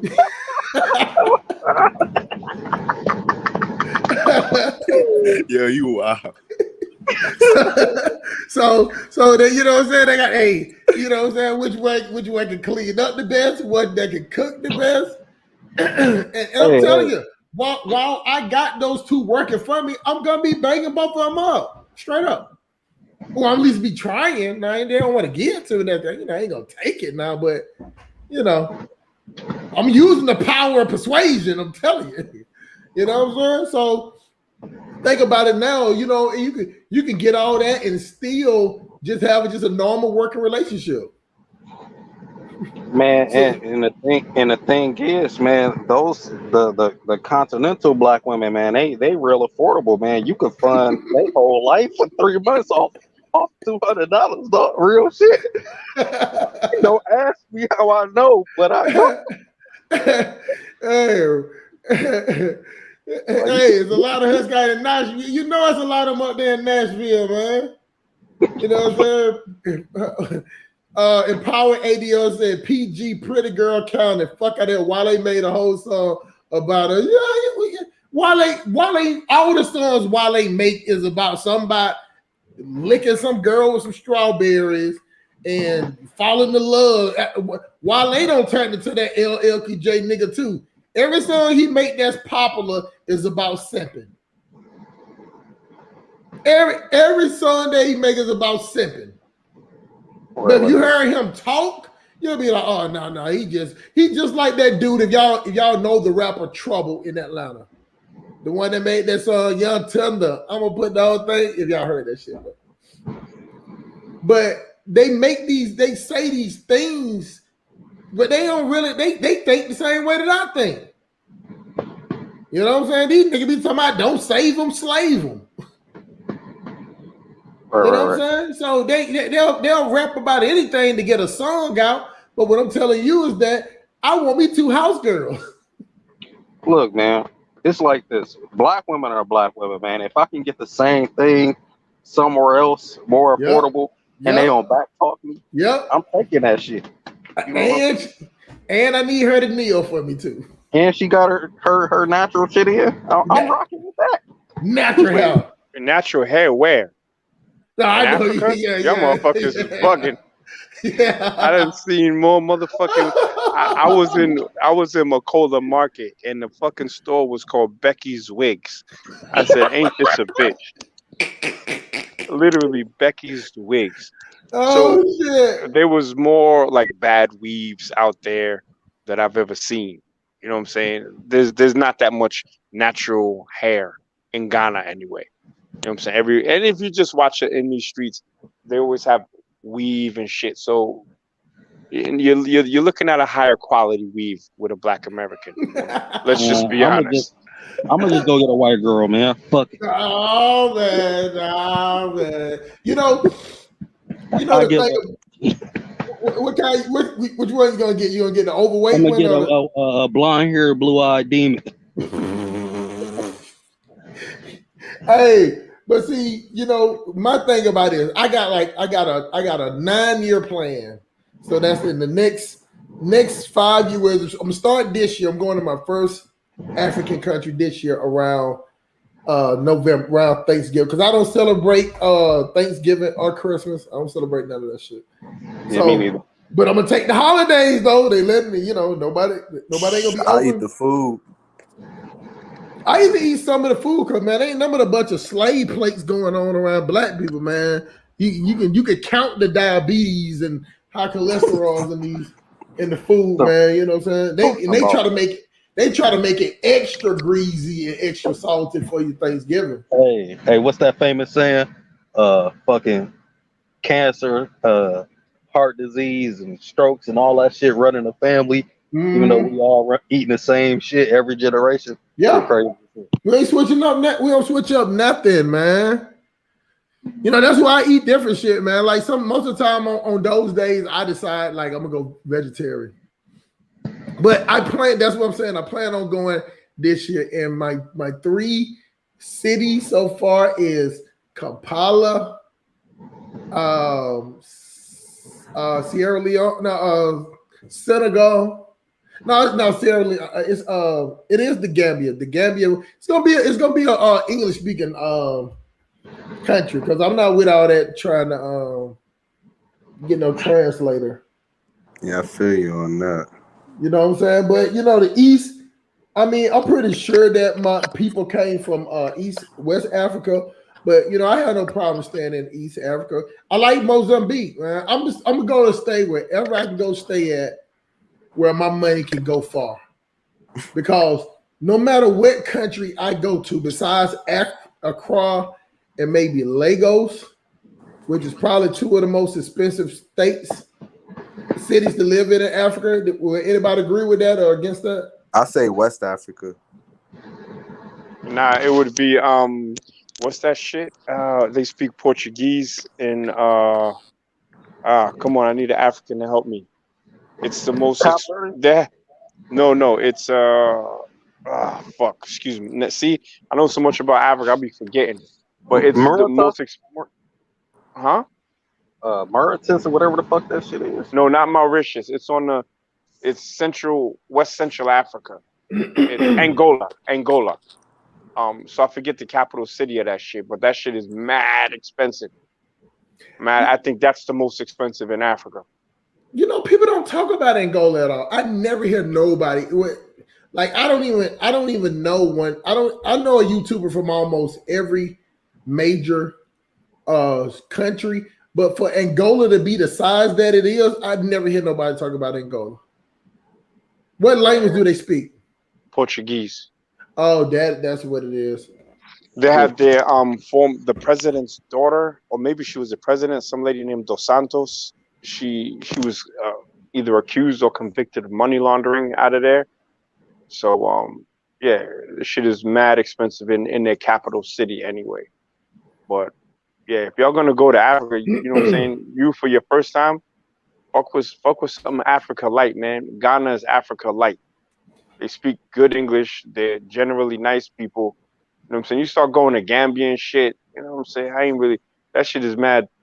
Let me stop. Shit is mad dusty. Fuck it. The only thing you gotta worry about with Ghana is you might run into Kwesi, and that motherfucker be trying to put that one slave, one bullet shit in effect.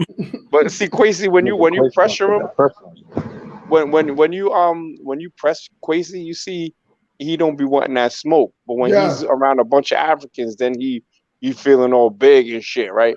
Nah, he's just a harmless YouTuber, and I just wish he would just stop talking that bullshit. But anyway, try Ghana, you'll love it. I put him up. I see y'all thought that I was being nice to him, man. I was using reverse psychology on him. See, he was expecting for me to bite his head off. But see, all I did was start asking real specific questions. Real specific. Yo, let me tell y'all something. Okay, go on, brother. I'm sorry to cut you. Go on. No, go ahead. The thing about Ghana, right? And there's no disrespect to any woman that's listening. So Empowered Ados, first of all, salute, sis. I haven't acknowledged you like I properly should. The asses in Ghana. There's so many fat asses, right? That after the first week, it's like almost normal. Like you just like, I done broke my neck like the whole last week. I ain't doing it no more. And then you still break your neck. The asses out there is crazy. You know how they smell when you bend them over. I don't know, but them shits look nice. Well, all I know is it smell bad. Ain't nothing but a good shower, a little soaking in the tub won't cure. You know what I'm saying? Hey, I'm young. I got other ways and shit. That's right, man. But you know what, man? Like, I don't want to do no tour or anything like that. But I would love to just, hook up with brothers and all of us just go to the continent one time. Ain't nobody making it ain't no tour, nothing. It's just to go and then that's it, man. I'm just trying to say, like, have some type of network, dog. You get what I'm saying? if y'all get what I'm saying, I'm not saying like nobody got to be in charge or nothing, but I'm just saying like a country that like 4 or 5 of us, man, be like, you know what, we all going that same week.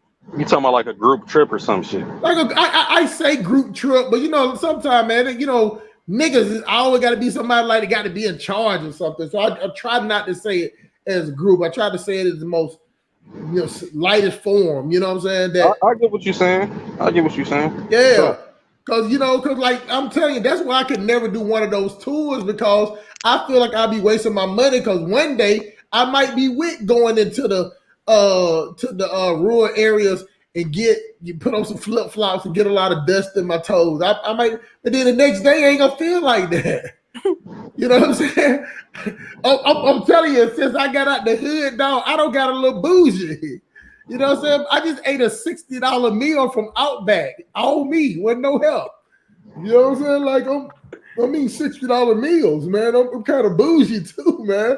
You know, but you know, like I I want to go to a country where English speaking country, and like now Africa, like Ghana. I thought about Ghana, Accra. I'm sorry, but the other country I like that I've been checking out is I think it's called Kasua, Ghana. Does anybody know what I'm talking Kaswa. about? KASO.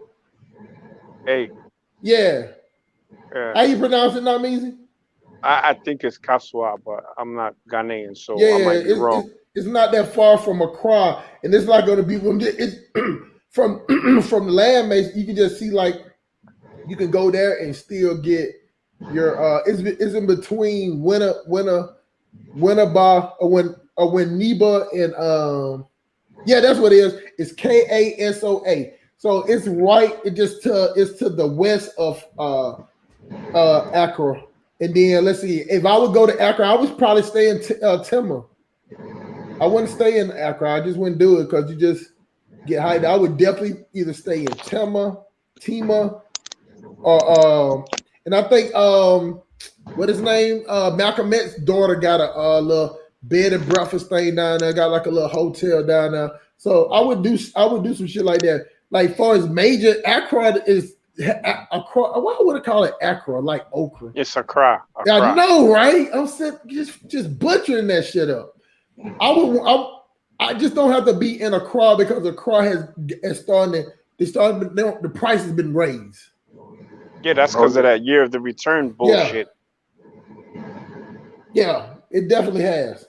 So, you know, you got to watch out for stuff like that. So, you know, like I'm telling y'all, to be honest with y'all, Togo should not be a country by itself. Who? Togo. That shit ain't number 30. That shit mad little. That shit ain't number 30 miles wide. They might as well just put it with Benin and shit. And Benin, Benin and Togo should be the same country. Matter of fact, it should be connected with Ghana. I mean, Nigeria don't need no help. With Nigeria, but not no more since Nigeria's going through. You know what I mean? Yeah, Ghana, like Togo and Benin should be the same place. But I know Benin is like a French. They French speaking there. Yeah, I don't know about Togo. Togo as well. What about Burkina Faso? French. Damn, what about Cote d'Ivoire? That's French. They connected with Burkina Faso that have a seaport. Niger, French. All of that shit is French, man. It's like 14 French. What about Mali? French. Fucking, what about Mauritania? What is it? Mauritania, whatever the fuck. Yeah. I think that shit is French. So Senegal is French. Senegal is French, right? Yep. Yeah. And the Gambia is what? English. They speak English. Guinea-Bissau. French. God damn. Yeah, the French is going crazy. French going on the chain. What about Ghanaian? You said where? Guinea. Oh, that's Spanish. Or it's the other Guinea. Wait, Guinea-Conakry is, I believe, Portuguese. Woo. What about Sierra Leone? English. Morovia. English. All right, Cote d'Ivoire is fucking French, man. Yep. So Ghana is English, right?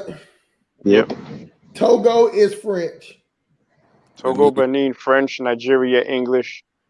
Cameroon, French and English. You have the Francophone versus the Anglophone in Cameroon. So it's all France and England running shit. Then you get to certain other countries, they speak Spanish, Portuguese. That's what about pretty much Gabon? French. What about Equatorial Guinea? Ain't that Spanish? Got the Dutch too. The Dutch was doing Spanish. There's no Dutch-speaking countries in Africa. They speak Afrikaan in South Africa. in certain parts, but English is their official language. Yeah, because it was the Dutch that colonized first, and then the English came after, right? It was the Portuguese, then the Dutch, and then the English took it from the Dutch. The English always yaps the Dutch's colonies. They always just take them shits from them. Wow. So some people talking about Kumasi. Yeah, that's kind of northern Ghana. You know, me, I'm trying to stay lower end, man. So that's why I was talking about. You know, two countries I never hear people talk about is I never hear people talk about Angola and Gabon. Those are two countries that I rarely hear people YouTubers or they come from that. Sierra Leone and Liberia. You got Mr. Pan African in the building. You know what I'm saying? Not me, the personal homeboy. Pan African strikes back. Brandon in the building. Appreciate you, bro. Black Americans need to be doing a VS against the the VS against the Democrat Party. Master said no reparations now. Well, yeah, I agree with that. Now the only thing, turn this shit up. like you know, I agree with that because even though I'll take the money, I'm just saying the odds of them just giving us money like that, and then we turn around and vote them in office. We ain't vote nobody in office that's gonna give us shit. How we keep voting for people that ain't doing nothing for them? So even if they ain't gonna do nothing for us, just because they got a Democrat, a D by their name, then I'm supposed to vote for them. That's how they do us. And we've been doing this shit for the last 40 years. Yeah, 50 years, 60 years, ever since. Anyway. We're doomed. Oh, definitely doomed. Definitely doomed, man. I got hope. Man, you know what? I got hope. So that's what I'm saying. I got hope that they're gonna go to Mars. You know what I mean? I hope that that they put it down like that, but you know, I'm going with the odds, man. Hey, that's our only hope out this shit, because obviously niggas ain't doing shit for real. The one thing that we doing is we entertaining. That's the thing. That's the thing that boy, we got a lot of we got a lot of entertaining in us, man. But that's where it stops at. Where one thing that I used to like about Chad, whatever, from the Black Panther when he made that movie Get On Up, when he was playing James Brown, they was telling him that, well, you know what, James Brown, we gonna manage you, and now he's like, what you mean manage me? I'm the one that booked the show. They come to see me. I'm the reason why it's selling out, so I'm a promote it. You know what I'm saying? Like it's like black people. I can understand you saying, you know what, I don't know if it's gonna work out, so I can use somebody else's money to bank on, my first outing. But after you get famous, it's no need to keep working with them because those people are not making you richer. You're making yourself richer.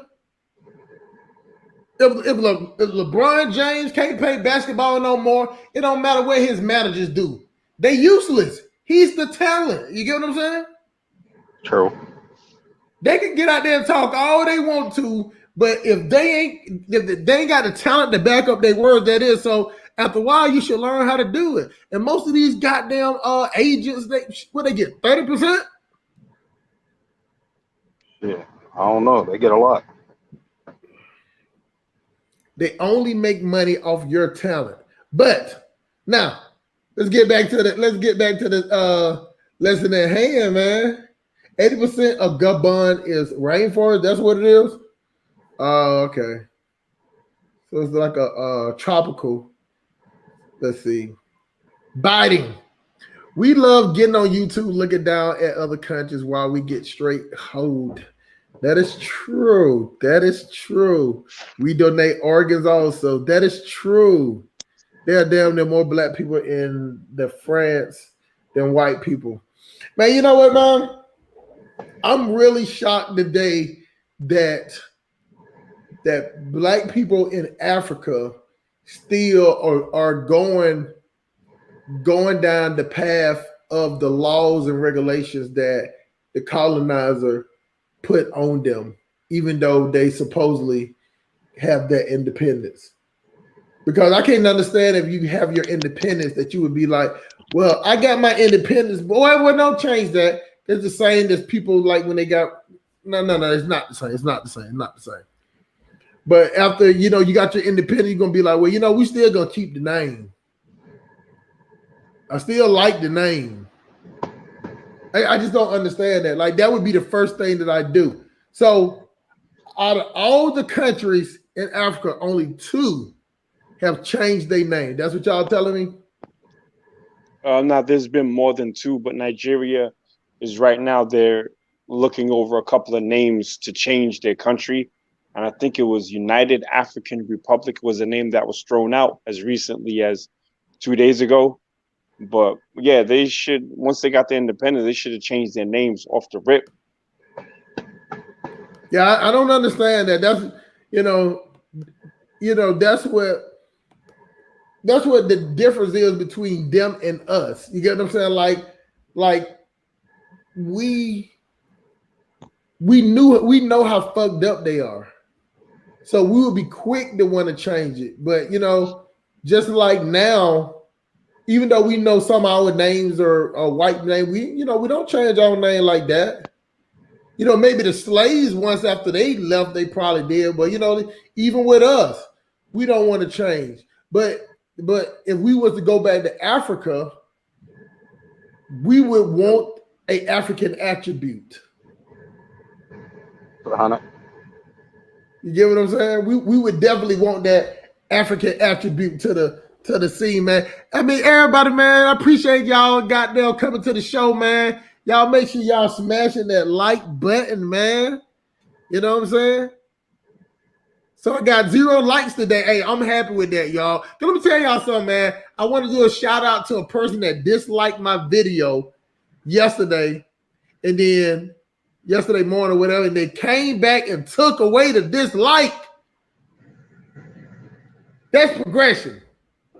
Because I know it's a lot of y'all just don't like me because I tell it like a TI is. You know what I'm saying? I'm like Bernie Mac getting off that train in the movie President. If y'all remember that movie President with him and Chris Rock. Anybody seen that movie? I'm showing my age, but anybody see that movie with Chris Rock when he was the president?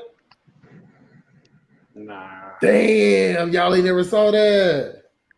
Nate Dogg. That was a a BET movie or some shit. When were you watching the motherfucking BET movies? Shit. It was at the theaters, man, for a minute. But you know what I'm saying? It was funny as hell. Nobody watched that, man. That movie's good. Nah, man. It was unrealistic. A black man as president? Come on. That's a fantasy. That's sci-fi. But it was good, though. Judge, you never see that movie with Chris Rock when he was the president?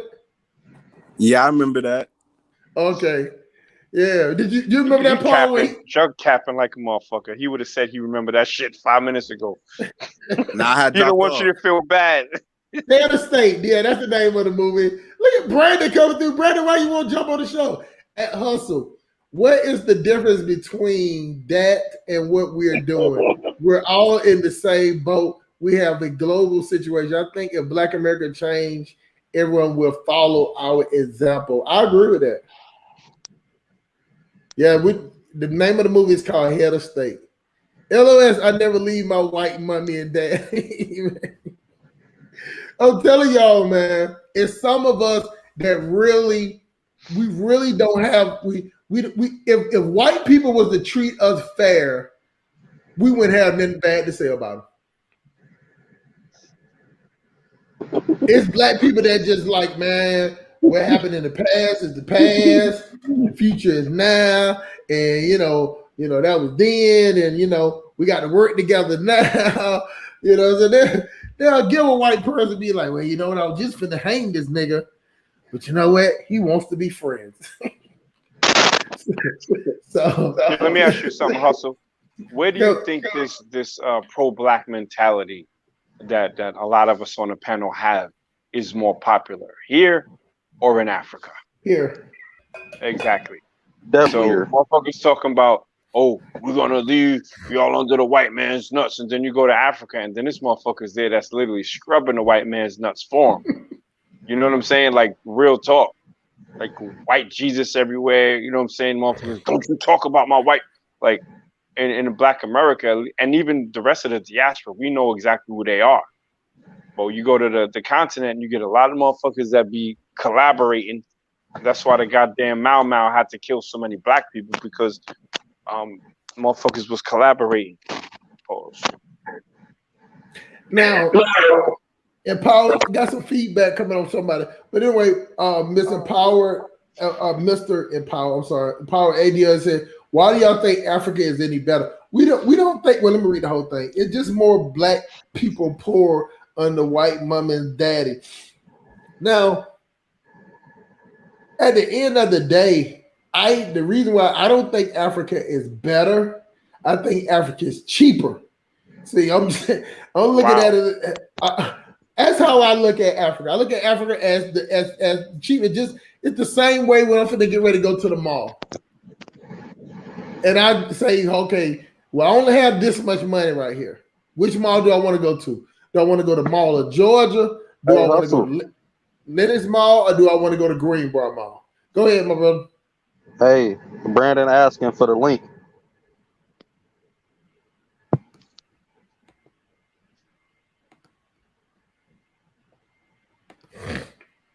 Africa is definitely cheaper.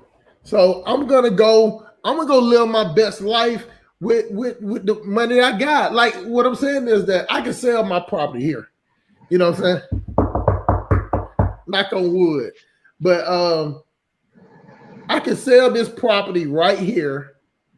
I can take the money that I have in the money that I have in my 401k and the money I have in my Roth or IRA, and then I would live better in Africa. That's just what I'm saying. So what I'm saying is the same neighborhood that I stay in now. Go believe me, I told y'all kind of bougie. So I can stay in the same area in Africa paying less money. At least half of what I'm paying now in rent. Now, of course, I'm gonna lose certain things, but if those certain things is me having those things worth me paying that amount of money? What you gonna lose? Tell me what you gonna lose, because that's a good assertion. Okay, so I just know that the landmark might be, the streets might be good on my street, but I just know that it's underdeveloped. That's what you're losing the undeveloped, the privileges of that. You know what I'm saying? It ain't like you can stay just anywhere and get all the services in minutes. So what I'm saying is that I would stay somewhere similar to where I stay now, and I just would get, I would lose that. You know what I'm saying? So what I'm saying, you lose the customers. You losing your customer service. You lose it to the point that you can just make a phone call and get money refunded. Like you're giving up certain things. But what I'm saying is still worth it to me now. You know what I'm saying? I'm retiring to Africa. I know that's what I'm gonna do with my money. I'm retiring. So, but what I'm saying is like just little things like the things that we take for granted in the United States, those are the things that we would lose over there. You get what I'm saying? But the amount of money that I would be spending for the rest of my life would still outdo what I would spend in the United States. So I'm definitely going to Africa. But I definitely want me 2 house girls. If you like a truck driver, there's really not that big of a difference. Like they got the freeways and stuff. They driving the big rigs up and down the street. They delivering stuff to grocery stores and all that the same way. So that part is not really any different. The only real difference in Africa from what I see from where I've been is, like, say the main roads will be paved regular roads with sidewalks, but just the side roads, like say you go into like a little neighborhood, certain little neighborhoods won't have, like, they'll be dirt roads. That's the biggest difference. Kind of like you down in the country, where you go off the main highway into a dirt road, kind of like that, exactly like that actually. But like the whole thing I would just want to say is, there's a lot of hypocrisy that goes on with our conversation that has to be addressed, right? Jason Black right now is doing a show right now talking about old nigga hypocrisy among the black community. And he's not saying that for no reason. He's saying that because that's the reality. We will talk about a country being French speaking while trying to cling on to the term Black American. Why we used to just be black, like we black or we Afro Americans, whatever. But we was black, we was this, we was that. But we want that American tag. That's the tag that white people gave us. And it's like we don't want to get rid of that. But then we'll look down on another country because they speak French or whatever. That would be us if the United States was run by French speaking people. No matter how we want to chop it, fry it, flip it, fillet it in fast food, every black person on earth is in the same situation. Not one is better off than the other one. We're telling them you need to let go of your white connection or stop striving to have a connection with whites. You need to release that. While at the same time over here, that's exactly what we're doing. It's the pot calling the kettle black if I've ever seen it. And time again, like black people have made advancements in America. Africans have made advancements in Africa. You know, their countries were colonized. They got independence. We got civil rights. All those things pretty much equate to the same thing. Like you're not taking no large landmass from white people. You got a square in the dirt. They'll give you that. You know, it's nothing. They're not hurting nothing. They'll just control us from outside. Okay, we got civil rights. It still was controlled. It's still controlled by whites. Every aspect of it. So I just say instead of trying to look at the other group and point out like. It's like what they say in the thing, like first take the rafter out of your own eye before you point out the straw in somebody else's eye. That's what I feel like. We got this like elitist kind of mindset when it comes to countries in Africa and the dynamics of their languages and all that stuff. And I'm just looking at like, I've been in America a long time. Somebody show me where we're better off than them other than what? Access to wealth, which even the majority of our people don't have access to wealth, even though they're in close proximity to it. We think that we're better off based on that we're going to be better off based on osmosis. We're closer to white people and their money, so we're better off. When in reality, we're just as far away from the money because 95% of us, even more than that, 99% of us have no wealth. So we might as well be living in Africa already because we can't afford the finer things in life. So we might as well be living in a dirt hovel shanty town. I agree with that. I agree with that for the most part, but I still know that living in the slums in Africa and living in the slums in Atlanta is like still would be night and day. You get what I'm saying? Like you got more of a chance of getting shot in the slums in Atlanta than the slums in Africa. I agree with that. I agree with that. So you got a nice sidewalk to walk on, but you also got a nice street to get freaking shot at. And but this is what I was trying to explain to them earlier, Brandon. It's the dumb nigga logic. See, I would tell y'all some dumb nigga logic. I would rather just, if you gave me a choice to stay in these apartments that didn't have AC, that was in an okay neighborhood, or give me the apartments that in the worst neighborhood, but I got AC. I got to have an AC, dog. I'm a big dog. I'm telling you, I am a sweater. If it's hot, I can go walk to the bathroom and come back and be sweating. So I'm it's just one of those things. So you know, comfortable things are great. Like I'm a fat dude too. I sweat just taking a dump. You know what I'm saying? I like Central AC. I like all that. but the reality is, it's like I'm not gonna say everything is pretty much even. The only difference is aesthetics. So like I went to Gary, Indiana last year, right? Or that might have been last year. I went to Gary, Indiana. I've never seen no place in Africa that looked as bad as Gary, Indiana. And that's Gary, Indiana, bro. Every house abandoned, every window broken out. Nigga, dude shooting out people's windows. A dude was there from Texas. He like, I just moved here last week. I'm already about to move. I'm riding down the street. Somebody shot out my car window. Like, bro, it's different. It looks different, but it's, in my opinion, it's much safer. Nobody who's ever been to Africa can say, yo, I felt more in danger walking through Africa than I felt walking through like Chicago South Side or like the west side of Chicago. You know what I'm saying? Or like down 8 Mile in Detroit. You feel me? Like you feel it. Like your hair on the back of your neck stand up when you're in those neighborhoods, those areas, because you're like, man, Only some dude pussies walking on get this scared path. when they walk through the hood. Yeah. I just don't ever feel threatened in Africa, period. You know, I just feel like I'm comfortable. You know, and the thing about it is, I know that Brandon, you know, he frequents Kenya. Would it be fair to say you don't been to Kenya more than any other country? Yeah, I've spent the most time in Kenya for sure. Right. And see, Kenya is a developed country for the most part. You get what I'm saying? So Right. I get it that you can go to Kenya. If I was saying Kenya, yeah, it would be no problem because I know Kenya has the same high-speed internet. You get what I'm saying? You could stay places where you got 24 hours security and 24-hour electricity. Now, me, the blackouts is not that bad. I could deal with that if I knew what time the blackouts were. You know what I'm saying?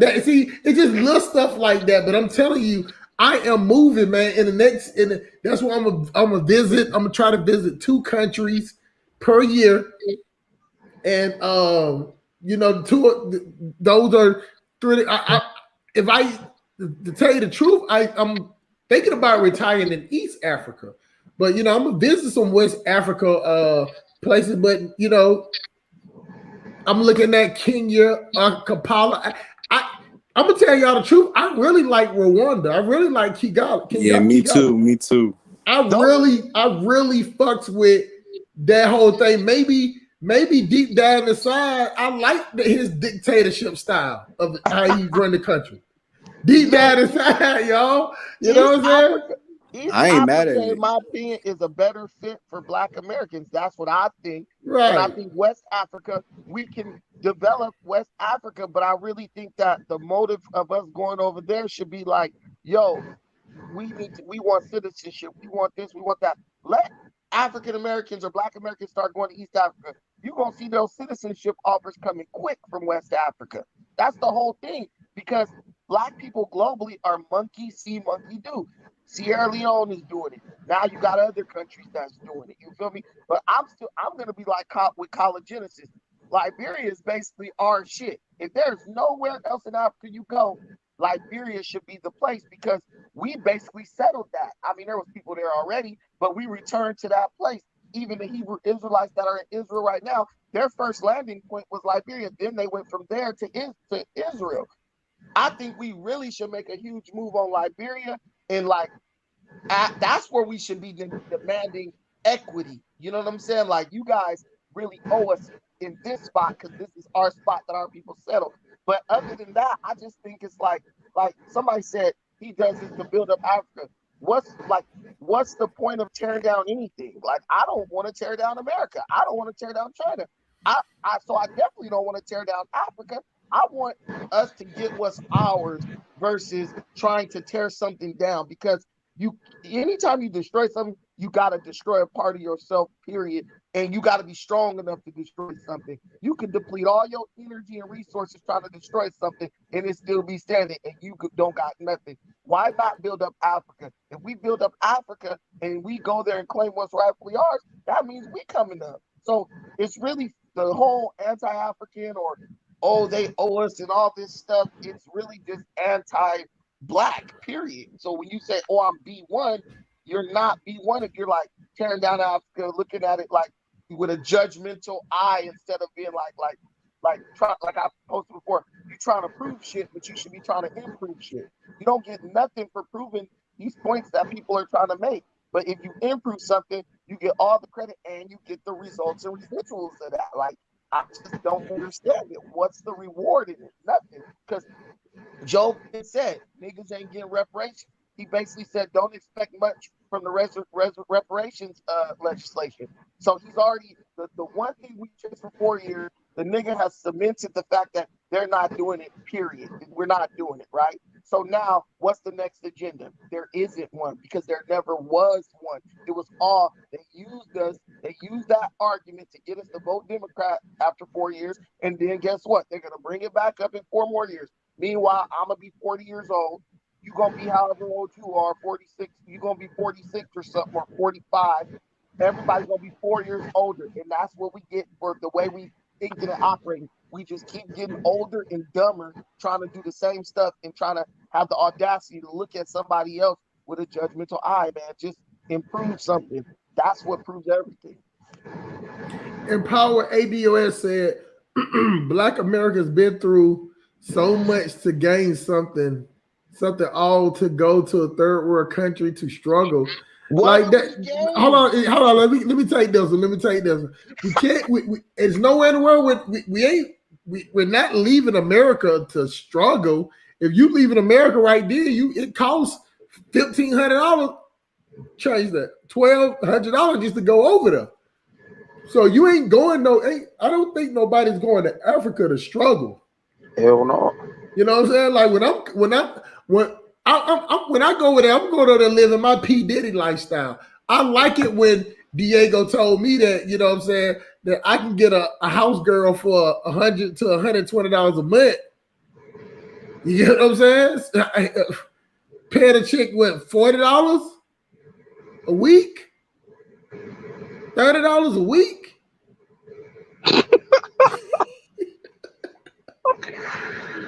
$30 a week, LOS. Sign me up. You get what I'm saying? Matter of fact, I want two. I want two of them. You know, they both can't stay, but I both give them. You know, I can put. You know, I got a little muscle. I had a little extra in my savings. I can afford another $30 a week. Had these two chicks grinding it out for $30 a week. I think I can pull that. I think I can pull that, Brandon. I can pull that, LOS.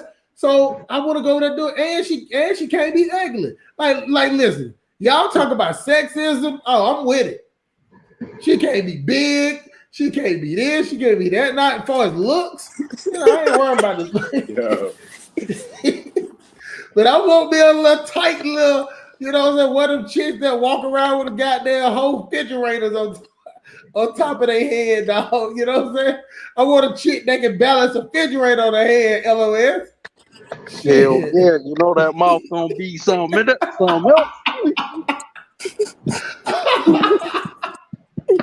Man, look, I'm telling you, I can't wait. Hey, Brandon, before you came on,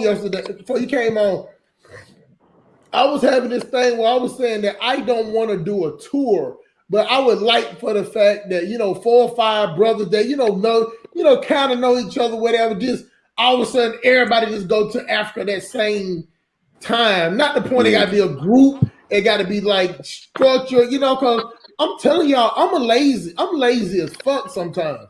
I tell y'all that I'm going to go do all that shit. Ask my kids. Man, we went and hit the beach at Myrtle Beach. I stayed in the bed 60% of the time. Hustle smart. Let me just, I want to make a point before I gotta go. Okay, I was watching Avengers Endgame yesterday, right? And I shared this on BA's channel today too. Thanos in the last final battle scene on Avengers Endgame said the most relative, man, listen, it's almost like he was talking about black people in this quote. He said, as long as there are those that remember what was, there will always be those that are unable to accept what can be, right? Empowered ADOS, she's thinking of past greatness, and it's blinding her to the fact of what can possibly be achieved going forward. And that's what you have that's the problem you have with a lot of these B1 on Black American type people. They can remember what was, but they can't accept what can possibly be. It's because they're romanticizing past achievements, not realizing if you think about the achievements of Black people, the last time we really achieved anything was pretty much civil rights. And most of us are smart enough to understand that that wasn't even an achievement. So our last real achievement was even prior to that. And we also understand that everything that we hold up as an achievement has been appropriated by white people and used to their benefit and their credit.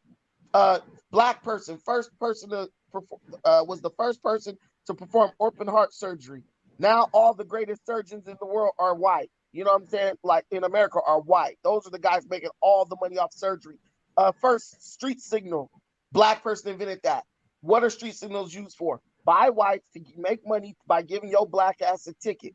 First Black, like every invention. George Washington Carver, what he did with peanuts. How many peanut butter factories do we own? You feel me? Like the lady Aunt Jemima on the pancake box. She made great pancakes. A white guy made the majority of the profit off of the pancakes that lady made. So they remember what was, but now they resist what can be because they're too busy clinging on to the past. So the reality is, until those types of people are gone, we're never going to make progress because they will resist progress at every turn because they want to dwell in the romanticizing of past achievements, past greatness, even though it's been proven that anything we do great in America is confiscated and then manipulated in a way to where it will benefit whites more than it will benefit us. And nobody can argue against that. It's an undeniable fact. So when you holler, be the Black American, ADOS, I understand being proud of our lineage. There's nothing wrong with that. But it's time to understand that the lineage has to take a different route now. We have to change the operations of what we're doing. We got to change the methods because the method we've been using has basically been getting has only been resulting in the enrichment of our oppressor. A lot of people can't understand that. You know what I'm saying? So that's why I do what I do, just to give her an answer. You know, I don't think nothing is wrong with that. Like you you got people like Empower ADOS. I like what he's saying. Talking about, let us read this. Y'all in y'all 40s just making 70,000. I'm 33 making over 100,000. You have to have money to live comfortably. That's why I can't deal with these females, man. Yeah, man. Yeah. That's that. See, the thing about it is that I make the money that I make, but I am doing minimalist living styles so I can save my money because I know that I'm not going to retire here. I mean, I'm not going to stay after retirement. What I'm saying is I can sell property, take the money I got. When I go to Africa, my plan is to take, I should have at least 200,000 with me. And that is good money on the continent. If you of course you can go, you can go stay in Banana Island and burn. I'm talking about, listen, I ain't nothing over $500 a month. You know what I'm saying? And I have seen the type of properties that they have over there in Africa for $500. You know what I'm saying? I've been doing a lot of research. So, if I get a house built or buy a house, I'm done. No more property taxes. So for the house here, I know I can get that same house built or bought in Africa in the 60s or high 60,000, 70,000 at the most. So if I can sell it for here and take half of that money and buy a house, the other half is just sitting there. It's just a no-win for me. That's why I can't even waste my time on try to get in a major serious relationship in America because I know that I'm leaving. You know what I'm saying? I ain't trying to make no life with nobody in America. And There's nothing wrong with that. Like, you looking at your life and you're making the decision that's best for you, and that's good. That's good. And like, people look at us like they look at me and stuff and guys like Dynasty and say, y'all trying to tell people that being under, if they said America, they're in the white man's nuts, which and all this stuff. And it's like this. If you want to be in America and you love it so much, don't complain about it. Like, you don't hear me jumping on YouTube complaining about what white people doing in America. I'm in America right now. If it was so unbearable for me, I would say, look, screw everything. I gotta go. What we're saying is we're making a choice based on what's better for us. And when you do that, you don't have to rush and do it. You can take your time, get your stuff in order, and make it happen. There should be no marching of blacks in the street. There should be no black people complaining about the white man. All these pain poverty pimps in America, they should be making no money if America is so much better for us than anywhere else. And that's all I'm saying. Like your mom told you, look, you like say you go outside and start playing. Your mom tell you, look, man, you don't play on that. You're gonna hurt yourself. You hurt yourself, your mama say, look, you shouldn't have been out there. Don't come here complaining to me. That's the same thing about America. It either is great or it's not great. Either it's best for you or it's not best for you. Stop complaining about it, then talk about it's best for you. That's all we're saying. We know it's not best for us based on reasons bigger than police brutality. If you moving from somewhere because police brutality, you don't need to be moving, right? But if you say, look, my money goes a little further, I can get women who are a little more submissive, who want to work and do things and appreciate what I do. I want her to bow down, Brandon. I want her to bow. And you can get that. Oh, and if I that's know what's that. best for you, go get it. That's it. But you guess what? When you get there, hustle smart, you ain't gonna be over there complaining though. You're gonna be like, I made the decision to be here. I came and visited to make sure it was right for me. You know what I'm saying? See, that's why I don't call it running. You know, so I don't call it running. When I decide to leave, I'm just leaving. Like, and believe me, I'm not. I used to hear. I think I heard on Not Music Show one time, or somebody else was talking. They was like, "Well, why don't you give up your American citizen?" Hell no. I mean, hey, let's go with the old saying. I was born at night, not last night. So you know, I know what the American passport will give. And therefore I won't move to a country. I won't move to a country where I have to give up my citizenship. So whatever country I decide to live in Africa, I'm gonna have to be able to be dual citizen. Bro, you got kids in America, so why would you give up your American citizenship? You need, what if there's an emergency? You got to get back out here ASAP. Like that's like, you know, I always say our people have no situational awareness and no strategic like planning skills. When people say stuff like give up your passport, that reveals to you that those people don't have a logical assessment of things, right? There's a lot of mental illness that hides in these YouTube streets, right? You're telling me to give up my citizenship. But guess what? The white man could beat a nigga to a bloody pulp in America and he won't give up his American citizenship. Mexico could be like, come over here and you could just be with us and we'll look out for you. They're not going to give up their American citizenship. You can have both. There are people walking around in the United States and all over the world with dual citizenship. I know a dude who's a dual citizen in Spain and in America. He said, I am a dual citizen, right? That's a prestigious thing to be. You got citizenship in 2 countries. That ain't just a normal thing, right? That elevates you when it comes to being able to travel and move around in that country and in America, right? Even doing business and all that. Why would you give up one to satisfy the ignorance of some idiot? Or, you know what I'm saying? These people are just, they love the white man. That's when you know that their primary reason for going against what you want to do is based on an unhealthy emotional attachment to the white man.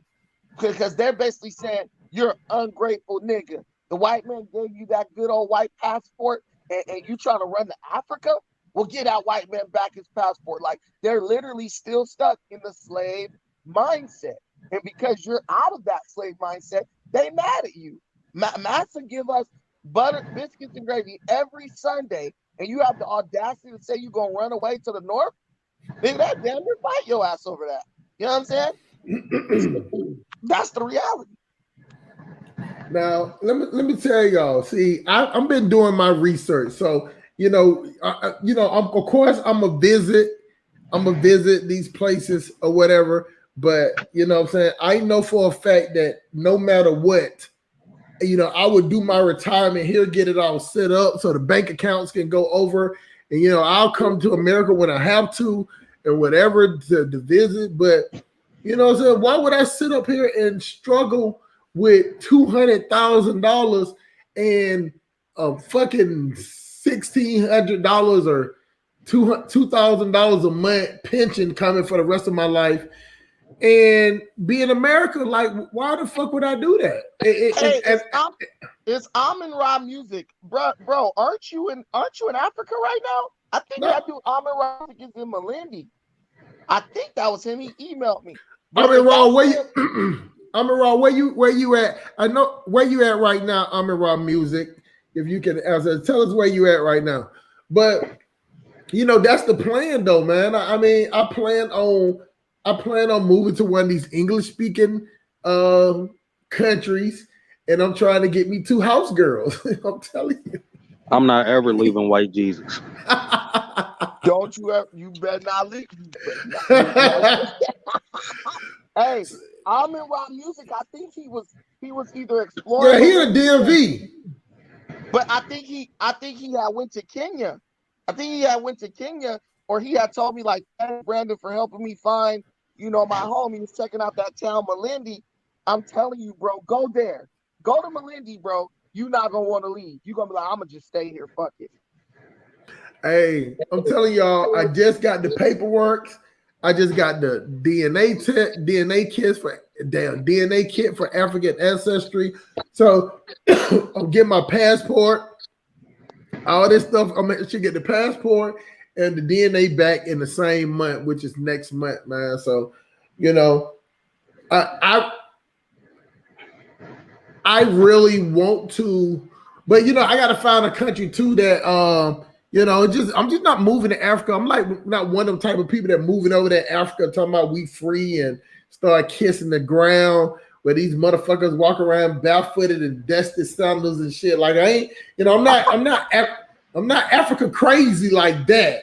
You know what I'm saying? Like I'm when I come over here, like I told y'all, man, I'm gonna get over there and get closed off my damn self. I know if I ain't mentioned this before, but I'm gonna hire me 2 house girls. You know what I'm saying? I know that's probably the first time y'all heard me say that, but I'm gonna hire me 2, and then they're gonna be doing most of all the work. Like my retirement in Africa to me is just gonna be a long vacation. Everything. I won't be in the rat race no more. So I don't plan on working no more. If somebody just come with the perfect opportunity for me to invest a couple of thousand and make some money, I'll do it. For the most part, I'm just going over there living my fat boy dreams, man. You know what I'm saying? Why would I do it here? And whatever, because I'm solo, I'm single, and I'm just saying the type of money that I have will do better in Africa as a single man than being a single man in the US. You get what I'm saying? A house girl for $120 a month, LOS. Hey man, $1.20. Enjoy your life, man. $1.20. Hey. You know what I'm saying? Hey, you know what, dog? This professional, so we need to go get uniforms. So let's go down there to the market. Let's get the uniforms, man.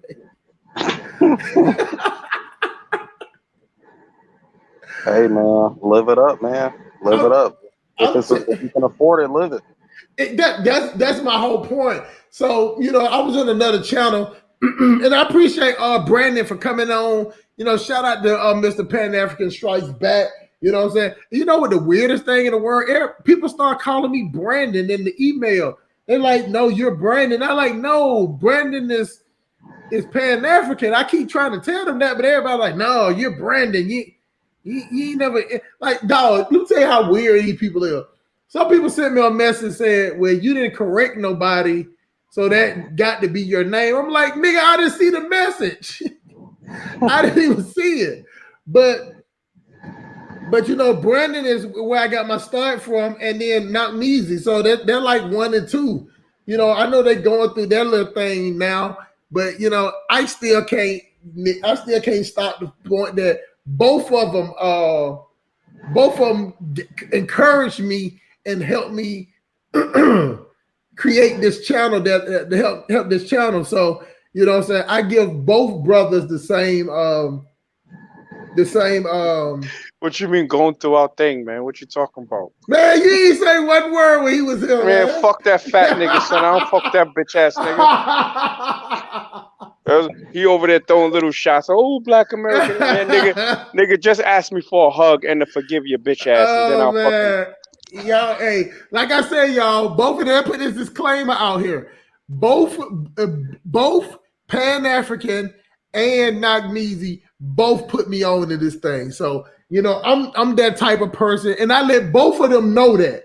You know what I'm saying? So I don't choose no sides or whatever because you know I'm a real like I try to tell y'all that that's the one thing we got as black men. I have no problem with telling another brother appreciate it and be thankful for them putting me on, and that's still I don't lose no manhood out of them words.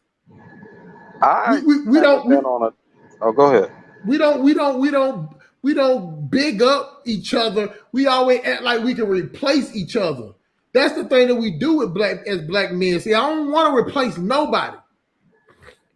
You know, I just think that, you know, I'm using my skills and my talent to promote my voice, and some people are going to watch it and some people is not. But, you know, I'm not that big. I'm not even on their level to discuss that thing because I appreciate both of them equally. So, man, but you know what I'm saying? I appreciate you, brother. I appreciate you. Yeah. You know, my shit was really to push your shit so that I know you have talent and your shit needs to be heard. You know what I'm saying? You got the fire, you got the flow, you also have knowledge. So, you know what I'm saying? Like this YouTube shit for me is just, you know what I'm saying, bullshit. But yeah, you know what I'm saying? So I appreciate you too, my brother. Well, see, I got me doing the show once a week. I got the shit from you. You know what I'm saying? Somebody was like, man, you got to do a show every day. I'm like, nah, you know, I'm going to keep it like once a week. Now, don't get me wrong, the show yesterday was something different, but maybe 2 shows a week. But, you know, I'm not going to sit up here every day pumping y'all for information, pumping y'all for donations, man. Even though I appreciate them donations, y'all. I really do. Because y'all, you know what I'm saying? Y'all like to hear me talk shit. You know what I'm saying? You know, I don't know why y'all don't donate during the live show. But, you know, I appreciate y'all goddamn watching it again. And I know it'll be long as hell, so I'll drop the information there again. But I appreciate everybody that support. But hey, go ahead. Hey, I haven't been on YouTube in a couple weeks. It's been about 2 weeks. I ain't really been on no streams or nothing. You know, I ain't trying to get in nobody's business, but what's going on? I'm lost. Him and Brandon just they're standing they're standing their own ground about what they believe and what the difference is between Africa. Let me explain to you what the problem is. Let me explain. Yeah, because I ain't been around. Look, first of all, you know what I'm saying? Fuck it, I ain't even gonna explain because he ain't here. And when I said that, fuck that bitch ass nigga shit, I thought he was still on here. Yeah, but he could listen to the playback. Fuck it. Look, I ain't one to be calling a nigga name when he ain't around. You feel me? A homie been on live streams like, yeah, and Measy. Like, get off my fucking dick, homie. Like, you all on my fucking dick behind the scenes, fucking sending me videos of your daughter hitting pads and you know what I'm saying, getting motherfucking tips and all of that shit from me. And then when we get on a live stream, then you want to come at me all sideways. Coming at me. And the first shit was when he said, that's old nigga talk. And I'm like, nigga, you gonna respect my motherfucking scholarship and stop being disrespectful. So he got some shit against older people or whatever, but he ain't no spring chicken himself. My thing is like this: if that's your philosophy, you're gonna go back to Africa, cool. But don't be throwing shots at the people that ain't gonna go. When I was in New York, I walked them around my neighborhood. Not walked them around, but I showed them the camera in Flatbush. There wasn't a cracker in sight. You see what I'm saying? So it just came down to like, you know what I'm saying? He has no respect. He talks to people online like he wouldn't talk to them in person. You know what I'm saying? So I just said, you know what? Why should I keep going around a motherfucker that, you know what I'm saying, is cool behind the scenes and then an asshole in front of the scenes? Like he can't debate somebody and just stand on the facts. It has to be, oh well, you're ignorant. Well, this is the dumbest thing. And black, like, shut the fuck up with all that bullshit. So then we debated. I cooked him on the facts, and that was that. You know what I'm saying? So like, motherfucker was putting my name in videos talking about Knock Measy, Dane Calloway, and Yvette Cardinal. Like, fuck, cause you put my name in there? You know that's not my philosophy. So it was like sensationalism for him to try to get. I don't know what the fuck, if it was like little pot shots or whatever. But if I fuck with you behind the scenes, then I'm gonna fuck with you in front of the scenes. I ain't gonna. Somebody told him, yeah, Nakamizi has a better understanding of African tribal systems. And he was like, Nakamizi's only been there one time and he read a whole bunch of books. He doesn't know shit. Like, shut the fuck up, man. Like motherfuckers like that, like that motherfucker couldn't even stand near me and my niggas. Like, real talk. A motherfucking fat, frog built, no neck faggot could never stand in my fucking square. So when you're gonna be talking all that hot shit online, you know what I'm saying, but be on my dick behind the scenes, I don't have no respect for niggas like that. And he's a nigga. So how that bitch ass nigga click the link again, and then we could get it again if you want. Did you get your question answered, Mr. I got it answered. You know I'm a part of the OAP, so. Well, now you see. I ain't got shit to say. Yeah. He on the OAP, you know what I'm saying? And when I mentioned the OAP, I ain't do nothing but respect the motherfucking OAP. Yeah. See, that's you know why what I'm saying? That's why I told him, I said, like, yo, you know what I'm saying? Shout out to the OAP. He's my favorite Pan-African. He's the one, you know what I'm saying? Because he's doing shit, right?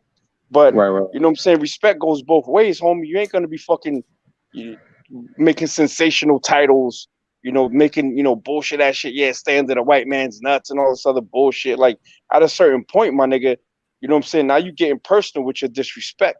And I ain't the type of nigga that's going to just tolerate that shit.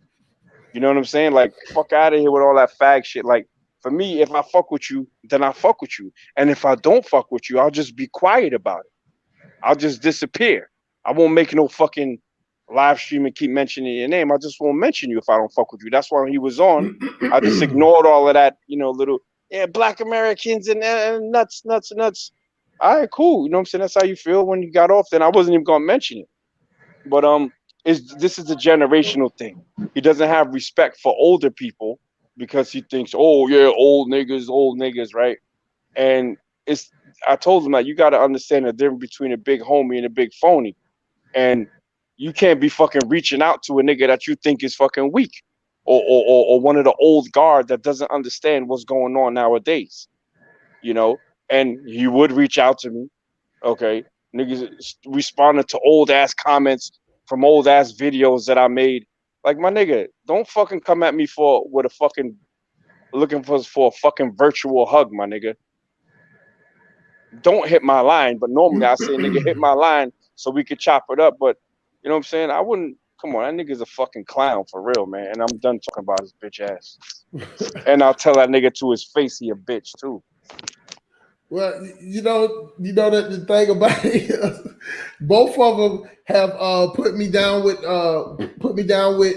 give me different ideas and their suggestion, man. So you know, both of them have found me. Neither one of them has did anything to me or whatever. So you know, the way I look at it as two bulls bumping head, man. You know, I'm just a small dog in the situation. So I ain't big enough to the whatever, because you know I don't have no 1,000 viewers yet, but you know what I'm saying. But I can understand, people don't want their name because there's 1,000 people listening to it, or it's 1,000 people that could listen to it. So I understand the thing about people want to stand on their whatnot, but I'm the type of person that I'm a fair person. So I agree with points that both of them have. You know what I'm saying? So it's some people that do say about all Americans know that should go. And no, I don't think all Americans should go nowhere because it's a lot of it's like not me to say it, man. You love white Jesus in the United States. They got it on steroids in Africa. You know what I'm saying? So these niggas ain't gonna do us no favors sitting around here talking about let go and let God and they blessed by the best. You gonna go over there in Africa and hang up a picture of white Jesus in the living room. You know what I'm saying? Because all black people we just get a stream of whatever we do. You know what I'm saying? So to me, Africa would be for me slowing down. That'll be letting you know that I have slowed down. I'll still get ready to come over there because I'm just doing all the fighting and making money. So, like I say, I'm one of those people that I'm making it good in this operation. I'm just looking at it of that. Well, I want to. How long would me living where I'm living now? Let's just say if it's that this is where I want to live at for the rest of my life, and I retire. Will the money that I have last me longer in the United States, or would it last me longer in Africa? Living in the same conditions. The answer is Africa. My money would go way further over there. Plus, I get me 2 house girls. So let's talk about that, right? When you talk about Africa, I never told you don't go. You know what I'm saying? No. And this is, I think, drug season. I was speaking to Meech the other night. You know what I'm saying? I said, look, I ain't gonna call it running. I'll just say you're exploring your options, keeping it respectful, even with a difference in opinion. That's how grown folks do it. You know what I'm saying? Especially grown folks that supposedly fuck with each other. But with the Africa thing, right? A lot of people have made Africa seem like it's cheap but they don't really do all the numbers. It's not that cheap, bro. Like certain things like getting a house will be cheap, but healthcare, you're gonna have to have healthcare. You're gonna have to have either a car or a driver.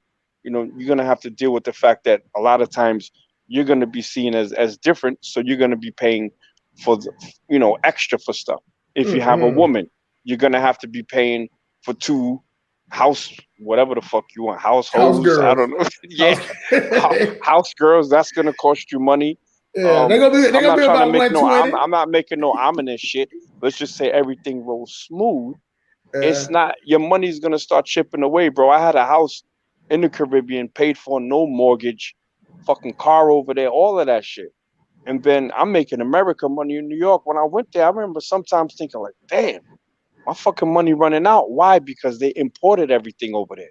So a box of Captain Crunch that was $5 in New York was like $8. Lady Speed Stick Powder Fresh was like what was that shit, like $4.29 or some crazy shit? Was like $9 over there, like dollars. You see what I'm saying? So when you talk about like import taxes and things of that nature, that shit starts adding up. I remember we went to the beach. We all packed into our car. And I went to the beach to drive in, and it turned into a private beach.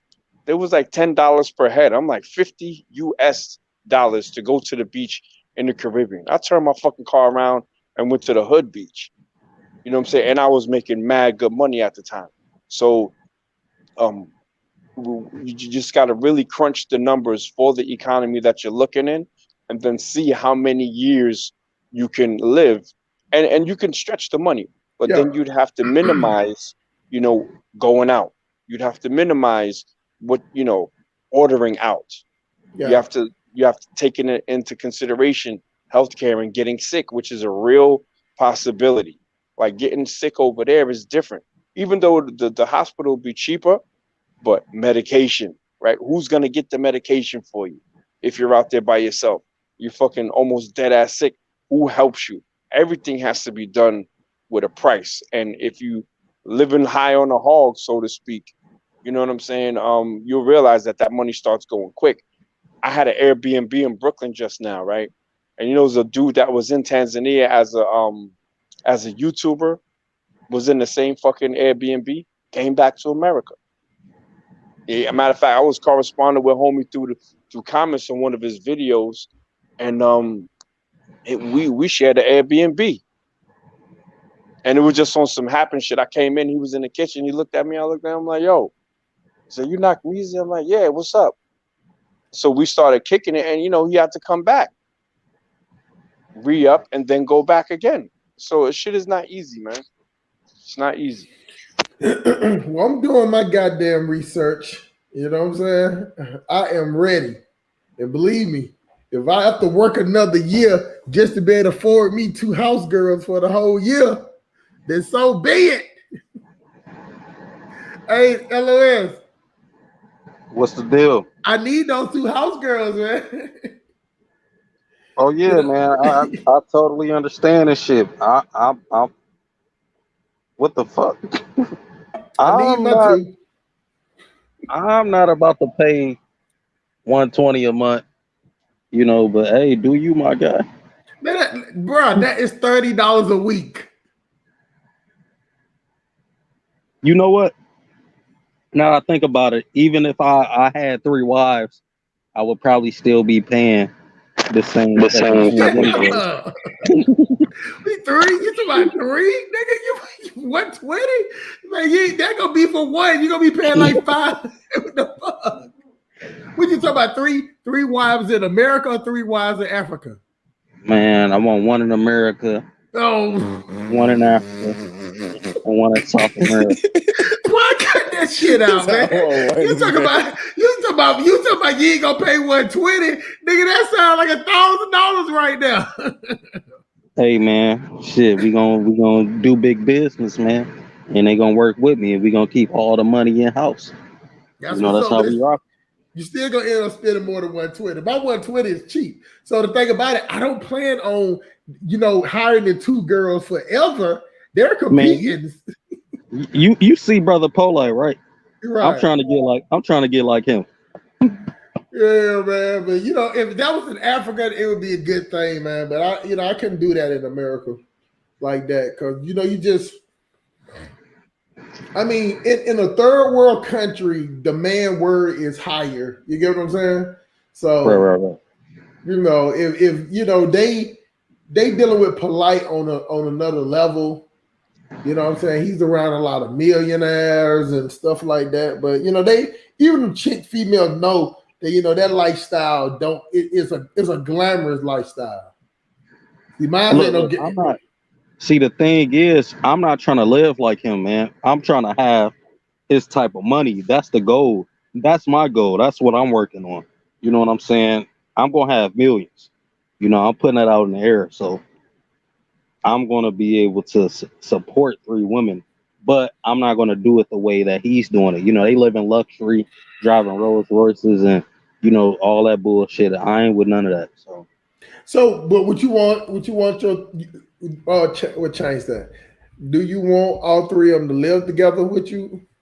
No. I'm gonna have 3. I'm gonna have 3 different relationships, 3 different monogamous relationships. So 3, and then that's 3 rents and 3 mortgages, right? They're gonna be paying for it themselves because they're gonna be in the business with me. What's the business? Real estate. Now I can understand the American chick.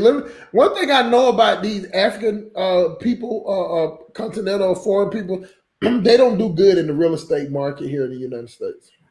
Look, I'm gonna teach them everything, man. They gonna have their green cards. They gonna have their green cards, and we gonna get rich. You trying to import an African to America and marry her? No, I'm not trying to do the traditional marriage shit. Maybe like sign like a fucking contract or something, but not the typical. Yeah, not the typical American marriage. But this is gonna happen in America, you said. I mean, we're gonna build the wealth in America, but okay, I got you. Yeah. You know what happens with a lot of these women that come to America for men? they get that wealth and then they divorce them or get a kid and then take your ass to child support. That Yeah. Oh happens yeah, a no, lot. see, It yeah, happens a lot. no, I ain't doing all that. No, hell no. Now Back see in the what 90s in New York, motherfucking I was offered 10,000 to marry an African chick. You know what I'm saying? They wanted to offer me like 3,000 up front and then more after I meet her and then go over all of this like getting to know type of shit. I'm like, nah, homie, like I'm not fucking marrying nobody for 10 G's. You know what I'm saying? That happened to So me too. yeah, That don't happened to me fall too. for that shit. sign me up. Give me 2 bands. 10, I mean. Hey, I was going along with it for like 6 months, dog. Then I just copped out and shit. Yeah, you know what I'm saying? What shit? They can't do that to me. I'm the citizen. but you know, like say for instance, if I did move to Africa and I got a chick pregnant, hopefully, you know, knock on wood, nothing like that happens. But if I did, I would have her come to America and have the baby, but then I would take her back to Africa. Now you're doing it backwards, bro. You gotta have the kid in Africa, in a country that doesn't have diplomatic relationships with America. This way, if she starts acting out on some bullshit, you could just bounce, and she can't do nothing to you. Well, even If in you bring her to America, America, she gonna get you for everything, bro. no, but then she would have to live in Africa. She would have to. But she's never lived in America, so that's what I'm saying. It would be harder for her. Like even like say for instance, You have the kid in America. That's have the what you kid mean? in America and send her ass back to Africa. Nah, with a good lawyer, she could fucking she has a leg to What stand on with that. where's Got a she gonna kid get a there. lawyer from? Where's she gonna get a lawyer from? She ain't finna get no lawyer. She can just go. Her ass gonna be back over there. She ain't no citizen. The child is a citizen at that point. Like what I'm saying is, I can bring her over here to America and have the baby and be like, okay, you gone, but the child is staying here.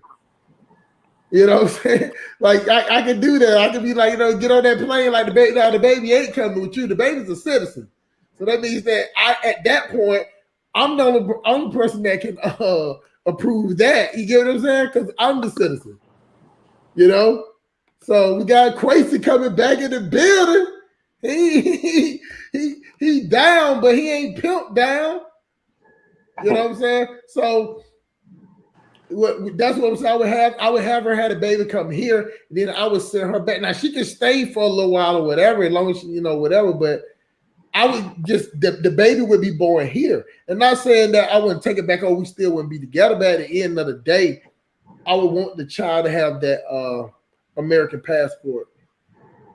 That's just what I would want. So of course Tracy is Tracy. I know, right? Tracy has trolling, but I'm telling you, that's what I would do. So she couldn't do shit. You know what I'm saying? She couldn't do shit. Welcome, Mr. One Slave, One Bullet, back to the panel. Man, he came on and just fell back off. Yeah, he came and fell right. He trolling me now. He might be in Africa then, all fucked up internet. Nah, that nigga somewhere else. But I'm telling y'all, that would be the plan. And you know what I'm saying? And the 2 house girls, believe me, they auditioning to be my baby mama, say the truth. Because I ain't finna hire no whack chick to be running around there scaring me in the morning. I want me a little nice looking something. Matter of fact, I'll go down to the market and catch one of them girls that's walking around with them refrigerators on their head and be like, look, hey, cut this out trying to sell these goddamn bean curds and milk, whatever the fuck you selling out here on the corner out there in this hot ass heat. Why don't you come work for me? And that's it. How much money you make a day profit here? How much money you make a profit here? You can come work for me that same way. You don't have to be in the sun. Hey, but if you coming with that money, you coming with power. So yeah, that's what I'm saying. It's going to be automatically be a power thing, especially when I put the word out. I'm trying to hire 2. Oh yeah, for sure. Because I did a little experiment. You know, don't call me a simp for this, not. But I'll be the one. I ran a little experiment with a couple girls and shit. I did it for like 4 or 5 months just to see what it would be like and shit. You know, I met this Ethiopian chick, I met this Ghanaian chick, and I met this chick from Madagascar and shit, man. And I said this earlier, but you know, it costs $250 every 3 months to fund a whole life, just for one. So one was $250, another was $300, and another one was $270, man. And I ran that for a little bit, and I didn't even feel it. I'm talking about rent, everything. And this them in the United States, right? No, this is them in Africa. Yeah. Let me put you on the game though. What they do, that's called sponsorship. Yeah. They will you will sponsor them, and they'll have 4 other dudes sponsoring them too. And when it comes times to meet them, they'll set their schedule up different. So they'll find out when you coming, and then they'll tell the other person to have some medical issues with my mom, and then you can't come until 3 months after. And that's what they do. So these chicks be on like websites and shit. You know what I'm saying? Plenty of foo-foo. Afro introduction. Afro introduction. That's what I use. Afro introduction. Oh my god, I gotta go get some ice. Y'all continue, man. I gotta get some ice. Bitches be on plenty of foo-foo. You know what I'm saying? Gaming diasporans for their money. So you gotta be careful with that. Oh shit! Yeah, they might have got off on me. It's just for real. Yeah, but I ran that for a little while and shit. I ain't feel it. You know, it was only every 3 months, but you know, just to see what it was like.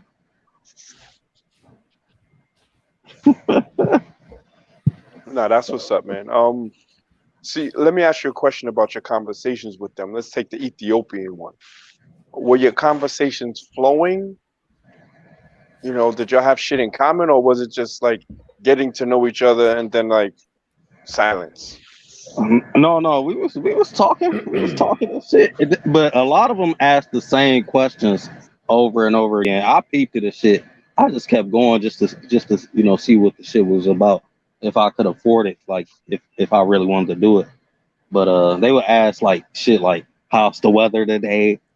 Yeah, bullshit. I wish I was near you. Yeah, just regular bullshit shit. I knew what was going on. I miss you so much. I miss you so much.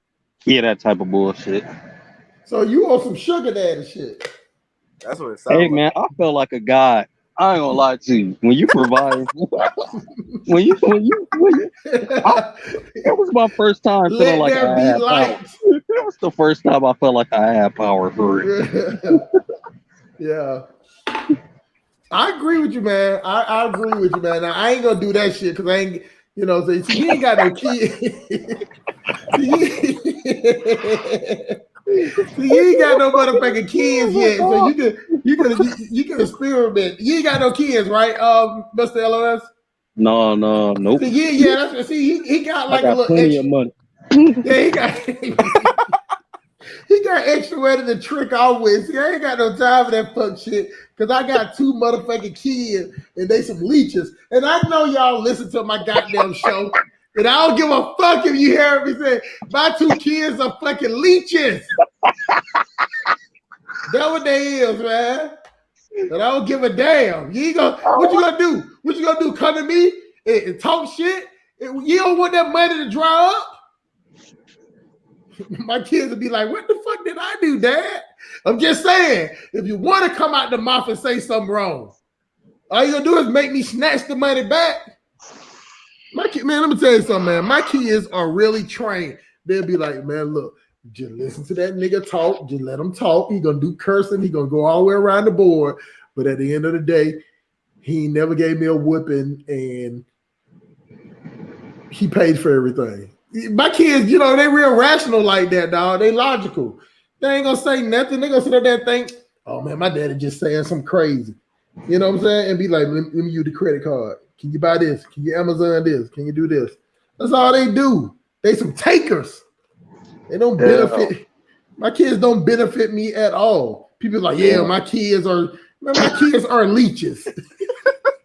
No, I'm thinking about what Knox said about being a sponsor and shit. That shit got me fucked up. That's what it is. They call it. You know what you know what the name for it is though? You know what the name? He said it right, but do you know what the name they actually call it? They call you a blesser. Oh God, a blesser. Yeah. Look. All right, I'll tell the truth again.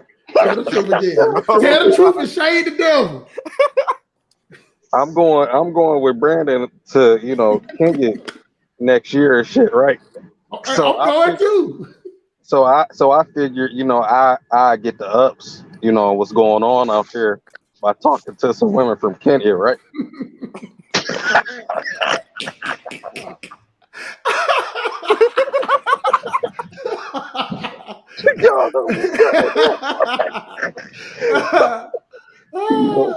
So you finna be a little strategic with it, no? You finna be more strategic.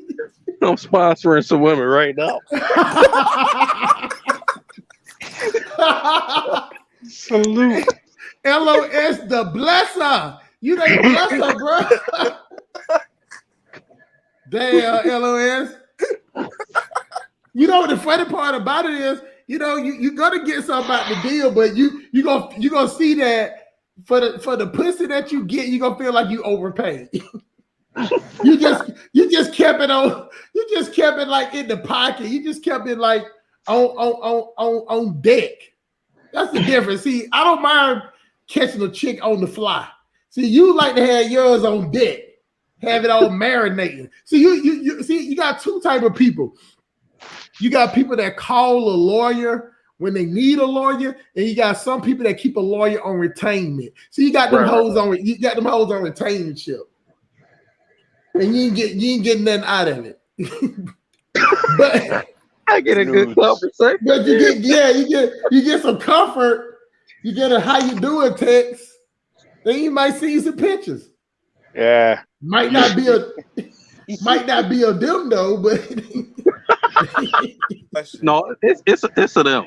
I'm just joking with you. They ain't playing about the money. I got a question for LOS. This ain't a shot or nothing like Brandon.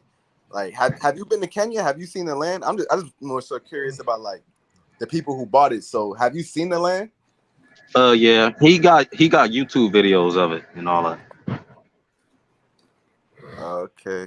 So you going for yourself now? I'm going too. I plan on going too. You know what I'm saying? But I don't know if Kenya where I want to go to, because I'm telling y'all, I really like Rwanda. And y'all, out of all the properties that I've been looking at, Rwanda has the cheapest property. Out of all the countries I've been studying a lot of we talking about people that's know real estate from the United States. I've been looking at the prices. Rwanda is the cheapest, one of the cheapest. So y'all, this is the thing now. So LOS has already told us that he don't mind long distance tricking. You get what I'm saying? That's what you doing, dog. I mean, look, I don't mind doing that. I mean, even over here, I ain't really doing no talking. I'm just going to skip the games and escort alligator up in the 40 anyway. So it ain't a big deal to me. Right. So, see, the only difference is that when you sponsor a chick, you kind of stuck with her. You know what I'm saying? You kind of, you can't really just switch it up and everything. See, that's why I will bring them in and put them as a employee. You get what I'm saying? I'm trying to employ these chicks because the same amount of money that you giving them, you ain't got one bed made up, you ain't got no fruit cut, you ain't got no kitchen clean. You just get away money, LOS. Hey man, I'm gonna be paid in full when I land, so it's all good. See, that's what I'm saying. So basically you get the coochie coupon.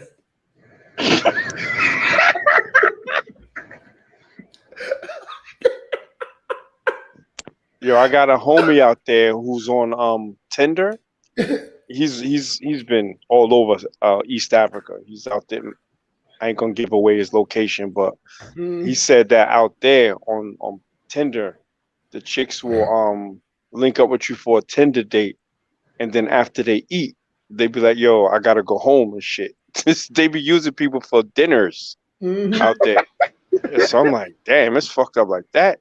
And he said that they take. He said he don't know how it is, but their profile pics be like almost professional type of shit. You know what I'm saying? So they get people in with that.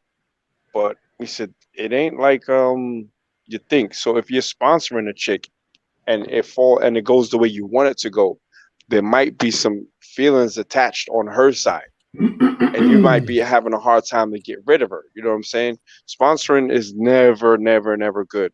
You know what I'm saying? Just you a black American. I don't know if you're a handsome dude or whatever. If you are, pause, then you shouldn't have no problem getting any female company out in East Africa. Well, all I know is this right here. I know that some niggas like free porn, and I know some niggas just like to pay for it. I don't understand them type of dudes because it got a lot of free porn.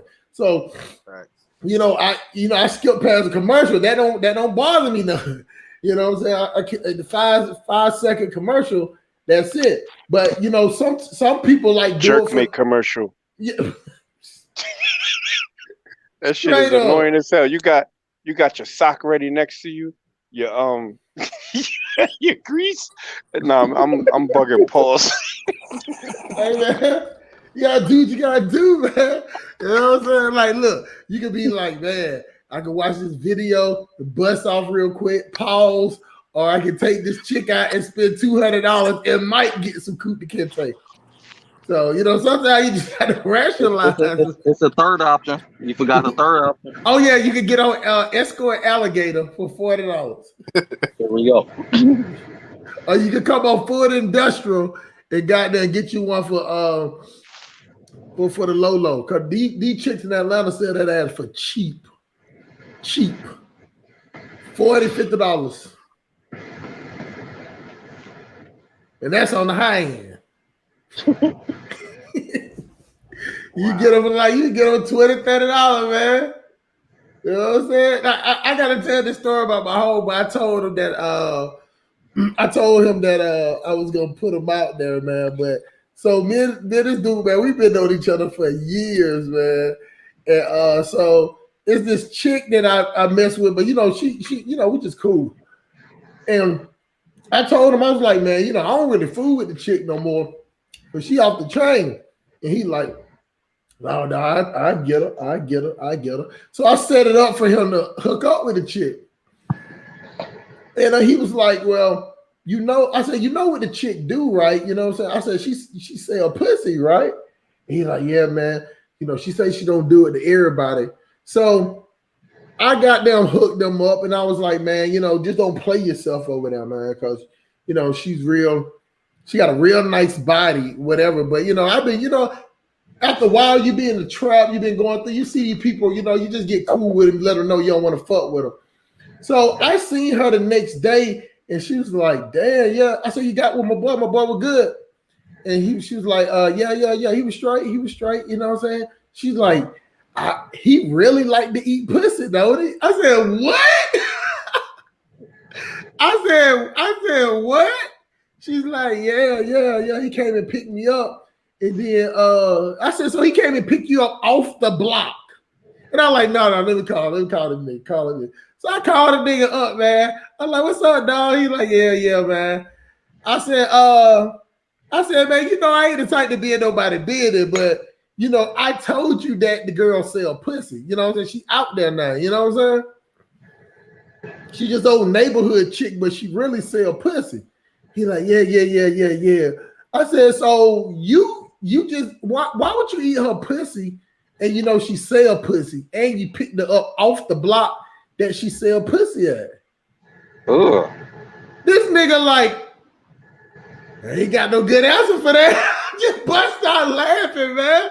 I told him about what if he listened, I told him I ain't gonna say his name or nothing, but I told him I would tell the story, man, because the funny part was he was like, man, she got a nice body, but you know what I'm saying? She just ain't that cute in the face. I'm like, bro, you should not be. That is all the reason that you telling me about her is reason why you shouldn't have ate her pussy. I'm like, you last person should be talking about this chick, and you up there eating prostitute pussy. That's what I call it. I'm like, you eating prostitute disgusting. pussy, dog. Yeah, that's nasty as hell. But you know, he just said that's what he like to do. And No, hell no. I'm like, man, you gotta let that shit go. But I told the nigga I was gonna tell. I said, I'm gonna put it in my video, man. I said, I ain't gonna tell no I ain't gonna say your name or nothing, but I'm definitely gonna tell that because you know, just you know, and now she like you. And now he was like, because he was telling me, yeah, man, she be calling me and everything. I'm like, nigga, you sit up there eating a pussy. You paying her and you eating a pussy. Yo, mouth. I said, bro, why would she not call you? Ain't nobody else dumb enough to eat a pussy. Yeah, he took that shit to a new level. Yeah, like I said before, man, black people, we all do stuff to because she looks good. You know what I'm saying? Like she just look. If you didn't know her, you wouldn't even know. You get what I'm saying? Like we just know her. So like when I banged up like some a few years back, but I still he came through and he saw her. He was like, yeah, man. I was like, bro, she sell pussy, so you ain't got to come at her on no simp shit. Like, no, I said she will sell you some pussy. That's how I said it. You know. And this nigga get over here and he eating prostitute pussy. She told me the nigga couldn't wait. By the time they got in the room, he was like, let me taste this. She was like, oh, okay. Why would she not? Yeah, that's a new level of simp. I don't do no pussy, bro. Nothing else. But it's just different. It definitely. What's up, Miss Malika Gas? I see you in here, man. We were just talking shit and whatever. But you know, we as black men, man, we do a lot of weird shit when it comes to females, dog. Danny goes in saying Rwanda is a good choice. I know. I ain't gonna let this video go past 6 hours, y'all. So we're gonna close it out. In the next 35 minutes, we're gonna be gone, man. Shit, I'm about to go to sleep now, man. I'll holler at y'all, man. Finna go to sleep. It's 10:30. Gotta go drive. That's what's up, man. Yeah, I was supposed to be gone 3 hours ago. Read out there, say their ass hustle at it again. It ain't tricking if you got it. It's still tricking. Don't let nobody lie to you. Say it ain't tricking if you got it. It's tricking regardless. Then it goes in. In a long time no see. That's what's up. People in the building. People in the building. Let's see. I think Bo went Pan African as he's an Arab. And man, that dude right there. I knew something was wrong. Remember when we got that Bo double team balls? That shit was hilarious shit. Yeah, he didn't like that. I fuck with Bo. I fuck with him though. He's an acquired taste. You know what I'm saying? I fuck with Bo though, because he goes hard in the paint for Black Americans. So I think he just be trolling them Pan African spaces. No, I just think that the funny thing about him is that he's one of the type of people that when he knows something, he really knows it. But when it get to something that he don't know, instead of him just shutting up, you know what I'm saying? He's one of the type of people that shit and talk about stuff that he don't know.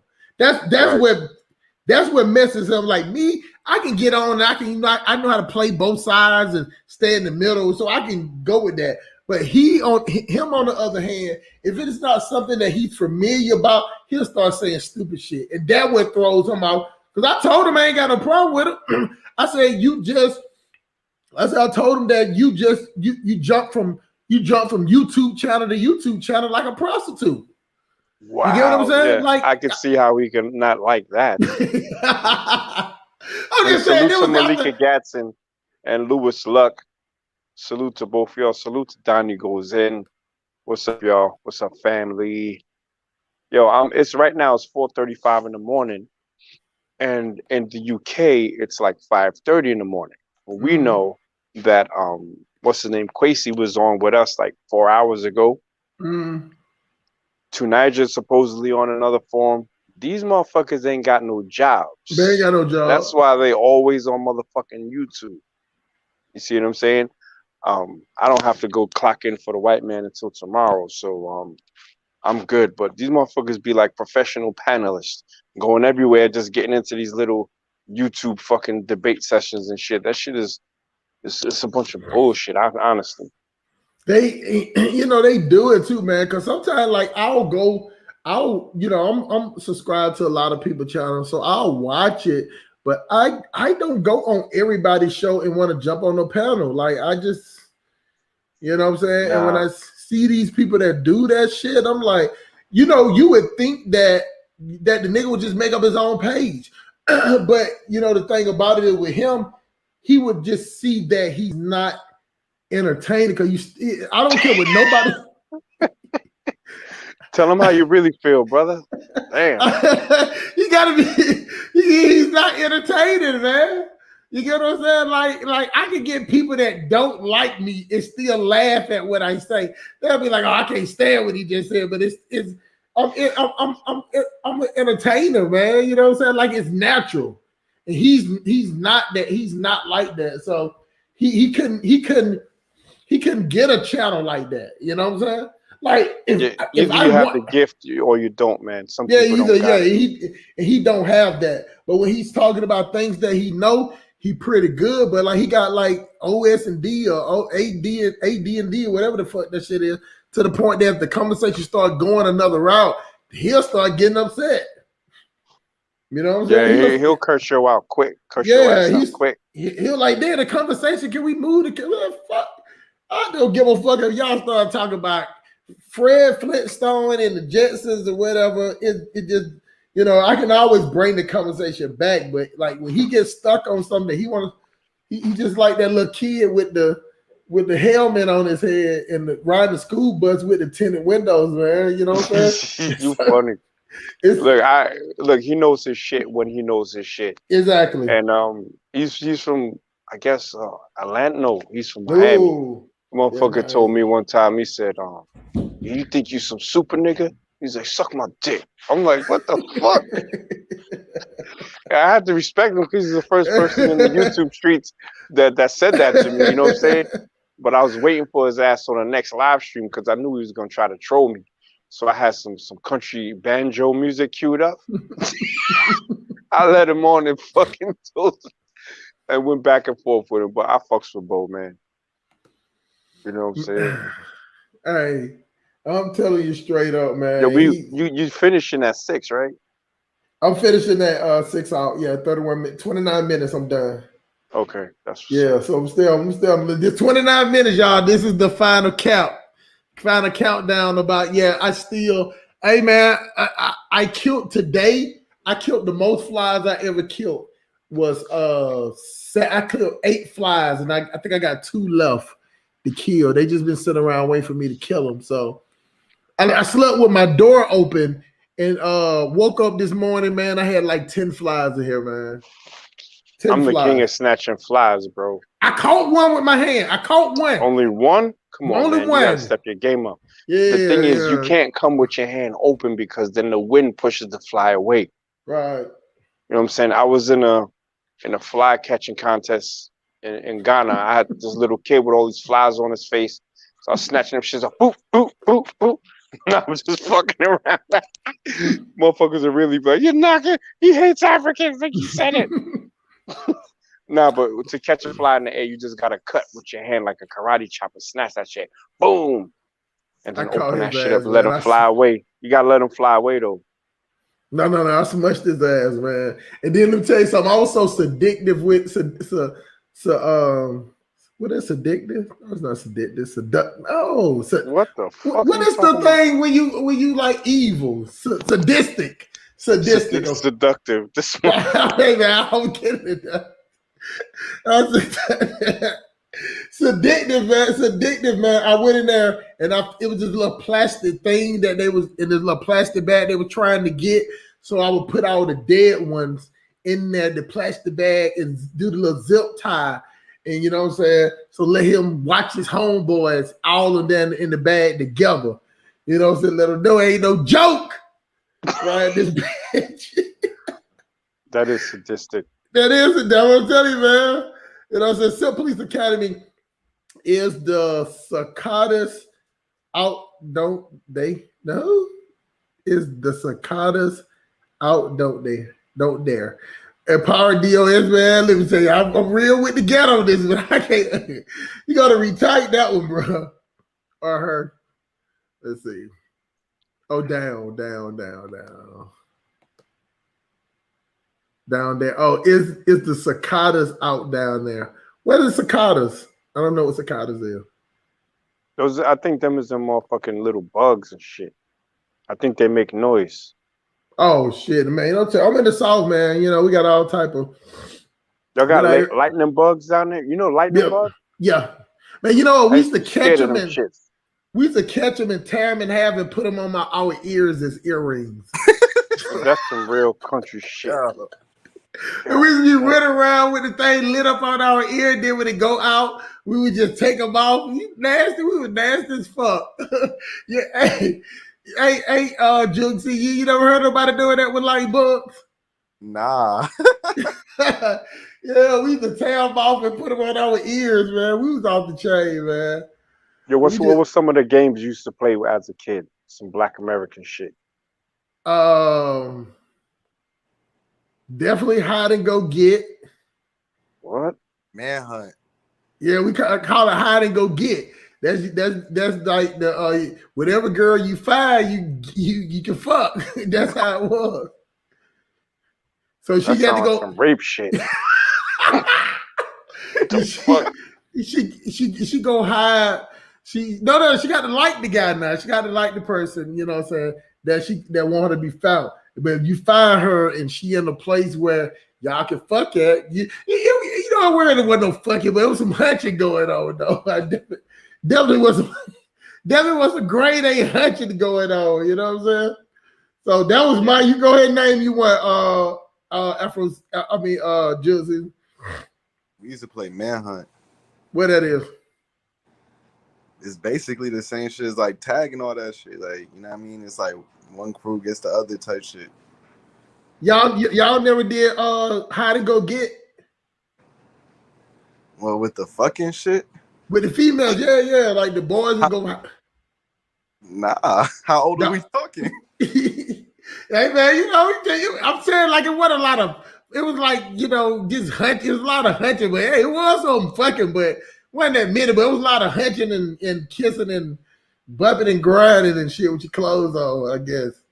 But that's what we used to do, though. You know what I'm saying? So we would just pair. Like we would pair off, and then there'd be like, well, who like you? Who like this person? To be like, okay, well, hide and go get, and then y'all would go find each other like that. I guess it is like spin the bottle to a degree. Malika Gasson said handball.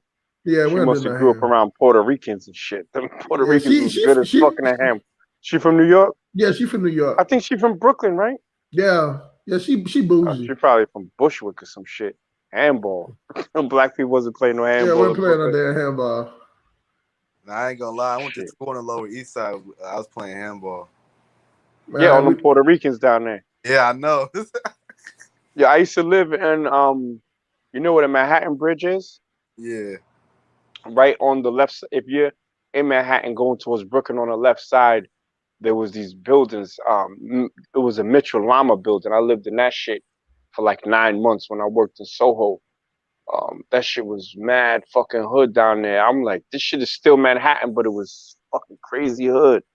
She from the Bronx. Oh, she from the Bronx? Malika, what part of the Bronx you from? I was just up there. I don't know if you saw my video, but I was all up my old area.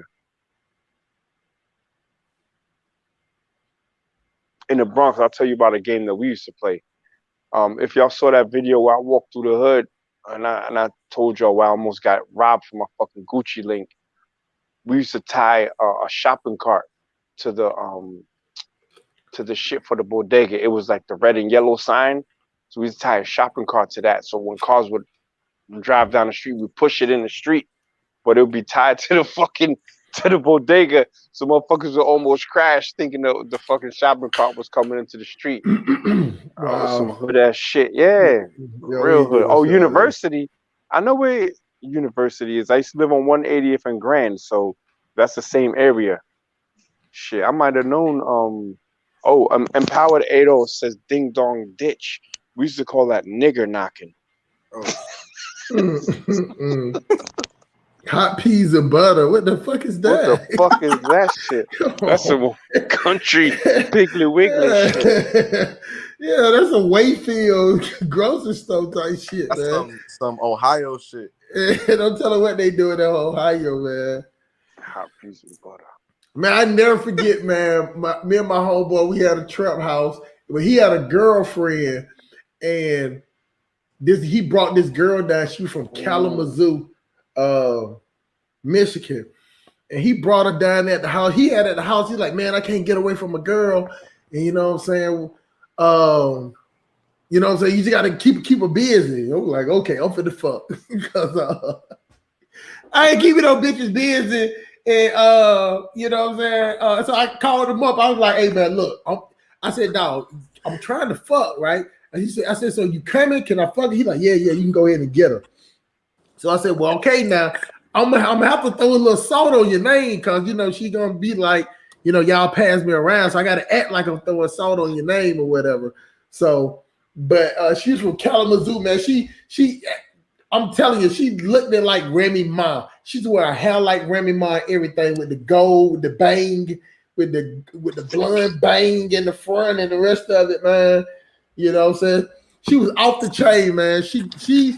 I think she's the first chick that ever banged up outside of the strip club. Yo, Tipa D says red light, green light, 1, 2, 3. Soon as she said that, I knew she was from New York. And she used to go red light, green light, 1, 2, 3, and then I think you used to have to turn around, and the motherfucker that was still moving had to go all the way to the back. So they'd be like red light, green light, 1, 2, 3, and then they turn around again, and it was the first one to tap the person who was saying that shit. One, I guess. I think that's how it went. Yeah, we ain't do that shit. I mean, we played like dodgeball. Yeah, dodgeball. That was. Yeah, but that shit started getting raw because niggas start aiming for your head, man. And, you know, I stayed in a gang neighborhood. You hit somebody in the head with a ball, pause. You gonna have to shoot somebody.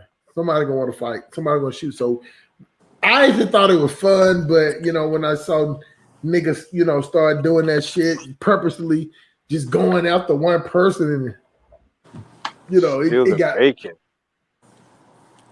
Steal the bacon. What the? I never played that. I was Muslim shit. It's a weird shit, man. Yo, Amin Ross says slap boxing. Yeah. Yes, that's the shit. That's when I started learning my 52. My 52 came from slap boxing in the hood. Amin Ross, you from DMC. No, DMV. So I didn't know they did that shit. Oh yeah. Oh, Tipa D from Bushwick. I never liked fucking Bushwick, man. I remember Tom, Dick, and Harry's. Every time I used to drive the Bushwick under the trestle, under the train, always some bullshit, man. Fucking Bushwick was mad ghetto. Spoon fighting. No, we never did that. Pencil fighting. I was good as shit with the pencil fighting and the spoon fighting. Nigga chopped my pencil with his hands one day, man. Yeah, that's some salty nigga shit. I wanted to kill him, boy. My sister like, what's wrong with you? I'm like, I'm gonna kill him. I'm gonna kill him. I'm like, what? Like, what he do? He chopped my pencil with his hand. I was like, I'm gonna kill him. I'm looking at him. I'm talking about bringing a knife to school. Now, we just didn't play that shit, man. We did not play that shit. Any type of disrespect, you got there. You took offense to that with your life. You know what I'm saying? You put your life on the line. You disrespect somebody from my neighborhood, man. That's how it was. I actually appreciate the neighborhood that I grew up on because it made me into the logical person that I am. I would not be a logical person if I didn't come from the neighborhood I grew up in, because it was too many. Huh? You from Zone 6? Zone 6 is where I live at now, but you know what I'm saying? I grew up all over West Side, because a lot of black people moved around, so we stayed in all type of different neighborhoods. You get what I'm saying? But the way that where I stay now is Zone 6 though. So if I had to ask you for a good neighborhood to move into Atlanta, which one would it be? If you want to be around black people, I say Latonia, Conyers area, or Douglasville. How much are the houses out there? 3-bedroom, 2.5 bath, about $160. Oh, that's not bad at all. $160 for somewhere nice. Bankhead, hell nah. They don't put that nigga on Bankhead. That shit. Yeah, everybody know Bankhead. They was gonna change the name. It's called Howell Parkway now. They try to change the name to trick people. Yeah, trick the New Jacks coming down there. That's the way it is, man. So, what I'm trying to tell y'all is that I'm not getting myself too much involved with nobody else, because I just plan on leaving here, and in the next 10 years, 9 years, it's a 9-year countdown. I want to be up and out of here. Yo, you remember Joe Claire from Rap City? I'm sorry, keep going. Yeah, go ahead, keep going. No, you go. No, go ahead with the Joe Claire.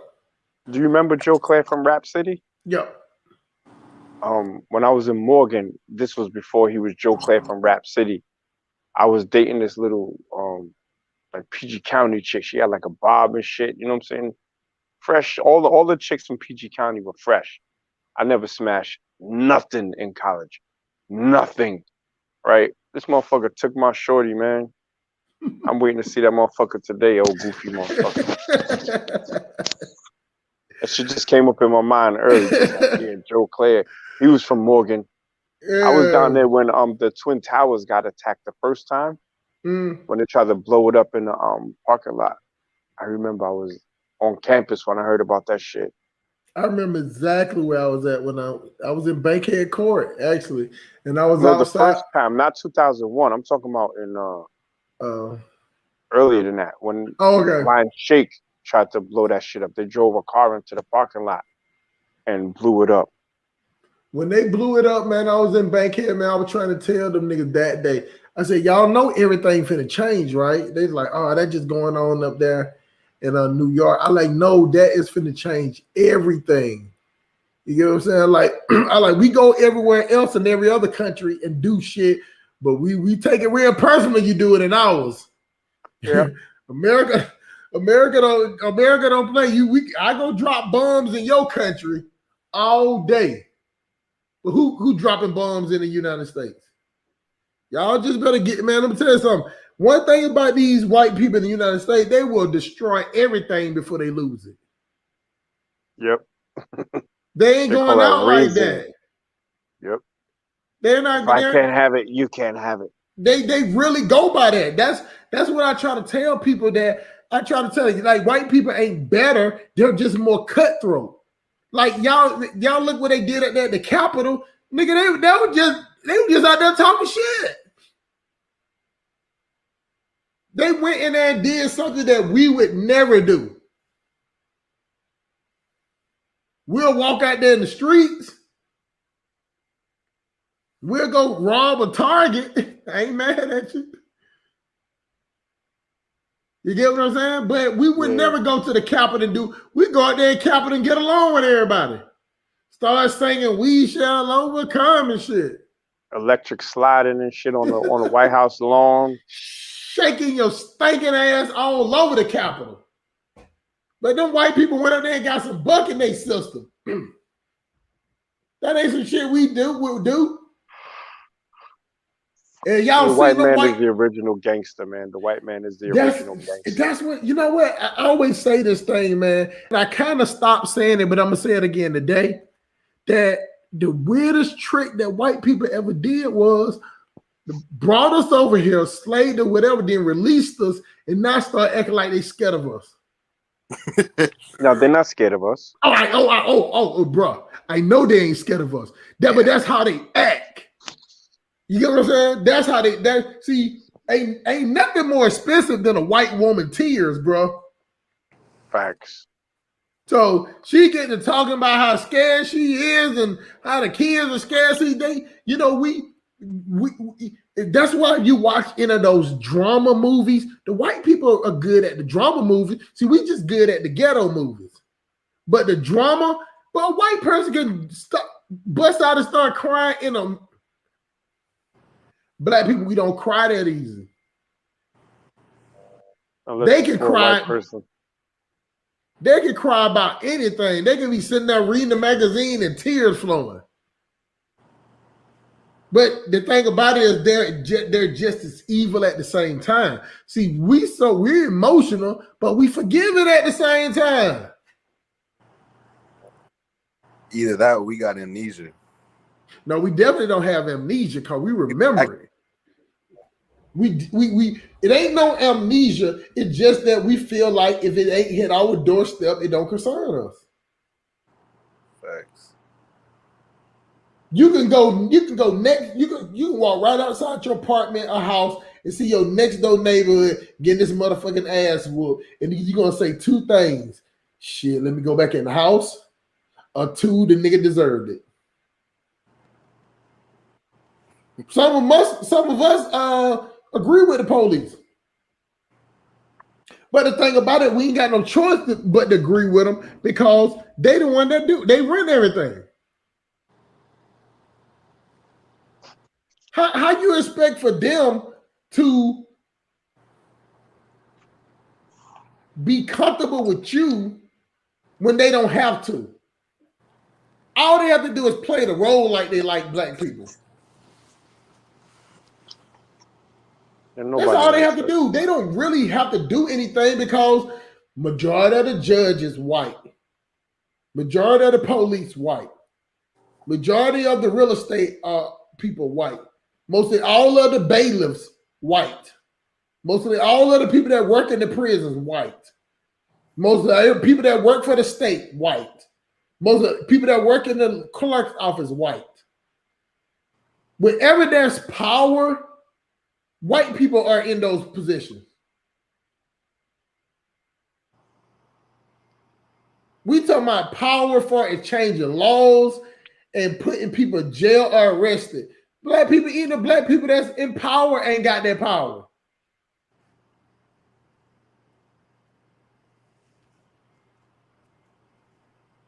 Globally, it's pretty much the same. Yeah. But the fucked up part about Africa is that you got actually black people that are in charge, not me. We talking about in charge of the whole country. And they still doing silly, dumb nigga shit. Yeah, because most of them are in the pockets of Europeans. You could look at these fucking countries like Nigeria.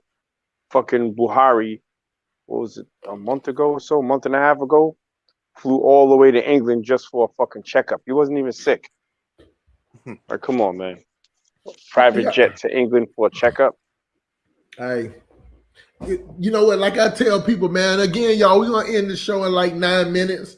So I'm going to give everybody 3 minutes. Well, give both of them 4 or 5 minutes to talk where they want to talk. But I have came to the realization that Africa is not meant to be developed. It's like the playground, land mine, and landfill at the same time. It can't be developed because if you develop it, then where you gonna dig at? You can't. You know what I'm saying? They need that land to stay just like it is. That is the reason why. Because it got too many places where you can dig a hole and make money for 30, 40 years. So it's not meant to be developed. So that's why a lot of people ask, well, why they don't do this and why they do it? It's not meant to be.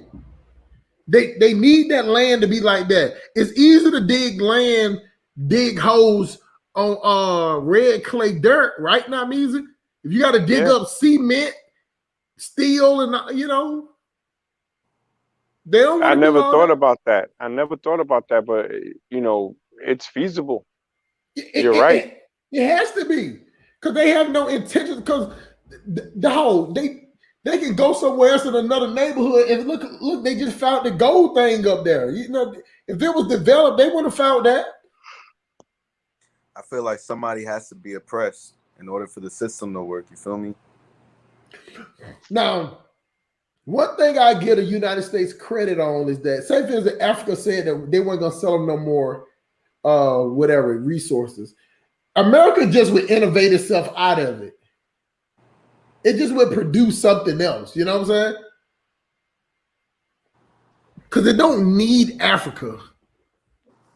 You know, like you say for these certain cell phones, they just recreated another cell phone. It'll have another texture, the way they, because we know, like the cobalt thing, that's new. Y'all know that, right? They're making that into cell phones, that's new. The cell phones that we had starting out wasn't sleek.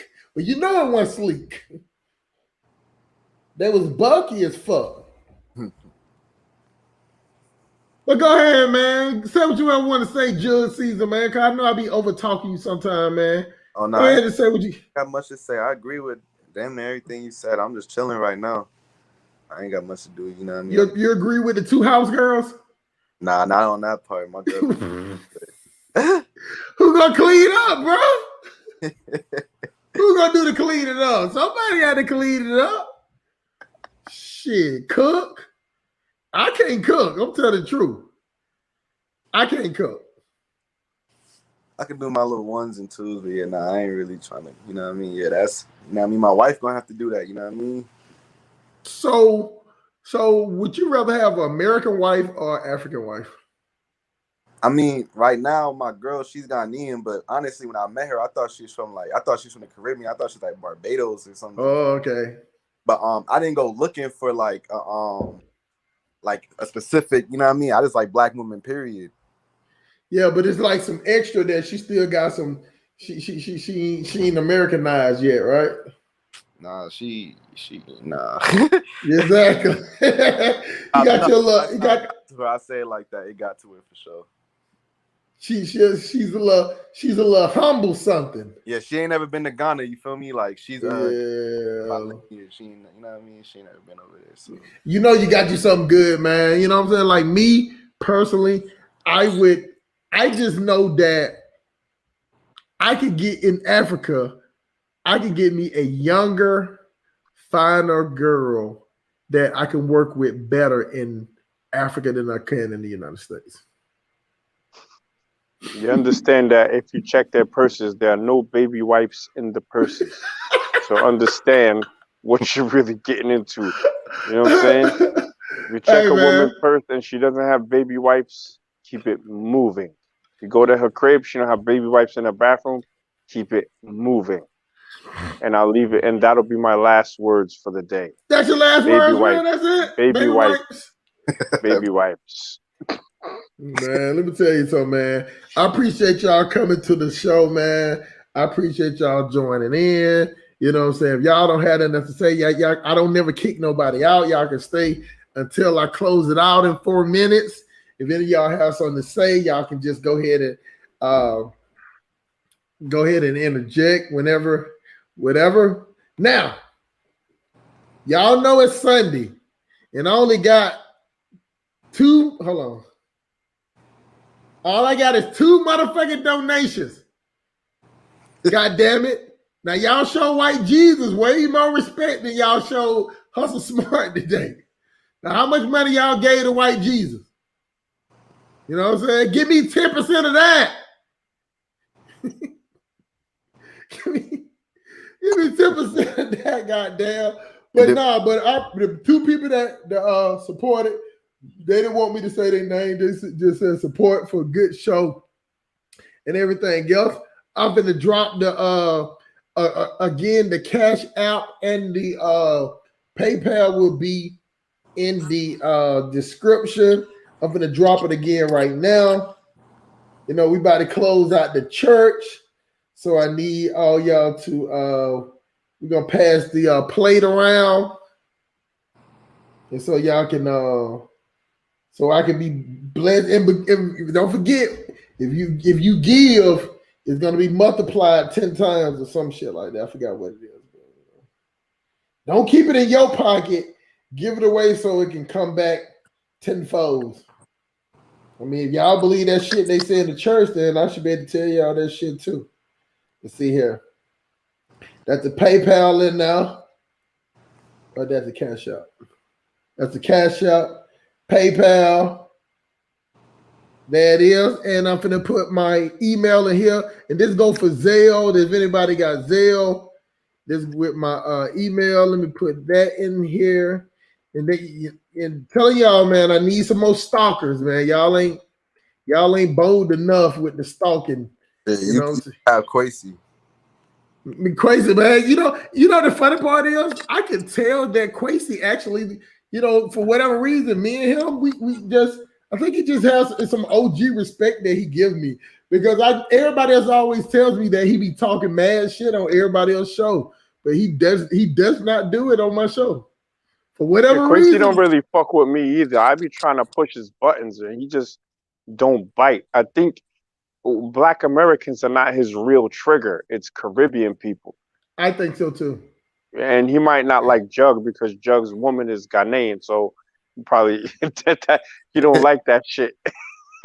Now it started in Brandon's comments, you know what I mean? I think you was there that day, Knock. He was like, oh, I don't know, he just going in on Ados, and you know what I mean? Yeah, I'm like Pan-African or whatever, but I'm black first, Ados first. You know what I mean? That's my language. So I'm not gonna sit here and let him talk shit. So I was like, oh, when I go to Ghana, you're gonna show me some land, Quasi. And he's like, oh, I'm gonna take you to the land and burn you. The next thing I know, he's making all said this that shit. Wow. See, but, you know what I mean? He lives in the UK and I do UK reactions. I'm not that big, you know what I mean? But I got 11,000 subscribers. I think he knew me already, so he wants the clout. Like this morning, he was like, oh, share my videos so people could watch it. I'm like, Nick, I'm not going to share your shit.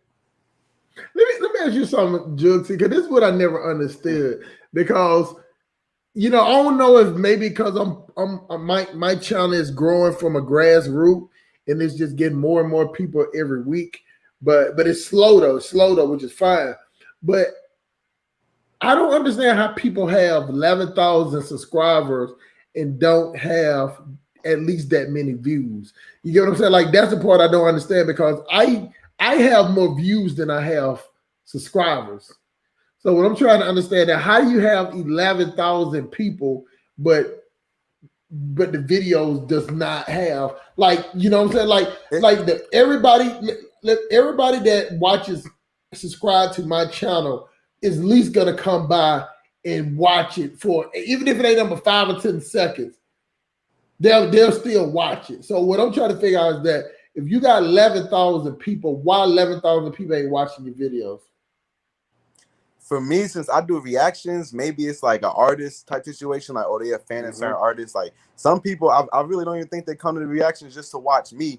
Cause like I'm an American, I do like UK reactions. So some people literally just watch to see an American, to like get the Americans' opinion on UK. Like, cause they've been watching us their whole lives, so they kind of want us to watch them for a little bit. You feel me? So I get it. By case basis for me. I get it because sometimes that just like somebody can have a viral video and they can be on like, damn, they got a viral video and they gain 5,000, 10,000 followers, but the only videos them people like was that viral video. You get what I'm saying? Yeah. So unless you can create that, that's the difference. See, instead of I create shows.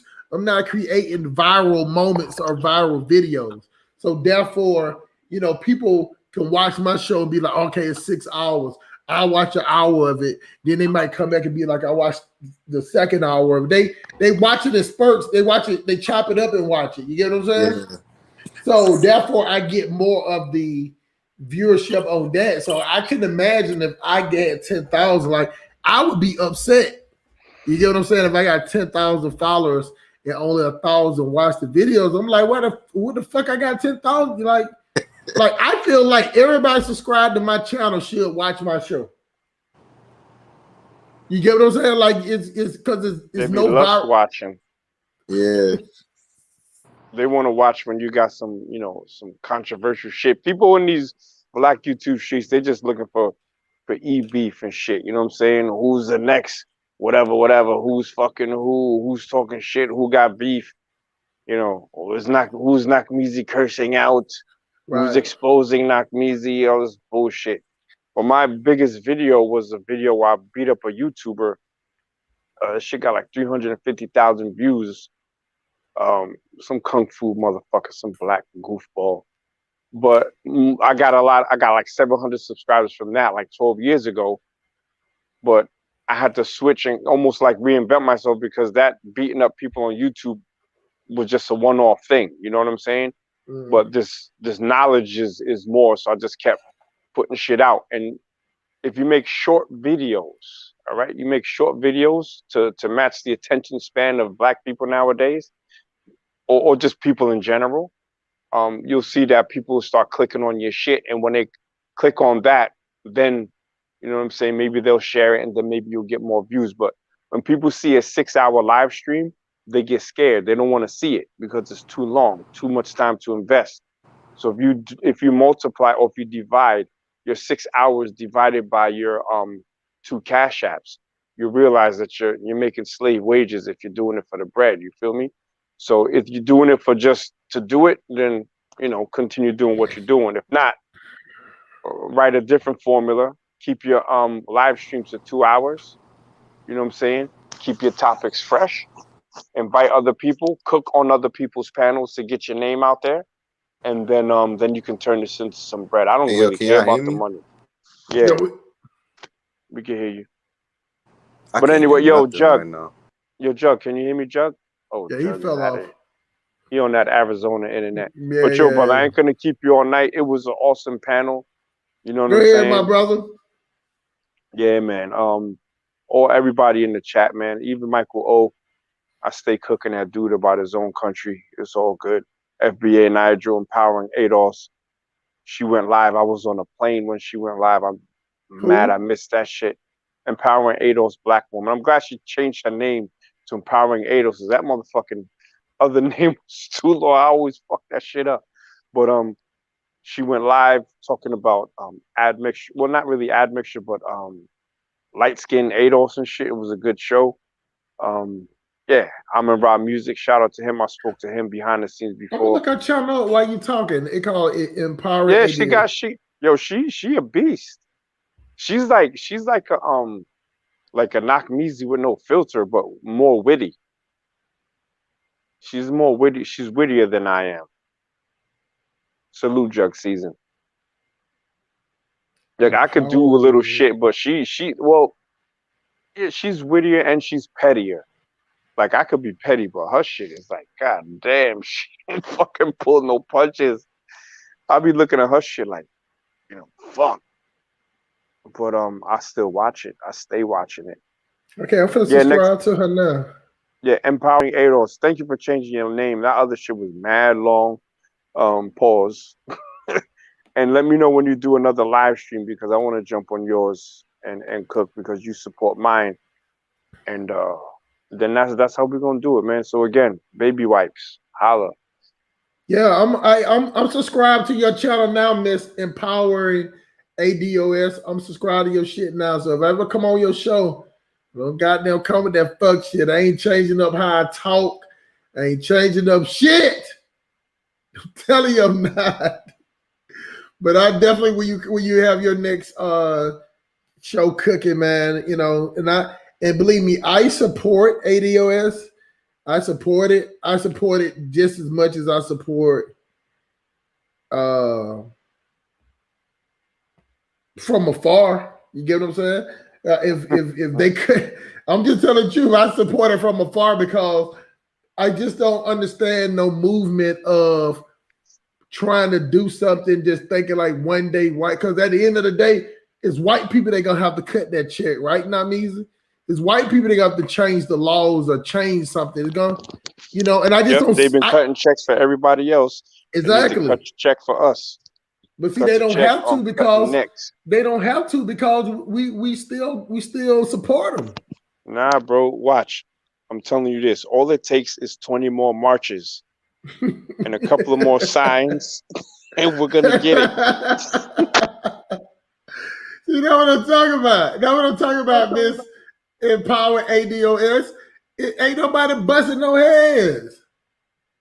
The white people don't give a damn. You sitting out there talking about ADOS and all that shit. And I believe me, I support ADOS fundamentally. I support it because I am based off lineage. I am ADOS, but you know, if you ain't got nobody ain't willing to risk no life, the white people ain't gonna. They just go, nigga. Don't we give you food stamps? Then we give you a stimulus check. Then we give you extra federal benefits to the fall. They're not cutting no goddamn for what I want to understand, black people, is that, believe me, I'm with you. But for them to cut a check like that for the type of money, that means they would actually be giving each black person the sum of about, I think it's over 200,000 McMeasy. You get what I'm saying? Mm-hmm. White people ain't giving us no goddamn $200,000. You get what I'm saying? Now you can sit up here and say, well, they don't never say never. What would be their incentive for giving us 200,000? Not me. What they get out of it? Well, look, they're not a moral people, so it's not anything morally correct. They really wouldn't get anything out of it. The thing is, like, we gotta, you know what I'm saying, make it to the point where it's not just us being annoying after our people get killed. You know what I'm saying? We gotta really make the motherfuckers be like, yo, all right, if we don't pay, these motherfuckers gonna tear down everything that we fucking, built. But, that's another show for another day. I want that check. I ain't waiting for it though. I'm still getting this money in these streets worldwide. Pause. No criminality, you know what I'm saying? But yeah, that's it. I'm out, and I'll see y'all in these YouTube streets. I'll probably be going live in like 2 weeks, talking about restoring the warrior spirit into the black man.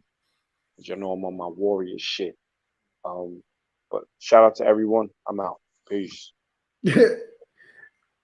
Shout out, man, and not Measy. Appreciate him and Brandon coming on to the show, man. I appreciate that. Appreciate Jug Caesar coming on here. Appreciate Mr. LON for coming on here. Hey, man, appreciate Quasi for bringing his crazy ass on here. You know what I'm saying? I let people do what they do. What they saying? Bo on another channel. Bo is like infamous, man. He's infamous. What as channel fuck. is Bo on before I go? I might go and look at that shit. No, they said I don't know. At what show they said Bo over there keep going. Keep going. African Millennial. I don't go to them African channels like that. Let's see who live right now.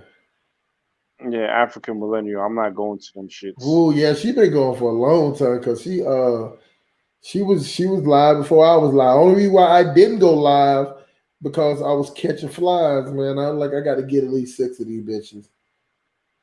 Why you got so many flies in your crib? I went to sleep with the side door open. Fly just came in, man. It's a lot of wooded, a lot of trees and everything. I was gonna go down to Atlanta, but I had so much time, so much fun in Brooklyn, bro. I didn't even fucking leave to go to Manhattan. I stayed right the fuck between downtown Brooklyn, Flatbush, and Kings Plaza, and I had a fucking ball. Pause. And now Quasi over there, Tunaja's over there. And Tunaja's funny as shit. And you got the same, characters, whatever, but the guy Re-Empire, man, I like his show, man. I had to come in there and just tell him a few things. And, it's a lot of things about black people where we sit up here and say that, we don't understand each other. But at least with black people, we know that we don't understand each other. We don't hold that against them.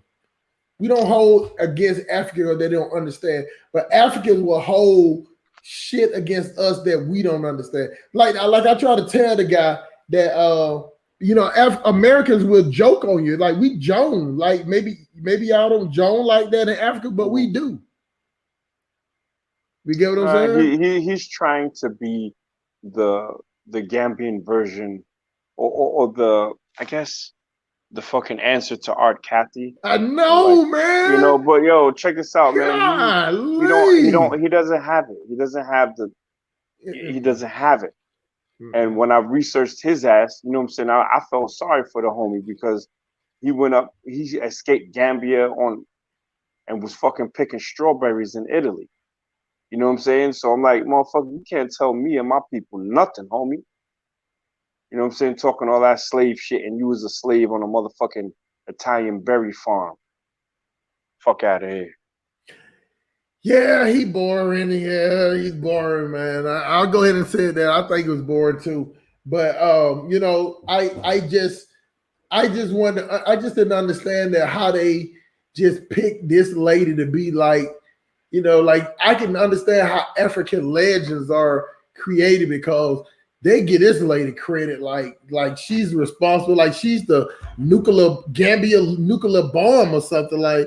And you know, like people, we don't pay no attention to our Kathy is 20 minutes away from where I live at, where she at right now. You know what I'm saying? She just has no backing. Like nobody is on her side. And they take that people listening to her is like, yeah. Cause one dude like the Aunt Kathy effect. I'm like, what do you even y'all get this lady too much credit? It ain't no Aunt Kathy effect. We don't give a fuck. Nobody ain't goddamn her. Nobody in America know who Aunt Kathy is. Y'all know her in Africa because she was joning on y'all goddamn country. And she wasn't telling lies either. She wasn't telling lies about the Gambia. She just, you know, took it a little further. She do like I do. She just go hell. Yes, also they act like she is the president. Exactly.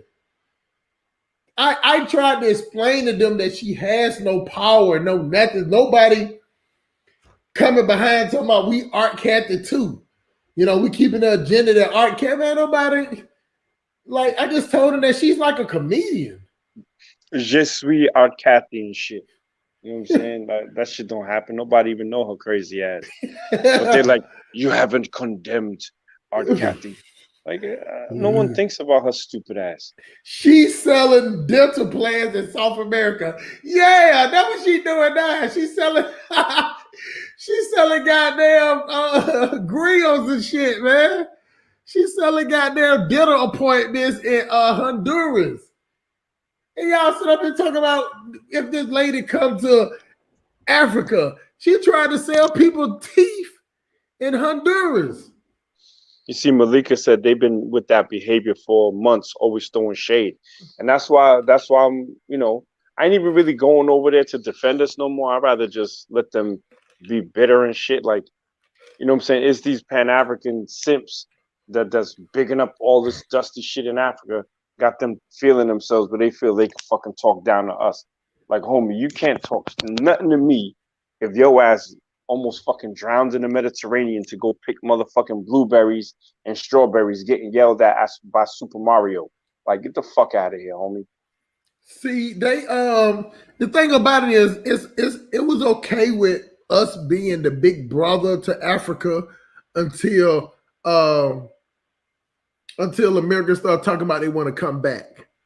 You get what I'm saying? See, it was all fun and games, you know, African Americans, you know, we love y'all, African Americans, y'all, you know what I'm saying, whatever, until we start talking about we ready to come back.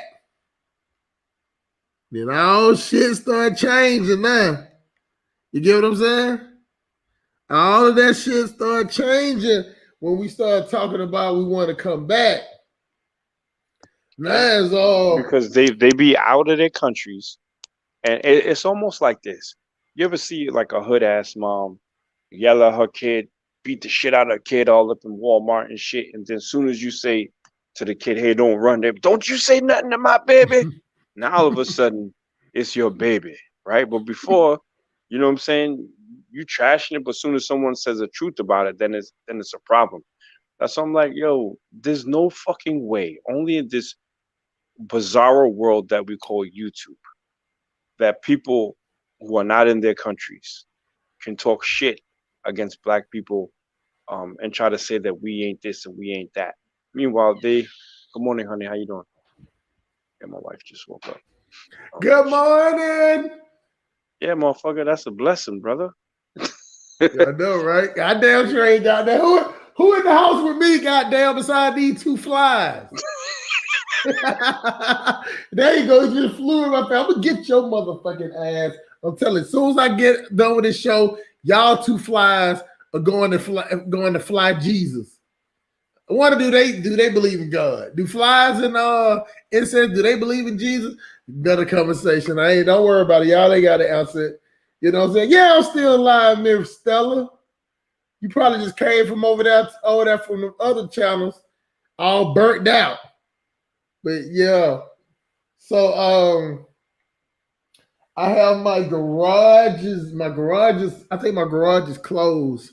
So my ice maker here, and I got some Outback. I ordered Outback today and had me some prime rib and fettuccine. And that's about it. I supposed to went to work. I supposed to left out tonight, but I'm just gonna leave out in the morning because I don't give a fuck. And supposed to have some chicks come by, man, but I just really didn't feel like dealing with no chicks, man.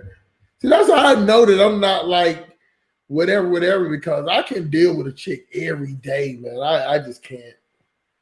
So that's why I need my two house girls. So whenever I pick and choose the one to bang one of them up, then I can bang one of them up. So these are the countries, y'all. Let me see here. And I got got some extra subscribers today. I appreciate y'all. It's growing.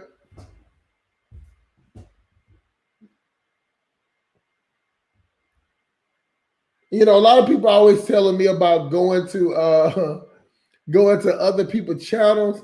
You know, I just can't go on other people's channels just to just to win. You know what I'm saying? Just to win.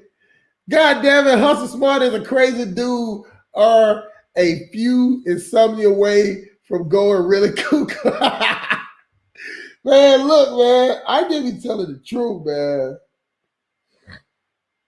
I just be telling the truth. Yeah, these last two flies walking around here, man.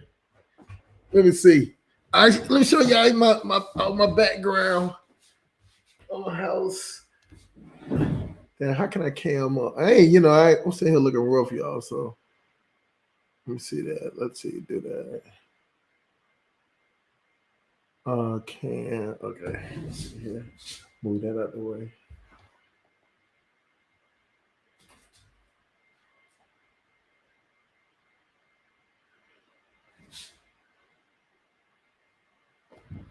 Oh, did I do something wrong?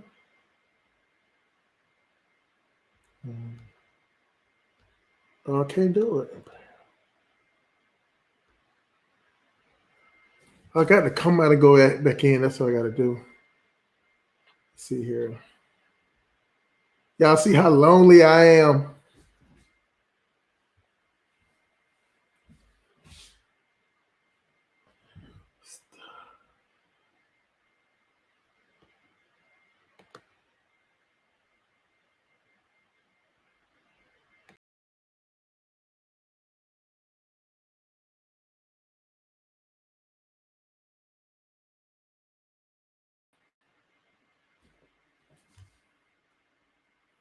Y'all see it?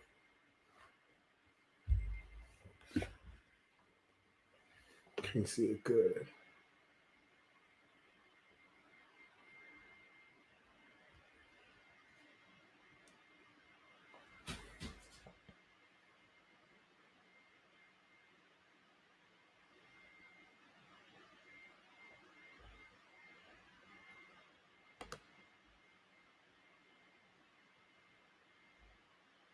Trying to do it right.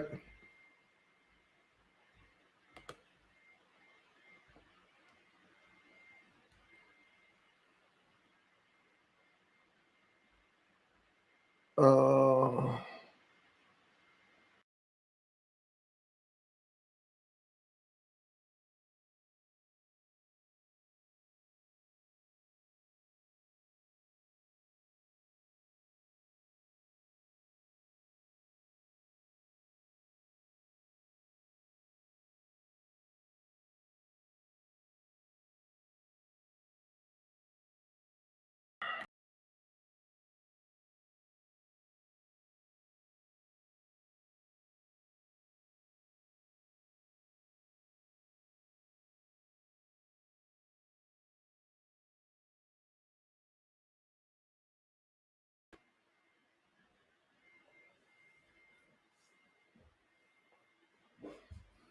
well, oh well.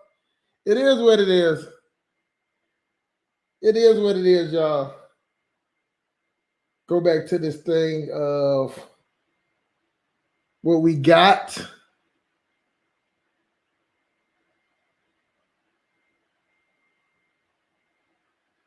Oh yeah, it's about the phone bill. Oh, I need to turn on the lights. Hold on.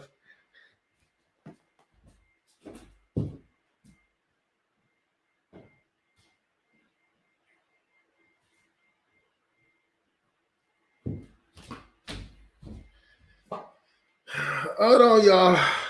Give y'all a tour. Let's see here.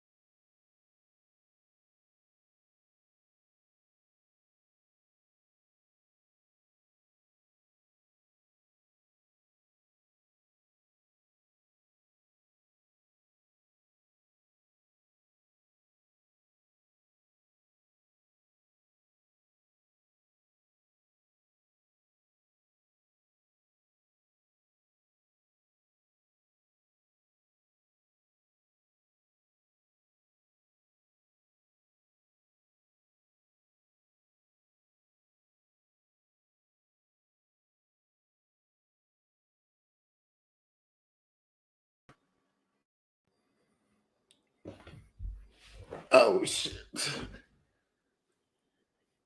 Hello. Is it working? Can y'all hear me? Y'all probably couldn't hear me or nothing. But this is a Krill Whitey edition.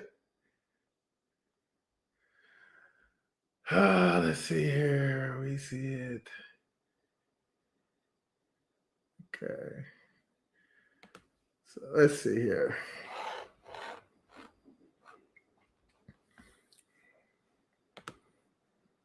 You got to get your wife. Yeah, I do.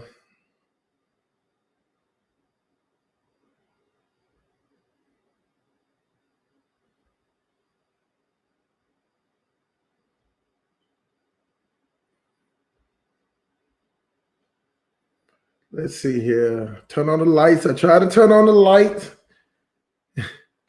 I just can't, you know how some people be in the house. I could be in the house by myself with all the lights off with just one light on.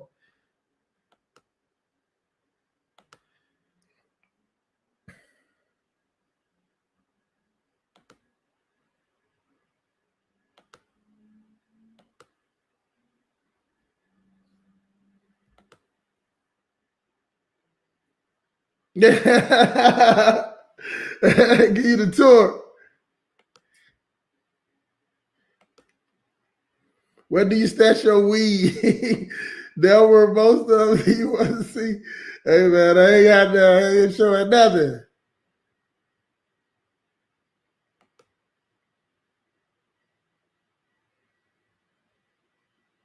Hey man. Now they just bright ass lights, man. I'm tall and shit.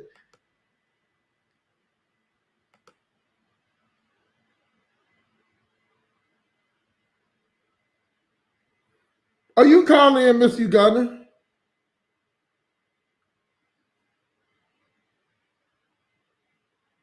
Cause we damn sure they hear the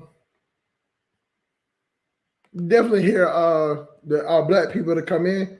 Yeah.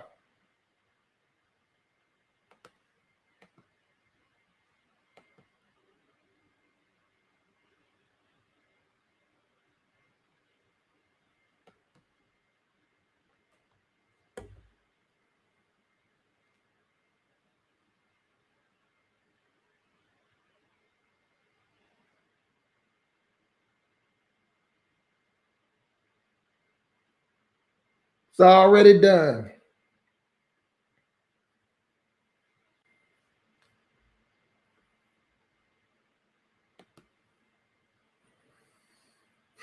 The connection should be stable now. Is it good, Hustle Smart? It's stable. Okay, that's great because I've had to do a lot of things around. The connection should be stable now. Is it good? Yeah, you good. Yeah, you sound Gucci.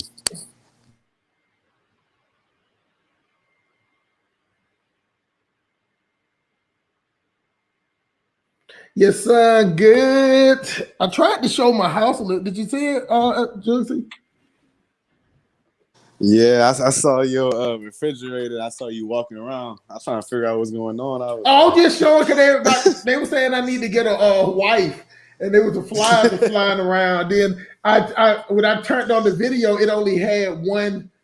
Like the only room, there was only one light on because I could be in my house pit ass dark and only one light on. Oh, Really, that's how I was this whole stream. I was sitting in my room. I had every other light off. Honestly, my room light was off for some of the time too. I was chilling. I feel you on that shit. Save the electricity bill. Mm-hmm. Then I walked out. I couldn't even see my truck that good. It was showing the reflector part of it. But it's definitely out there in the front. It was definitely in the front. Yeah, I wanted to hear Mr. Uganda's opinions on the topic. Like when I came in earlier, Diego was on his way out, or I don't know what happened with him. He went to sleep or something. Mm-hmm. Probably ran up his minutes too, because he was on the line for a while. Uh-huh. Mm-hmm. Go ahead, Mr. Uganda. You got the floor, man. Yeah, so I think, let me just read the title again, just so I'm answering the questions. Okay, so Black Americans versus Continental Africans.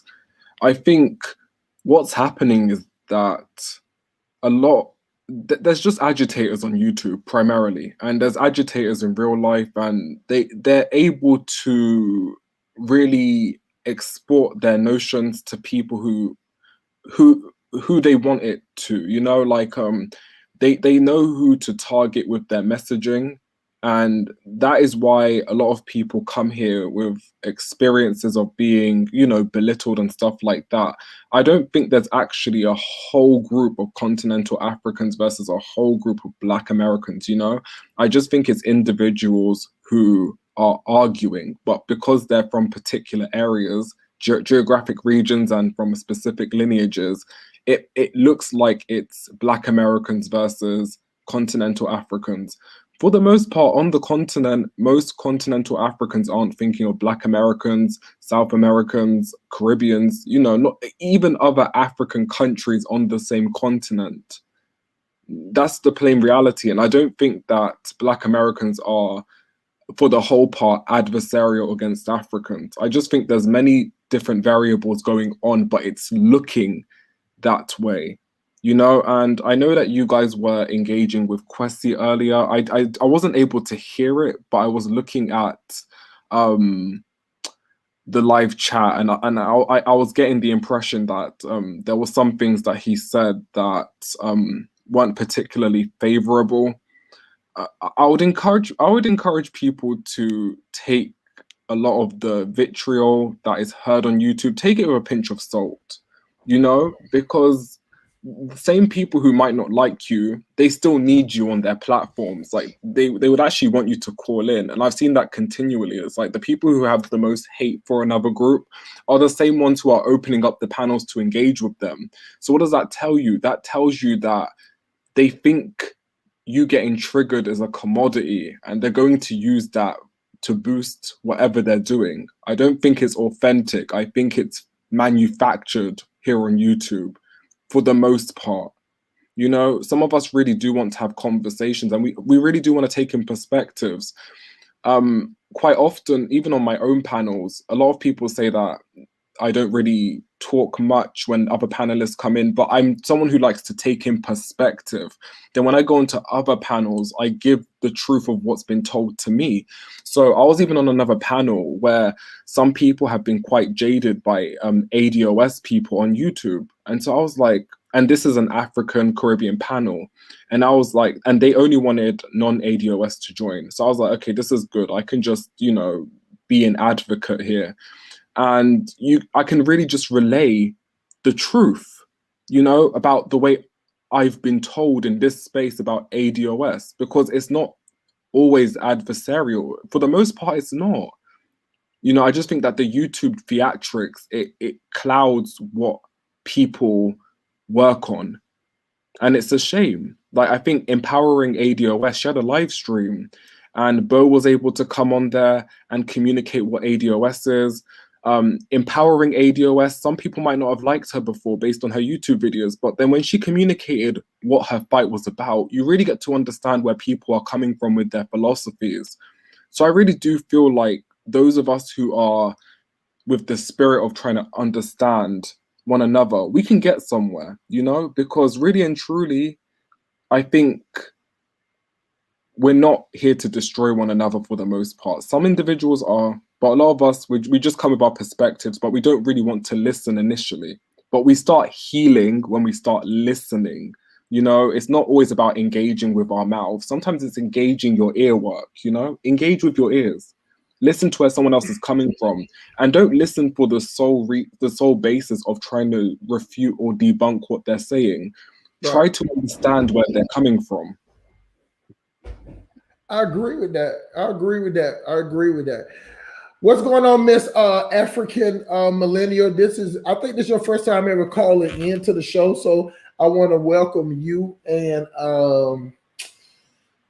I got like 2 more flies that I need to kill for the night, and my day is done. So welcome to the show, young lady. You got anything you want to add to it? Mr. Uganda pretty much said it all. But what I wanted to add is that this beef that we're seeing on YouTube, I feel like even if some continental Africans at the end of the day don't like African Americans or African diaspora, they're not really gonna do anything about it. Like they'll just think about it in their minds, maybe talk about it, but they're not gonna actually collectively do any action towards it. So they're not gonna go to their governments and talk about it. They're not gonna stop any movements. They're just gonna stay online or stay in person and beef. And then when their identity is revealed, then they'll run away. That's usually how I see it. But I agree with that. I You know the agree with that vibes. 100%. but on to explain the reason why some Africans are mean when they come to the West is they're mostly just money hungry and they just want money to go back home. I think a lot of people shouldn't take it personal because even as a continental African, there's some Africans that they don't even associate themselves with me. Like they don't even talk to me. So some Africans are just rude and mean, and you shouldn't really worry about those ones. Just worry about the ones that want to build and talk to you. You know, it's like in this space, yeah, there are some Africans that are gonna click in and say some rude things. Then there are also some Africans that are gonna click in and basically just welcome you. So just worry about the ones that are welcoming you. I think the ones that say very xenophobic stuff, it's only a small minority. On YouTube, I can only think of three. One starts with an F, one starts with a Q, and one starts with a W. Those are the only three Africans on YouTube that are kind of like, oh, African American. But everyone else seems to be pretty, they at least want to talk. And if you're going to be on a 6 hour and 40-minute live stream with people who you quote unquote don't like, I really got to question that, you know? I feel you. So the first person is Quasi, stuck for Quasi, and the other person is guess African Fame Tribe chick. And who is the dope? Because I'm telling you, y'all think I don't be watching. I be watching. I just don't, for whatever reason, everybody always was saying, they said that Quasi got on was nice to whatever, because he didn't do none of that he did nothing. I actually gave him the floor, actually gave him room. Anybody tried to interrupt him, because I just wanted to pin his words against him. See, a lot of times when you go on certain people's shows and it's like an echo chamber, you really don't have to stand on your points because you got somebody else just waiting, to tag them in, so they have a disdain or dislike. But at the end of the day, it's a jealousy thing. And the thing about it, either it's jealousy or envy, because I understand. Put it like this, Mr. Gunn. Say, for instance, the neighborhood that I stay in. Say, for instance, in this neighborhood, I've been in this neighborhood all my life, but I really ain't did shit. Now, here come Mr. Uganda, fly talking, speaking correct English, pronouncing all his words and syllables. You get what I'm saying? I got two choices. Either I'm gonna accept them or I'm gonna hate on them. But I know that the people around, they gonna they know that I ain't been doing shit. But when you come around, you gonna make it even look. You gonna make my shit even smell worse. It gonna let it be known because you have a different mentality than I have. So what are you doing that I can't do? See, that's what a lot of problems come about, is that when the Americans come to the continent or whatever, it's just like it's all, and I don't know why they even think like that, because it's so minimum of the people that's going over there, so minimum that some type of way you're the word gonna get back to you is that, well, they come over here and they got this much done in a week or two, and then but you've been here all your life. So the only thing you can do is sit up there and complain about the stuff that they was able to do in 2 weeks. See, I just think it's more of that. You get what I'm saying? Just because the outlook of life is going to change. It's a African millennial. Where you live at right now? African millennial. She's on pause. I mean, I'll answer for her. She's currently in Canada, but she's Ghanaian. Like her parents are Ghanaian. Okay. Well, let me use this example then. Say for instance, maybe not her, because everybody's different, right? But say for instance, these girls that's in the neighborhood, and these girls, they all, you know, before anybody else came into this neighborhood, they were the top chicks. They were the top chicks. So say for instance, some girls came over there and they from you in Ghana, and these girls came from Uganda. And all of a sudden now, you know what I'm saying, these girls, they're more fun, they're, you know, they get more attention. You see what I'm saying? It's like the people the girls that's there ain't gonna, you know, some girls gonna be like, okay, you know, these girls are cool, but some other girls be like, oh, they come here getting all the attention. We was here before they was. You know, why everybody like them? You know, it's that type of thing that it goes on because we really ain't got no reason to do. If you break it down to why we beefing, the reason is so stupid. If me wanting automatic citizenship ain't no reason for you to dislike me for the rest of your life. I mean, you might not agree with it, but still, that should cause you to hate me. You got to already hate me to think like that. Like, why wouldn't I come over there and ask? Like, you know what I'm saying? We got a saying over here in America, Miss African Millennium, Mr. Uganda, Mr. Jug Season. We got a saying over here is closed mouth don't get fed. Closed legs don't get fed either. You get what I'm saying? Like, you just don't not say something. Like, I don't care if it's like disrespectful. Like, you could say, well, I want $1 million. You can say, like, well, damn, $1 million now. Now, $1 million sound crazy, right? Well, let's start with $100,000. Then, you know, some people be like, well, yeah, he got it good. He started off high and he went down low. But then some people be like, I can't believe he even said $1 million. I can't even believe that came out his mouth. Why would he do that? That's so disrespectful. You know, a lot of Africans just don't conduct business. They don't have a business way of looking at things. Of course, why would I not try to get everything I could? Absolutely. I get where you're coming from. And I think where it went wrong with regards to the citizenship bit, actually, now let me just tell you guys what I think. I think that whole citizenship discussion was the first time that we were forced to be real about our interactions. That's really what happened, because a lot of the time we talk theoretically about how we want the union to take place and the unity and this, but the citizenship was the first time that anybody in this space was going about changing the constitution. So that was when it got real. So in as much as it makes people uncomfortable to have these conversations, the fact is that this is what's really going to occur when you go about trying to feed yourself. Like you're opening your mouth to get fed. This is what it really looks like when it happens in action. In action, this is what you're going to face. So, you know.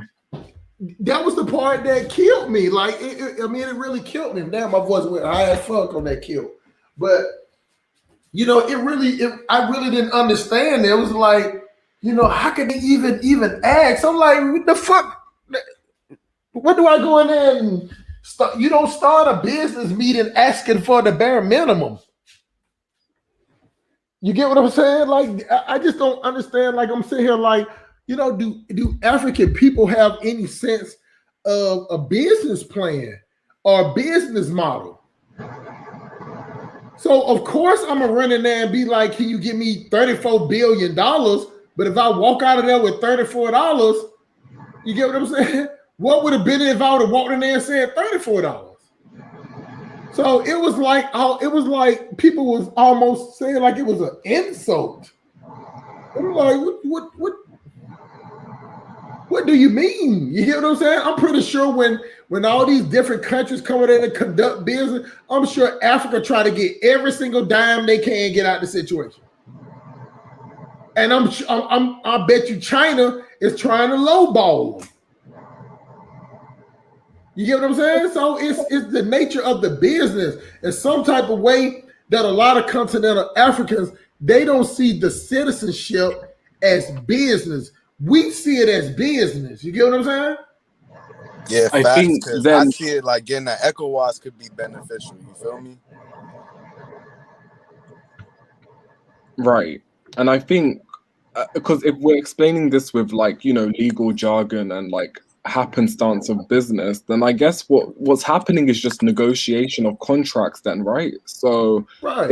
it's nothing out of the ordinary. I think the Gambians and Juliet and Blacksit and like the Constitution Committee, they're going to resolve this. You know, it's about making sure that you get fair terms on both sides. It's negotiating a contract, right? Right. So if they were trying to negotiate a contract, then like how do you think that something is disrespectful? Well, let's change it from that. So if there's a wife, she finna divorce her husband, she gonna try to get as much as she can out the deal, and then you can sit up there and fight with it, or let her have it, or you can negotiate it. But that don't change her to the fact that be like, I want everything plus. You'll look at her like, okay, that's where she's starting at. She's starting right there. It's a starting point. So you tell me, Ms. Uganda, how they don't see that as a starting point of negotiations? I mean, I never adopted that perspective either, but you have a better way of looking at it than I did initially. So, you know, it's about perspective. Like some of us, we didn't, at least I can say for myself, I can't speak for anybody else. It might have been better for me to adopt your perspective, especially since I'm on the outside looking in. Right. Well, you know, I saw what they was trying to do. You get what I'm saying? But the reason why I had that type of perspective, Mr. Uganda, is that I knew that even though it looked like they was doing it for them, but if they win it, anybody else follows wins. But it looked like it was just seeming like they was getting this prize and it just was going to be for them. You get what I'm saying? So that's how I looked at it. So I'm like, okay, but if they get away with this automatic, then if I want a citizenship, I can go there and get it. Like, why wouldn't I go to where I'm gonna go to where the people want me at? See, that's the difference between, I don't know if a lot of Africans have that type of freedom to where they can remove themselves out of a situation that easy. You get what I'm saying? You know, I can pack all the shit up and move to another state and won't really miss a beat. You know, maybe that's what it is, and maybe not maybe you're gonna. I think that a lot of Africans are jealous, and not to the point that it's a jealousy of. When I mean jealous, I mean to the point to where when most Americans, I use me for example. If I was to come over there to Africa right now, show up in Africa, the less I would have in my pocket is at least, I'm bringing at least $5,000 in my pocket. Do you get what I'm saying? So at that point, my spending habits and my thought process about money is going to be different. So that means that the interaction that these females or these people, this restaurant get out of me is going to be different than what they would get from a regular Gambian. See what I'm saying? When I go in this restaurant, I'm going to be ordering this type of food. I'm going to be giving this much of a tip. You get what I'm saying? I'm going to be acting happy-go-lucky. I'm not going to act like I got any restraints on my money. When I go to the hotel, when I go to the market, it's just going to be the spending habits seems different. And a lot of people get jealous of that. It's definitely a jealous thing. Or do you think it's like the savior mentality that some people go over there with? Right, I think it's a combination of all of both. them. Yes, there's so many intersections that play into reactions, because I was just having, ironically enough, that this is a conversation that I was having on Kwesi's show about how I'm very interested in the variable that takes you to act, because jealousy is something that I think all humans exhibit at one point or another during their live stream. but Right. it's not a factor that makes you react. There's usually a catalyst that gets you to do something. So maybe to Malika's point in the comment, that could be the fear in some people. You know what I'm saying? Because that could make them have a fight or flight response. Then they could have just jumped on and like started spouting their mouth at something. It's a possibility. I'm not saying it is what happened. I'm saying that that's what I'm interested in, because I can't fix the jealousy. You know, that's something that the person has to resolve themselves, but I can talk to them about the variable that makes them act. And that's where we come in terms of informing people and keeping them knowledgeable, you know?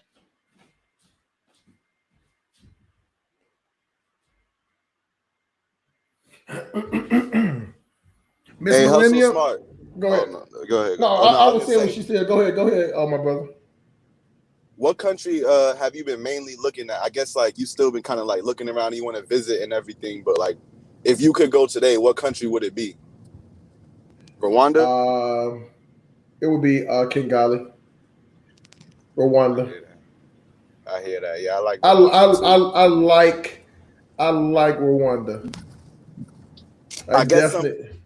I guess some people like in the Congo feel type of way about the president, like, you know, like getting the resources or whatever. But my whole thing is, isn't the French doing the same thing like in the Congo? So it's like I don't really have an issue with the African country, at least another African country trying to eat off the plate. Like it sounds fucked up, but do y'all get what I mean? Yeah, I know exactly what you mean, and I think that that's part of the problem too. That like how you say that you don't have no problem if you see another black person doing it, but let's let's flip that around. You got a lot of African people that don't have no problem with the colonizer, but got a problem with black people. It's okay if they come over there and plunder, kill, steal, and destroy, but it's the black people thing. It's like, okay, everybody else can do it, but you can't do it. It's Well, like what? Go ahead, Mr. Miller. well, you're right about that. And to make Black people feel better, it's not just Black people; it's all Africans. Africans have a problem with other Africans too. They honestly do. If you're not part of their tribe, they don't really care about you for the most part. Like they'll tolerate you, but the minute that you slip up, then all of a sudden it's, yeah, you're not part of your tribe, part of my tribe. You're disrespecting. You don't know the customs. You don't know the cultures. I kind of want some people to like understand that this unity that people are talking about, Africa's been working on it and it hasn't been working. I mean, it could work, but I'm just saying, like, don't think that we all get along on that continent either. Like, we definitely don't. Oh, I I can tell. agree. Yeah, I could, and it's the same thing. You were talking about when African Americans go to certain countries and they do perform better than the locals. The locals are gonna be mad. They do the exact same thing. Why do you think people don't like Nigerians? It's because Oh they'll yeah. go to your country and they'll do most likely better than you, and then you'll be like, wait, you left Nigeria to come up my country to kick my butt? They get mad. Then they start deporting them. Then they start saying you're stealing our women, and it's a mess. Yeah, the women thing is a big thing. And I just want to add something to something that Hustle Smart was saying about or at least what Jug Season was talking about in terms of, the French having a presence in the Congo, and it pretty much we'd prefer Paul Kagame was doing it. I've come to the realization, and I told African Millennial this, that certain from what I've seen, like, and when I say black, I do mean like black and African as well. Like, in the UK, it's black is a designate for blacks and Caribbeans and all. So you understand what I mean, right? But anyway, let me just get to my point. I've come to the realization that we like to be insulted a particular type of way. And I know that sounds kind of weird, but it's because I've noticed that some people can really take the same insult. They can take a type of messaging which is the same in substance, and they'll be insulted when it's said by one party or a particular way. But if something of a greater magnitude is said towards them, they don't feel any way towards it because they have no qualms about who the messenger is or whatever. So you can never really please us, you know, because we're not really focused on what's being said sometimes. We're focused on other variables. That's really it. So we like to be insulted a particular way. And I witnessed it today. So Give just that example. okay, well, for example, okay, I'm after her.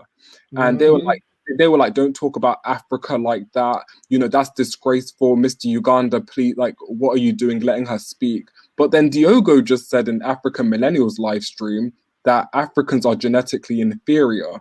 And people didn't have an issue with that at all. And to me, that was even greater than what she said, because at least with the SHIT whole comment, you can work on that. You can develop that like by communication and whatsoever. But when you're saying you're genetically inferior, how do you overcome that except for breeding out? That was my perception of it. But people didn't have an issue with the way he said that. But they were having all the smoke from Mamaza. I'm sure you saw it. Like it was literally 3-4 hours of people coming at Mamaza. So that made me realize that certain types of people they don't really have an issue of being insulted, but they'd rather it be done in a manner which is palatable to them, which is problematic. Well, it's the same way we're here in America, to where, you know, as long as it's us killing each other, as long as it's us shooting each other, as long as it's us robbing each other, we have no problem with it. But let anybody else say something, we fall out in the middle of the streets and crying and begging and, you know what I'm saying, all type of shit. You know, so it is the messenger sometimes. Yeah, now I heard him say that. I had an issue with it. I didn't join that live stream, but yeah, I was in the comments talking my little bit of shit. But yeah, I didn't agree with it, but I didn't know that was Diogo, or however you say his name, that said that. That's crazy. So you think that we're intellectually superior to white people? Nah,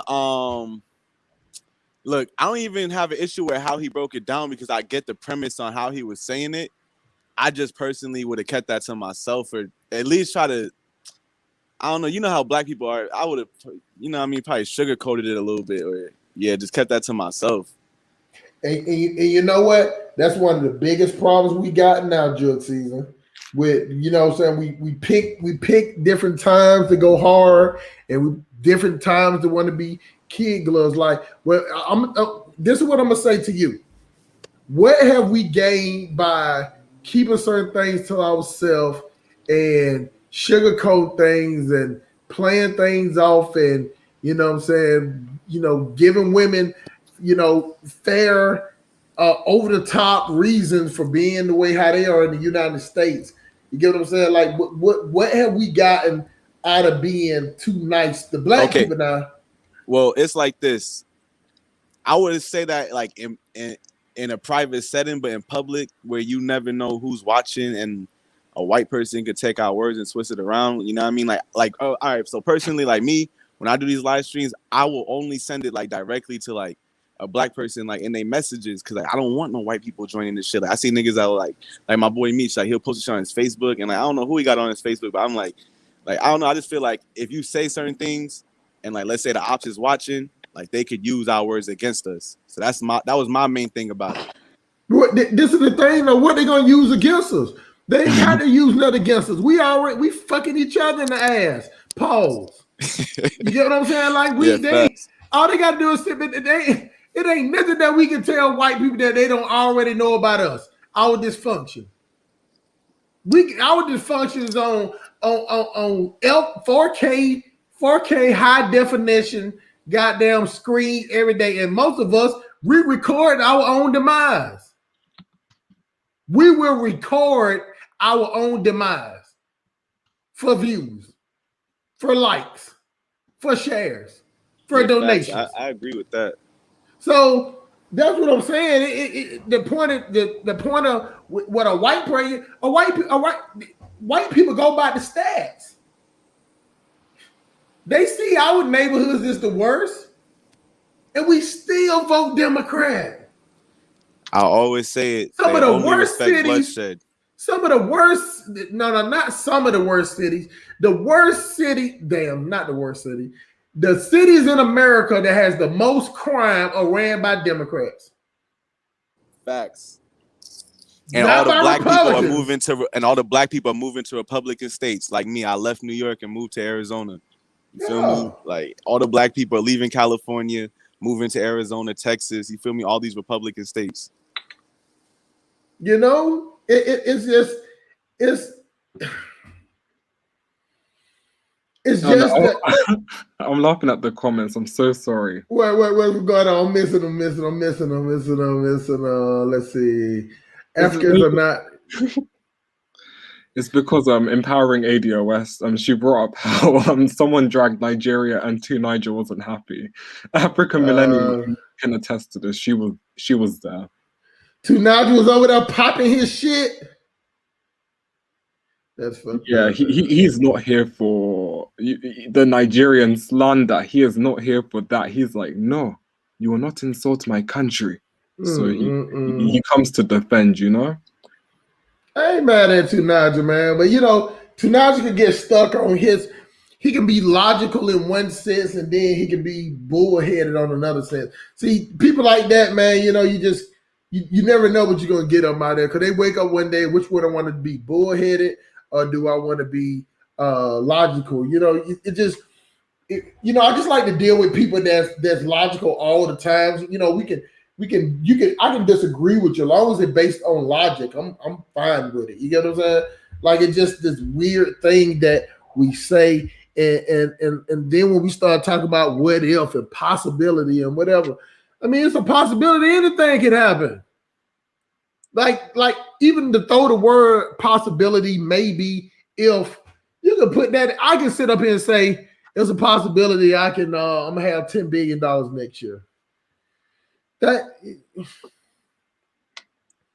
just throwing those words out like that is not good, man. You know what I'm saying? I just like I like to be straight, kind of neutral and neutral to the playing to both sides and choosing what I want to be mad about. I don't think that's right. You should pick and choose what you want to be mad about, because a lot of times when I listen to all these YouTube channels, I see different people getting mad about things that I heard them on another show and they didn't get mad about it. It almost, Miss Uganda, Miss African Millennium, Miss Jug Season, it almost looked like selective outrage to me. Yeah, I agree with that. It's a lot of selective outrage going on. And then, like y'all said, that sometimes it takes a certain group of people to get together. Then you can get it. Because like I was telling people, and Jug Season will tell you, Quasi didn't say one bad word, did he? I mean, y'all kept bringing up stuff that he had said, but on my show, did he say anything out of the way, Jill Season? Nah, he ain't say nothing too crazy. Yeah. So people came over here, Miss Uganda, was like, well, damn, Quasi, you showing Hustle Smart. He was like, well, I like Hustle Smart. You know what I'm saying? That shocked me. You get what I'm saying? Because he never came on the show before. He's like, I don't have no problem with it either. So everybody else started talking about all the stuff he's saying and everything. So when I started asking him specific questions, he started like, no, that wasn't me. He was like, I ain't say that. They don't know what they talking about. I was like, well. Well, the thing with Kwesi is that because he has like that one side of him. I don't condone it, by the way. I don't know if I need to keep saying it, but I don't condone one slave, one bullet, right? I know people, they need to hear that. And I say it openly, like, is what it is. That's his own ideology. But there's some things he says that are, like, he sounds like he's really knowledgeable about the continent, like he's knowledgeable about historical context, themes in social spaces, the economics of Africa, and not just limited to West Africa. He's quite knowledgeable about Southern Africa in terms of economics. Granted, his conclusions can be a bit, off, but he's got the knowledge that I don't see a lot of people in these spaces, that they're not able to spit it out as quickly. Like, this isn't something he's just sported for YouTube. Like, he's obviously very well learned on statistics and all of the stuff I've mentioned, which I think is needed in these spaces. Like, but yeah, I refrain from allowing him to say his rhetoric on my channel, because my channel, I don't like people to bring their own agendas into my channel. Like, it's pretty much just come with what we're asked to talk about and then we go. You know, like, don't try to incite violence. But see, that was the funny part, was because somebody had brought up the one slave, one bullet, or whatever. And I asked him about it, Jug Season. He said he didn't say that. Yeah, lying through his teeth. I'm sorry. Listen, you got here was the funniest thing in the world, because all it do was Adam. I was like, hold on, Quasi. Now I said, now I just want to ask you a specific question. Did you call for the black people, diaspora people that died? Did you say something about a one slave, one bullet? He was like, no, that is not what I said. I actually like you. I was like, He's a what? liar. If you look at the Quasi Exposed, you know, it shows that he's a liar. You feel me? That's what he does best. But I'm just saying, you know, it was just it was weird that I guess because I don't initially just go at his throat. So I guess he's like, well, Hustle Smart ain't never said nothing I didn't like, so you know, he cool with me. Like, it's like I just would never take debate, but when the question was thrown back to him, you can go back and listen to the show when he was on. He said, no, I did not say that. He said, they taking my words out of context. I was just like, man, what's going on? What's going on? So, you know, but the thing about it is when I put up at the black people, Black American Continental, you know, y'all look in the subscription, it's the race for the bottom. What do we get out of what do we get out of saying, you know what, the Black Americans, they're the top black people out of all the who want to be the king of shit eaters? Crabs in a barrel. I think the funny thing is that she's not so funny, but so because I tell my sister about all of this stuff on YouTube, she really can't believe that there's something like this on YouTube as far as this whole sector and everything that's transpired for like the past year. But I told her about this one slave, one bullet, and she was under the assumption that the bullet was meant for the slaver. Then I was like, no, like he means the slave, like, and she was completely like shocked. She was like, what? And we were just like. She was like, that doesn't make any sense. I was like, this is YouTube, like really and truly. So, and that's what I told him too. I said, well, I don't really understand it. Can you just then I'll tell you, I was real diplomatic with him. I said, Quincy, you know, just explain it to me. What do you I said, I hear them talking what they talking, and after they get through talking, you're gonna have the whole floor to explain yourself. But I said, I need you before you start to explain to me what does one slave, one bullet. He said they I just don't get it. Like, African millennial, can you pitch in after Hustle Smart speaks? Because I don't understand it. I don't get it. He could not explain it to me at all. He did a lot of Igusu suit shuffling, and then he's like, man, nobody is not listening. I'm like, man, I said, I'm listening to you. I said, but I'm asking you real direct question, because I said, Quasi, I ain't never listened to your channel. I said, so I'm asking you straight up, is this what you said? These exact words. He's like, no, they take it out of context. Everybody like, you fucking liar. They like, you just lying. They like, why you doing that with Hustle Smart? I'm like, I'm the nicest guy in the world. You know what I'm saying? He's like, so am I till you get on my bad side, you feel me? Exactly. But Yeah. I'm telling you, Miss Uganda, he did not want to admit to none of that shit. You know what I'm saying? And it was, and I just told him, I said, well, y'all, okay, this is the last time I told him. I said, now look, Quasi.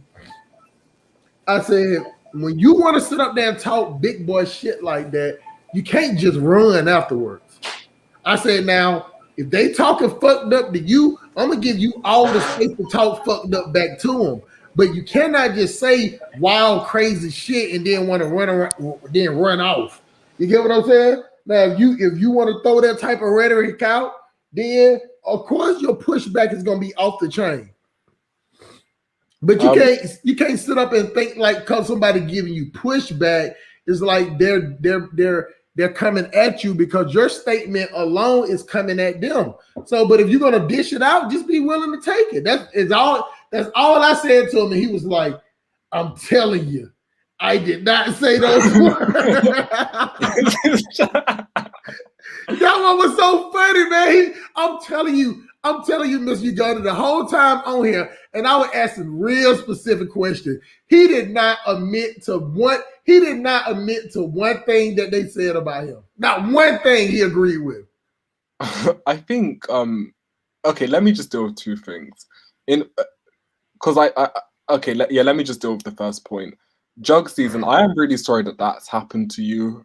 It's not, it can't be a good feeling to have a message like that put out against you, especially with the whole bullet imagery. It's completely inappropriate, and I understand where you're coming from. I know it wasn't directed towards me, and I can't tell you how to feel, but I'm extremely sorry. If I was to be attacked like that on YouTube, I don't know how I would react. I don't know how I would behave on YouTube, quite honestly. Like, I'm really speaking quite honestly. Like, I don't know where it would put me mentally.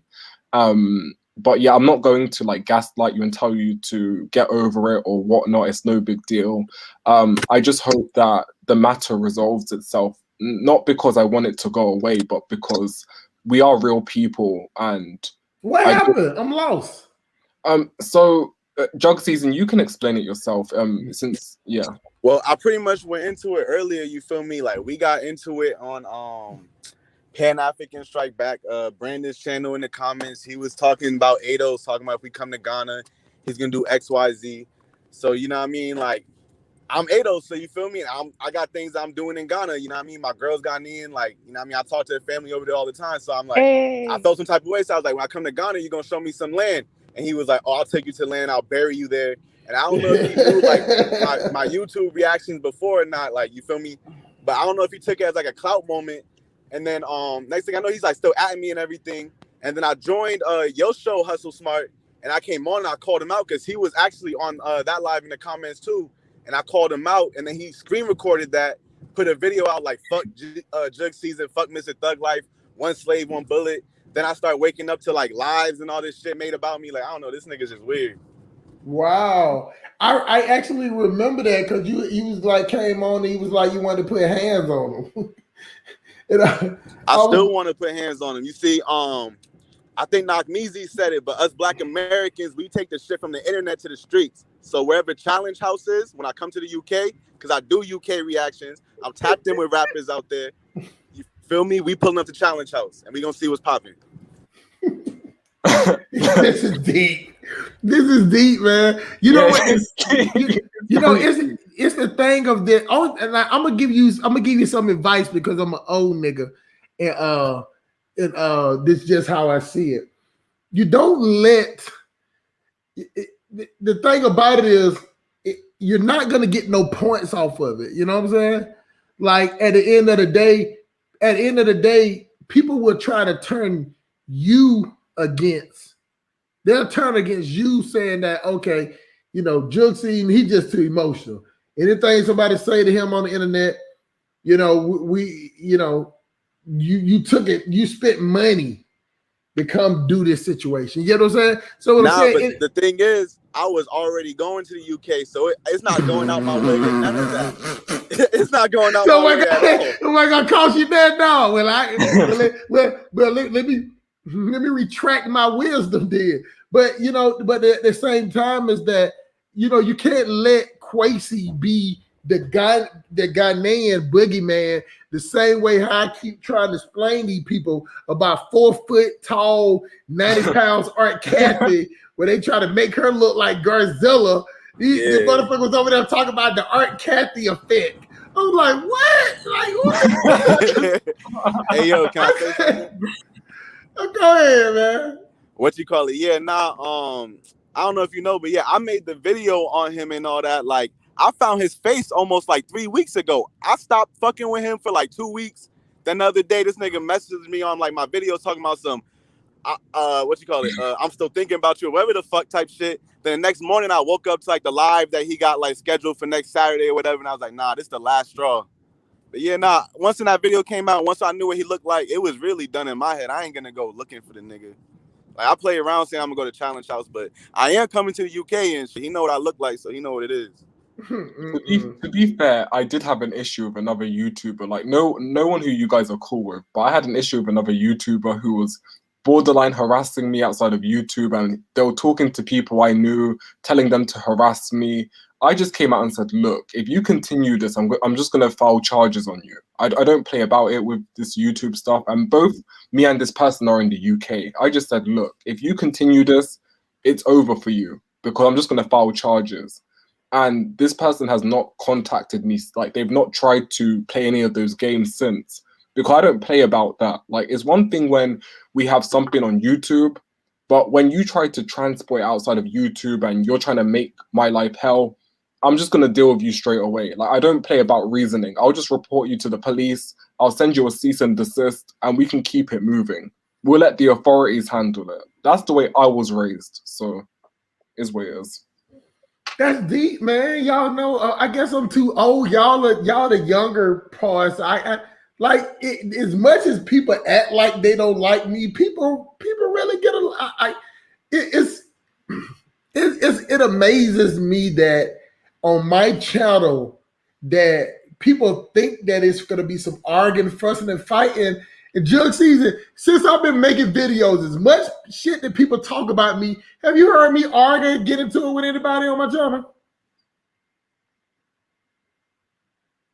Jug season is muted, but I'll answer that question. I have never. Oh yeah, my fault. I was having connection issues. I'm in traffic right now, but no, you good. What you said? I said that even with all the shit I be talking and the people that act like they don't like me, have anybody ever came on my channel and I got into it with them? Nah, not yet. You've been cool. Like people have an issue with you, I guess, because of the messaging, but I don't got an issue with how you say it. You feel me? But that's the funny part of the world. So you would think that they would come on and want to talk shit about that, but you know that's just not the only. That's not the only thing, because at the end of the day, I approach this on a logical grounds. So that means that even if you got a problem with me, it got to make logical. It got to make sense logically, because logically I stand on what I stand on. You get what I'm saying? And most people, even if you don't like me, unless you're just not a logical person, you're gonna agree with it. That's the one thing. Logic is like math sometimes, like simple math. It always adds up. You and a Ku Klux Klan can be sitting there adding up the same thing, and y'all might don't like each other. He like dumbass cracker, you be like dumbass nigga, but y'all both got the same answer. Because facts that's based on logic is universal. Facts that based on simple math is universal. It's gonna be the same. Got Michael O claiming that he doesn't like me. Michael, you can't stay away. He said, I don't like you though, it's so smart. I want to steal your truck and take it to Nigeria to make some money. Apart from that, you're on your own. But let me tell you something, man. If you steal my truck out there, I'm gonna cry until the police get here. You get what I'm saying? And I'm pressing every charge. I'm gonna be down there trying to make up charges that they can goddamn put on you, man. That's my business, man. And you know, a lot of people just think I'm lonely here, because I don't think you seen the video early, Mr. Gunn. I was doing a tour of my house. You know what I'm saying? It was kind of ghetto, but it was a little tour of my house. And I just thought that people like have a thing about like I don't want to cam up. But if y'all look on the video, before I took the cam and started walking around the house, y'all can see me in the video. I just don't do it because I wear glasses, y'all. And if you do the glass and the thing, it's like reflecting. Do y'all get what I'm saying? I can't do the video. I can't do the video without my glasses. I'm blind as fuck, and I don't feel like playing with putting the contacts in. So that's the reason. But if y'all want to see what Hustle Smart looks like, I can give y'all the. Y'all go back and watch the video. I'm in there before I start walking around the house. I just don't do it because I'm not flashy, Mr. Gunn. I ain't got on the nice shirts and you know, just relax. You get what I'm saying? Like I'm not dressed up. No, And I get what you're coming from. And to be fair, I used to show my face all the time, but like over time, I've just been like, nope.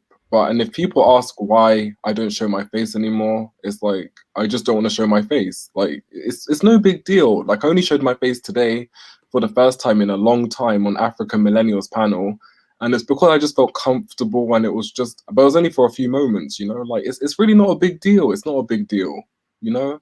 It's not a big deal. Yeah, me either, man. I mean, I just don't do it. You know what I'm saying? Because I be looking rough and everything. So, you know, that's what it is. But I was so shocked that people trying to find out how I look, and I'm like, that's what y'all doing. Like people emailing me trying to get information. I'm like, that's like y'all think I'm hiding myself for some reason. So that's why even today when I put the cam on where I stay at, I didn't think nobody was curious about it. Seriously. Because I was like, man, if I show people my house, they're going to be like, damn, Hustle Smart, lonely as hell. Why in that big ass house and it's just him? You know, that's why I don't do it. So it won't be no side jokes. But people be like, oh, man, he must be staying in apartments or staying with something. You get what I'm saying? Like, I didn't know that that's what it was about. So people trying to dox me, and I didn't even know what doxing was. It just got explained to me that people are trying to figure out information. And I'm like, I didn't think that was information y'all wanted to see. I'm old as hell. I ain't, you know what I'm saying? I ain't pulling no young chicks no more. I got to pay them. You know what I'm saying? I'm in old dude category. You know what I'm saying? I can't get no, you know, Mr. Uganda and Jug season. Y'all can get girls just off y'all youngness and y'all swag. I can't do it no more. I got to pay like I weigh. I pay like my age. You know what I'm saying? I got to be a sponsor. I got to be a blesser. I got to be a sugar daddy. That ain't right. You get what I'm saying? So, you know, that's what it is, y'all. But if y'all want to see it, y'all can. At first, I didn't know what to make of the Simp Police Academy because I first heard him when he was calling some African-American husky a hyena. But after listening to you for months, I was like, you're cool. Well, then smash that cash out then. Smash that PayPal. Smash that Zelle. Because I'm starving over here. God damn it. Don't like me and see me starve. Go ahead, Mr. Uganda. What you saying?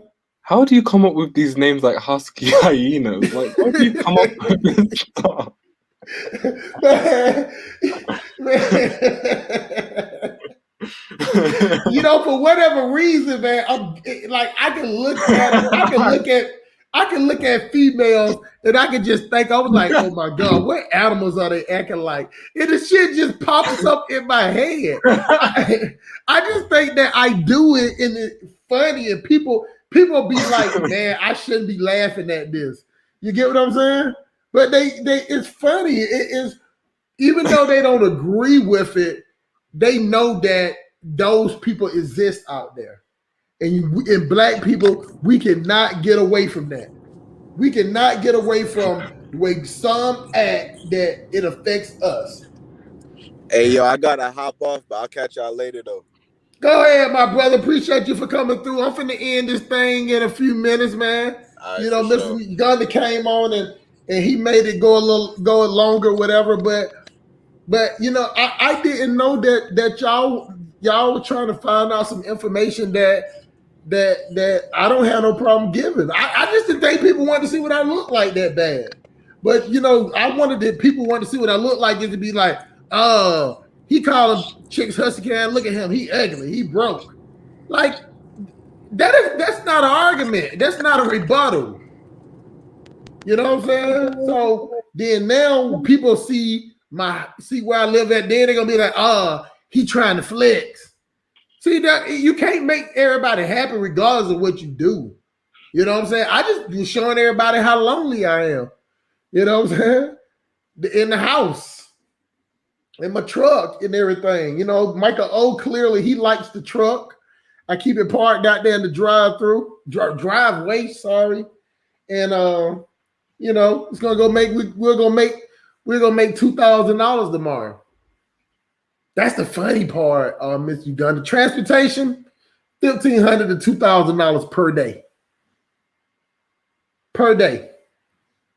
You got to subtract your fuel and a lot of other things out of it too. But just initially, if they forget to take all the deductions out, it'll be $2,000. So I gross about 6,000.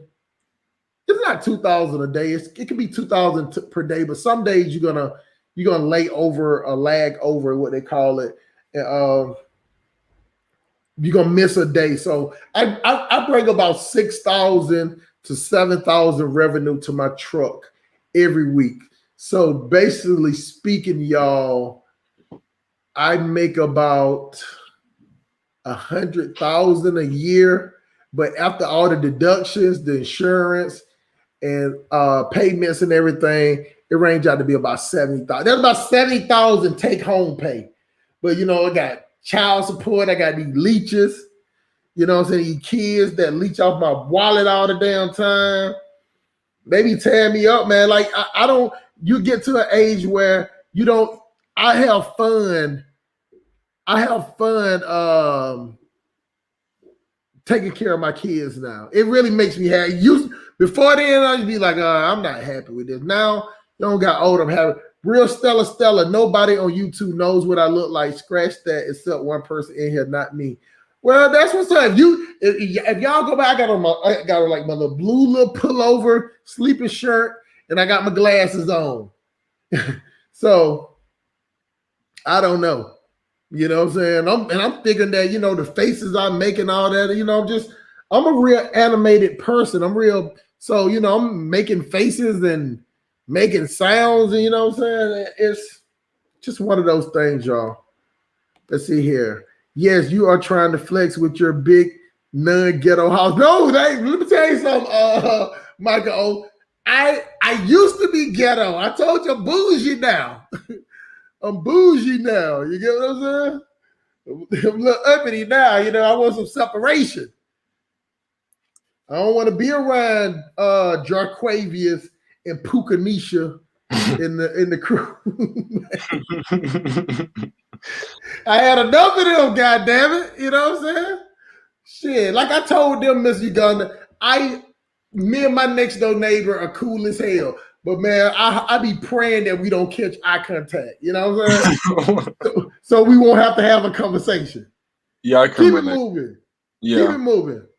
Hey, Sun Police Academy, are the ghettos in Atlanta as they have in Not Measy Hood? Oh, yeah. Yeah, the only difference is in New York, they have more high-rise hoods. You know what I'm saying? So, yeah, I'm telling y'all, I don't got a little bougie now. Y'all want I do another tour. We'll play that shit. I don't want to be. I'm telling y'all, I love black people, but I don't want to live around y'all motherfuckers. Y'all just constantly fuck with people. Y'all don't know how to let people just live. It's like we all got to be in goddamn everybody business. We always got to know. We know somebody that got the same thing or got something better. And another thing I don't like, black people, is that I don't like when we walk up to each other that we look at each other up and down, checking out what type of shoes we got on. Like I don't give a fuck about that, man.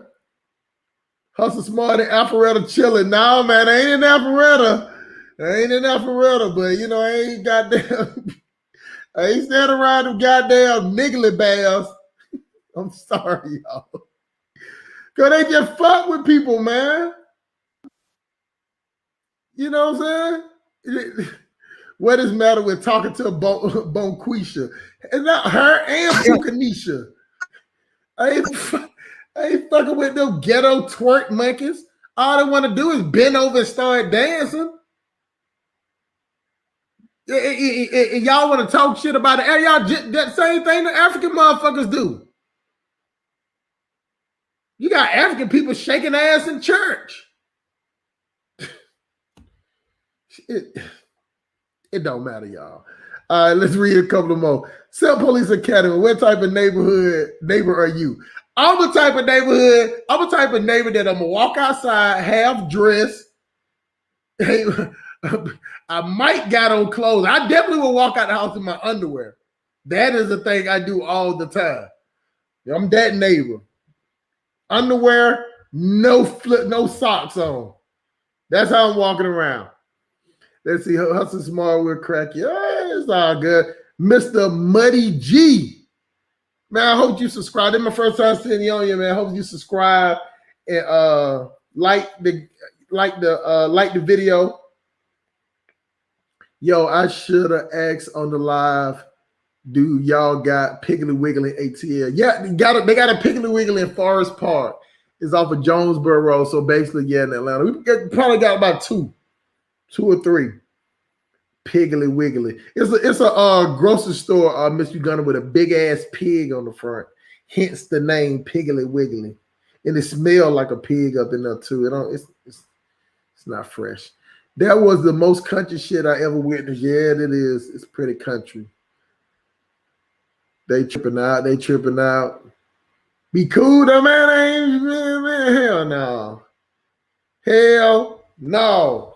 I do not deal with them ghetto ass, goddamn wig, weave, hyenas, man.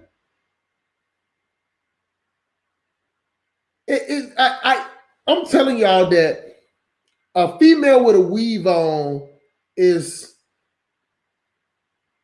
just somebody, I can't even entertain them. I'm not saying I wouldn't bang her up, but I definitely don't entertain chicks with weave in their hair. I just don't. Well, how you like yours, Miss Uganda? You like that weave in their hair? Miss Uganda is out he's on mute. But I just don't, and I'm telling y'all, I don't like the weave. God damn it. I just don't like it. Then it's the black people who should be running away from you underwear wearing ass. Hey, man. Hey. Don't come out here with that shit. You see how peaceful it is out here. Hustle Smart, you crazy. I like you though. Appreciate it, Miss Malika. I walk out in my boxes too. It is what it is. Hey. Man, I walk straight out there. Matter of fact, y'all, I got to take out the trash. And I got to take out the trash and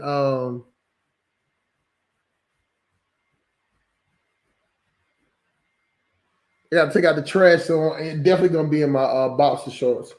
Take it out the trash. Let's see here, Donnie. LL, my son does that all the time. He would take the trash out in 1 minute with a boxer. Hey.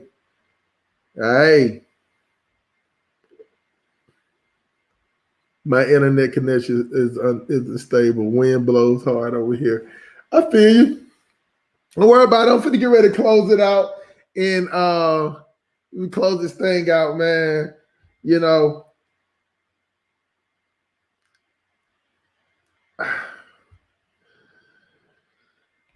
when it gets down into it, you know, I'm gonna pay for convenience. So let's just go with that. You know what I'm saying? You want to pay for convenience and everything, and I don't think nothing wrong with that. But I know that I can get more bang for my money if I come to Africa. And I'm coming. And I want me 2 house girls. Yeah. Bring me my house girl, shawty. It's time to interview these chicks. You know? Hopefully the balls don't fall out. Hey, no. That's to see them boxers. I wear boxer briefs. You know what I'm saying? That's for the big dudes. You get what I'm saying? They ain't they're popping off, but I have no problem doing it. It just ain't a lot of light outside. I wish that I can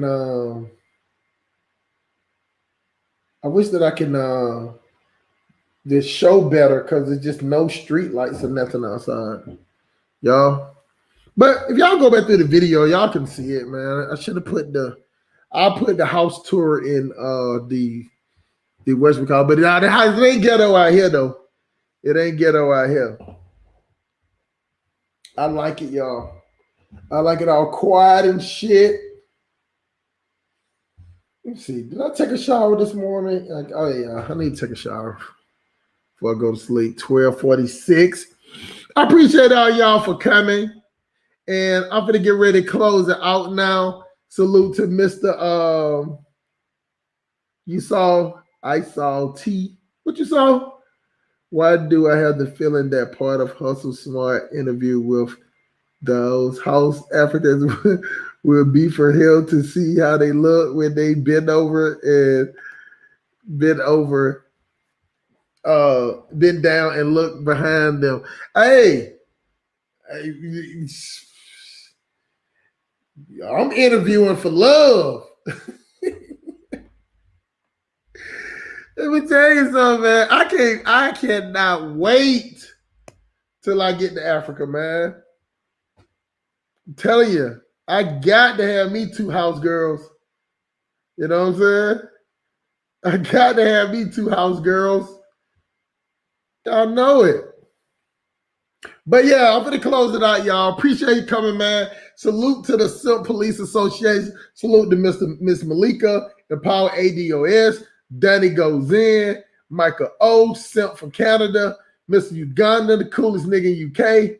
You know what I'm saying? Miss African Millennium for coming on that Jug season, doing the thing in Arizona. Got him a guy named Heidi. You know what I'm saying? Got a couple of people on here that okay. Shout out to Mr. Muddy G for coming on here.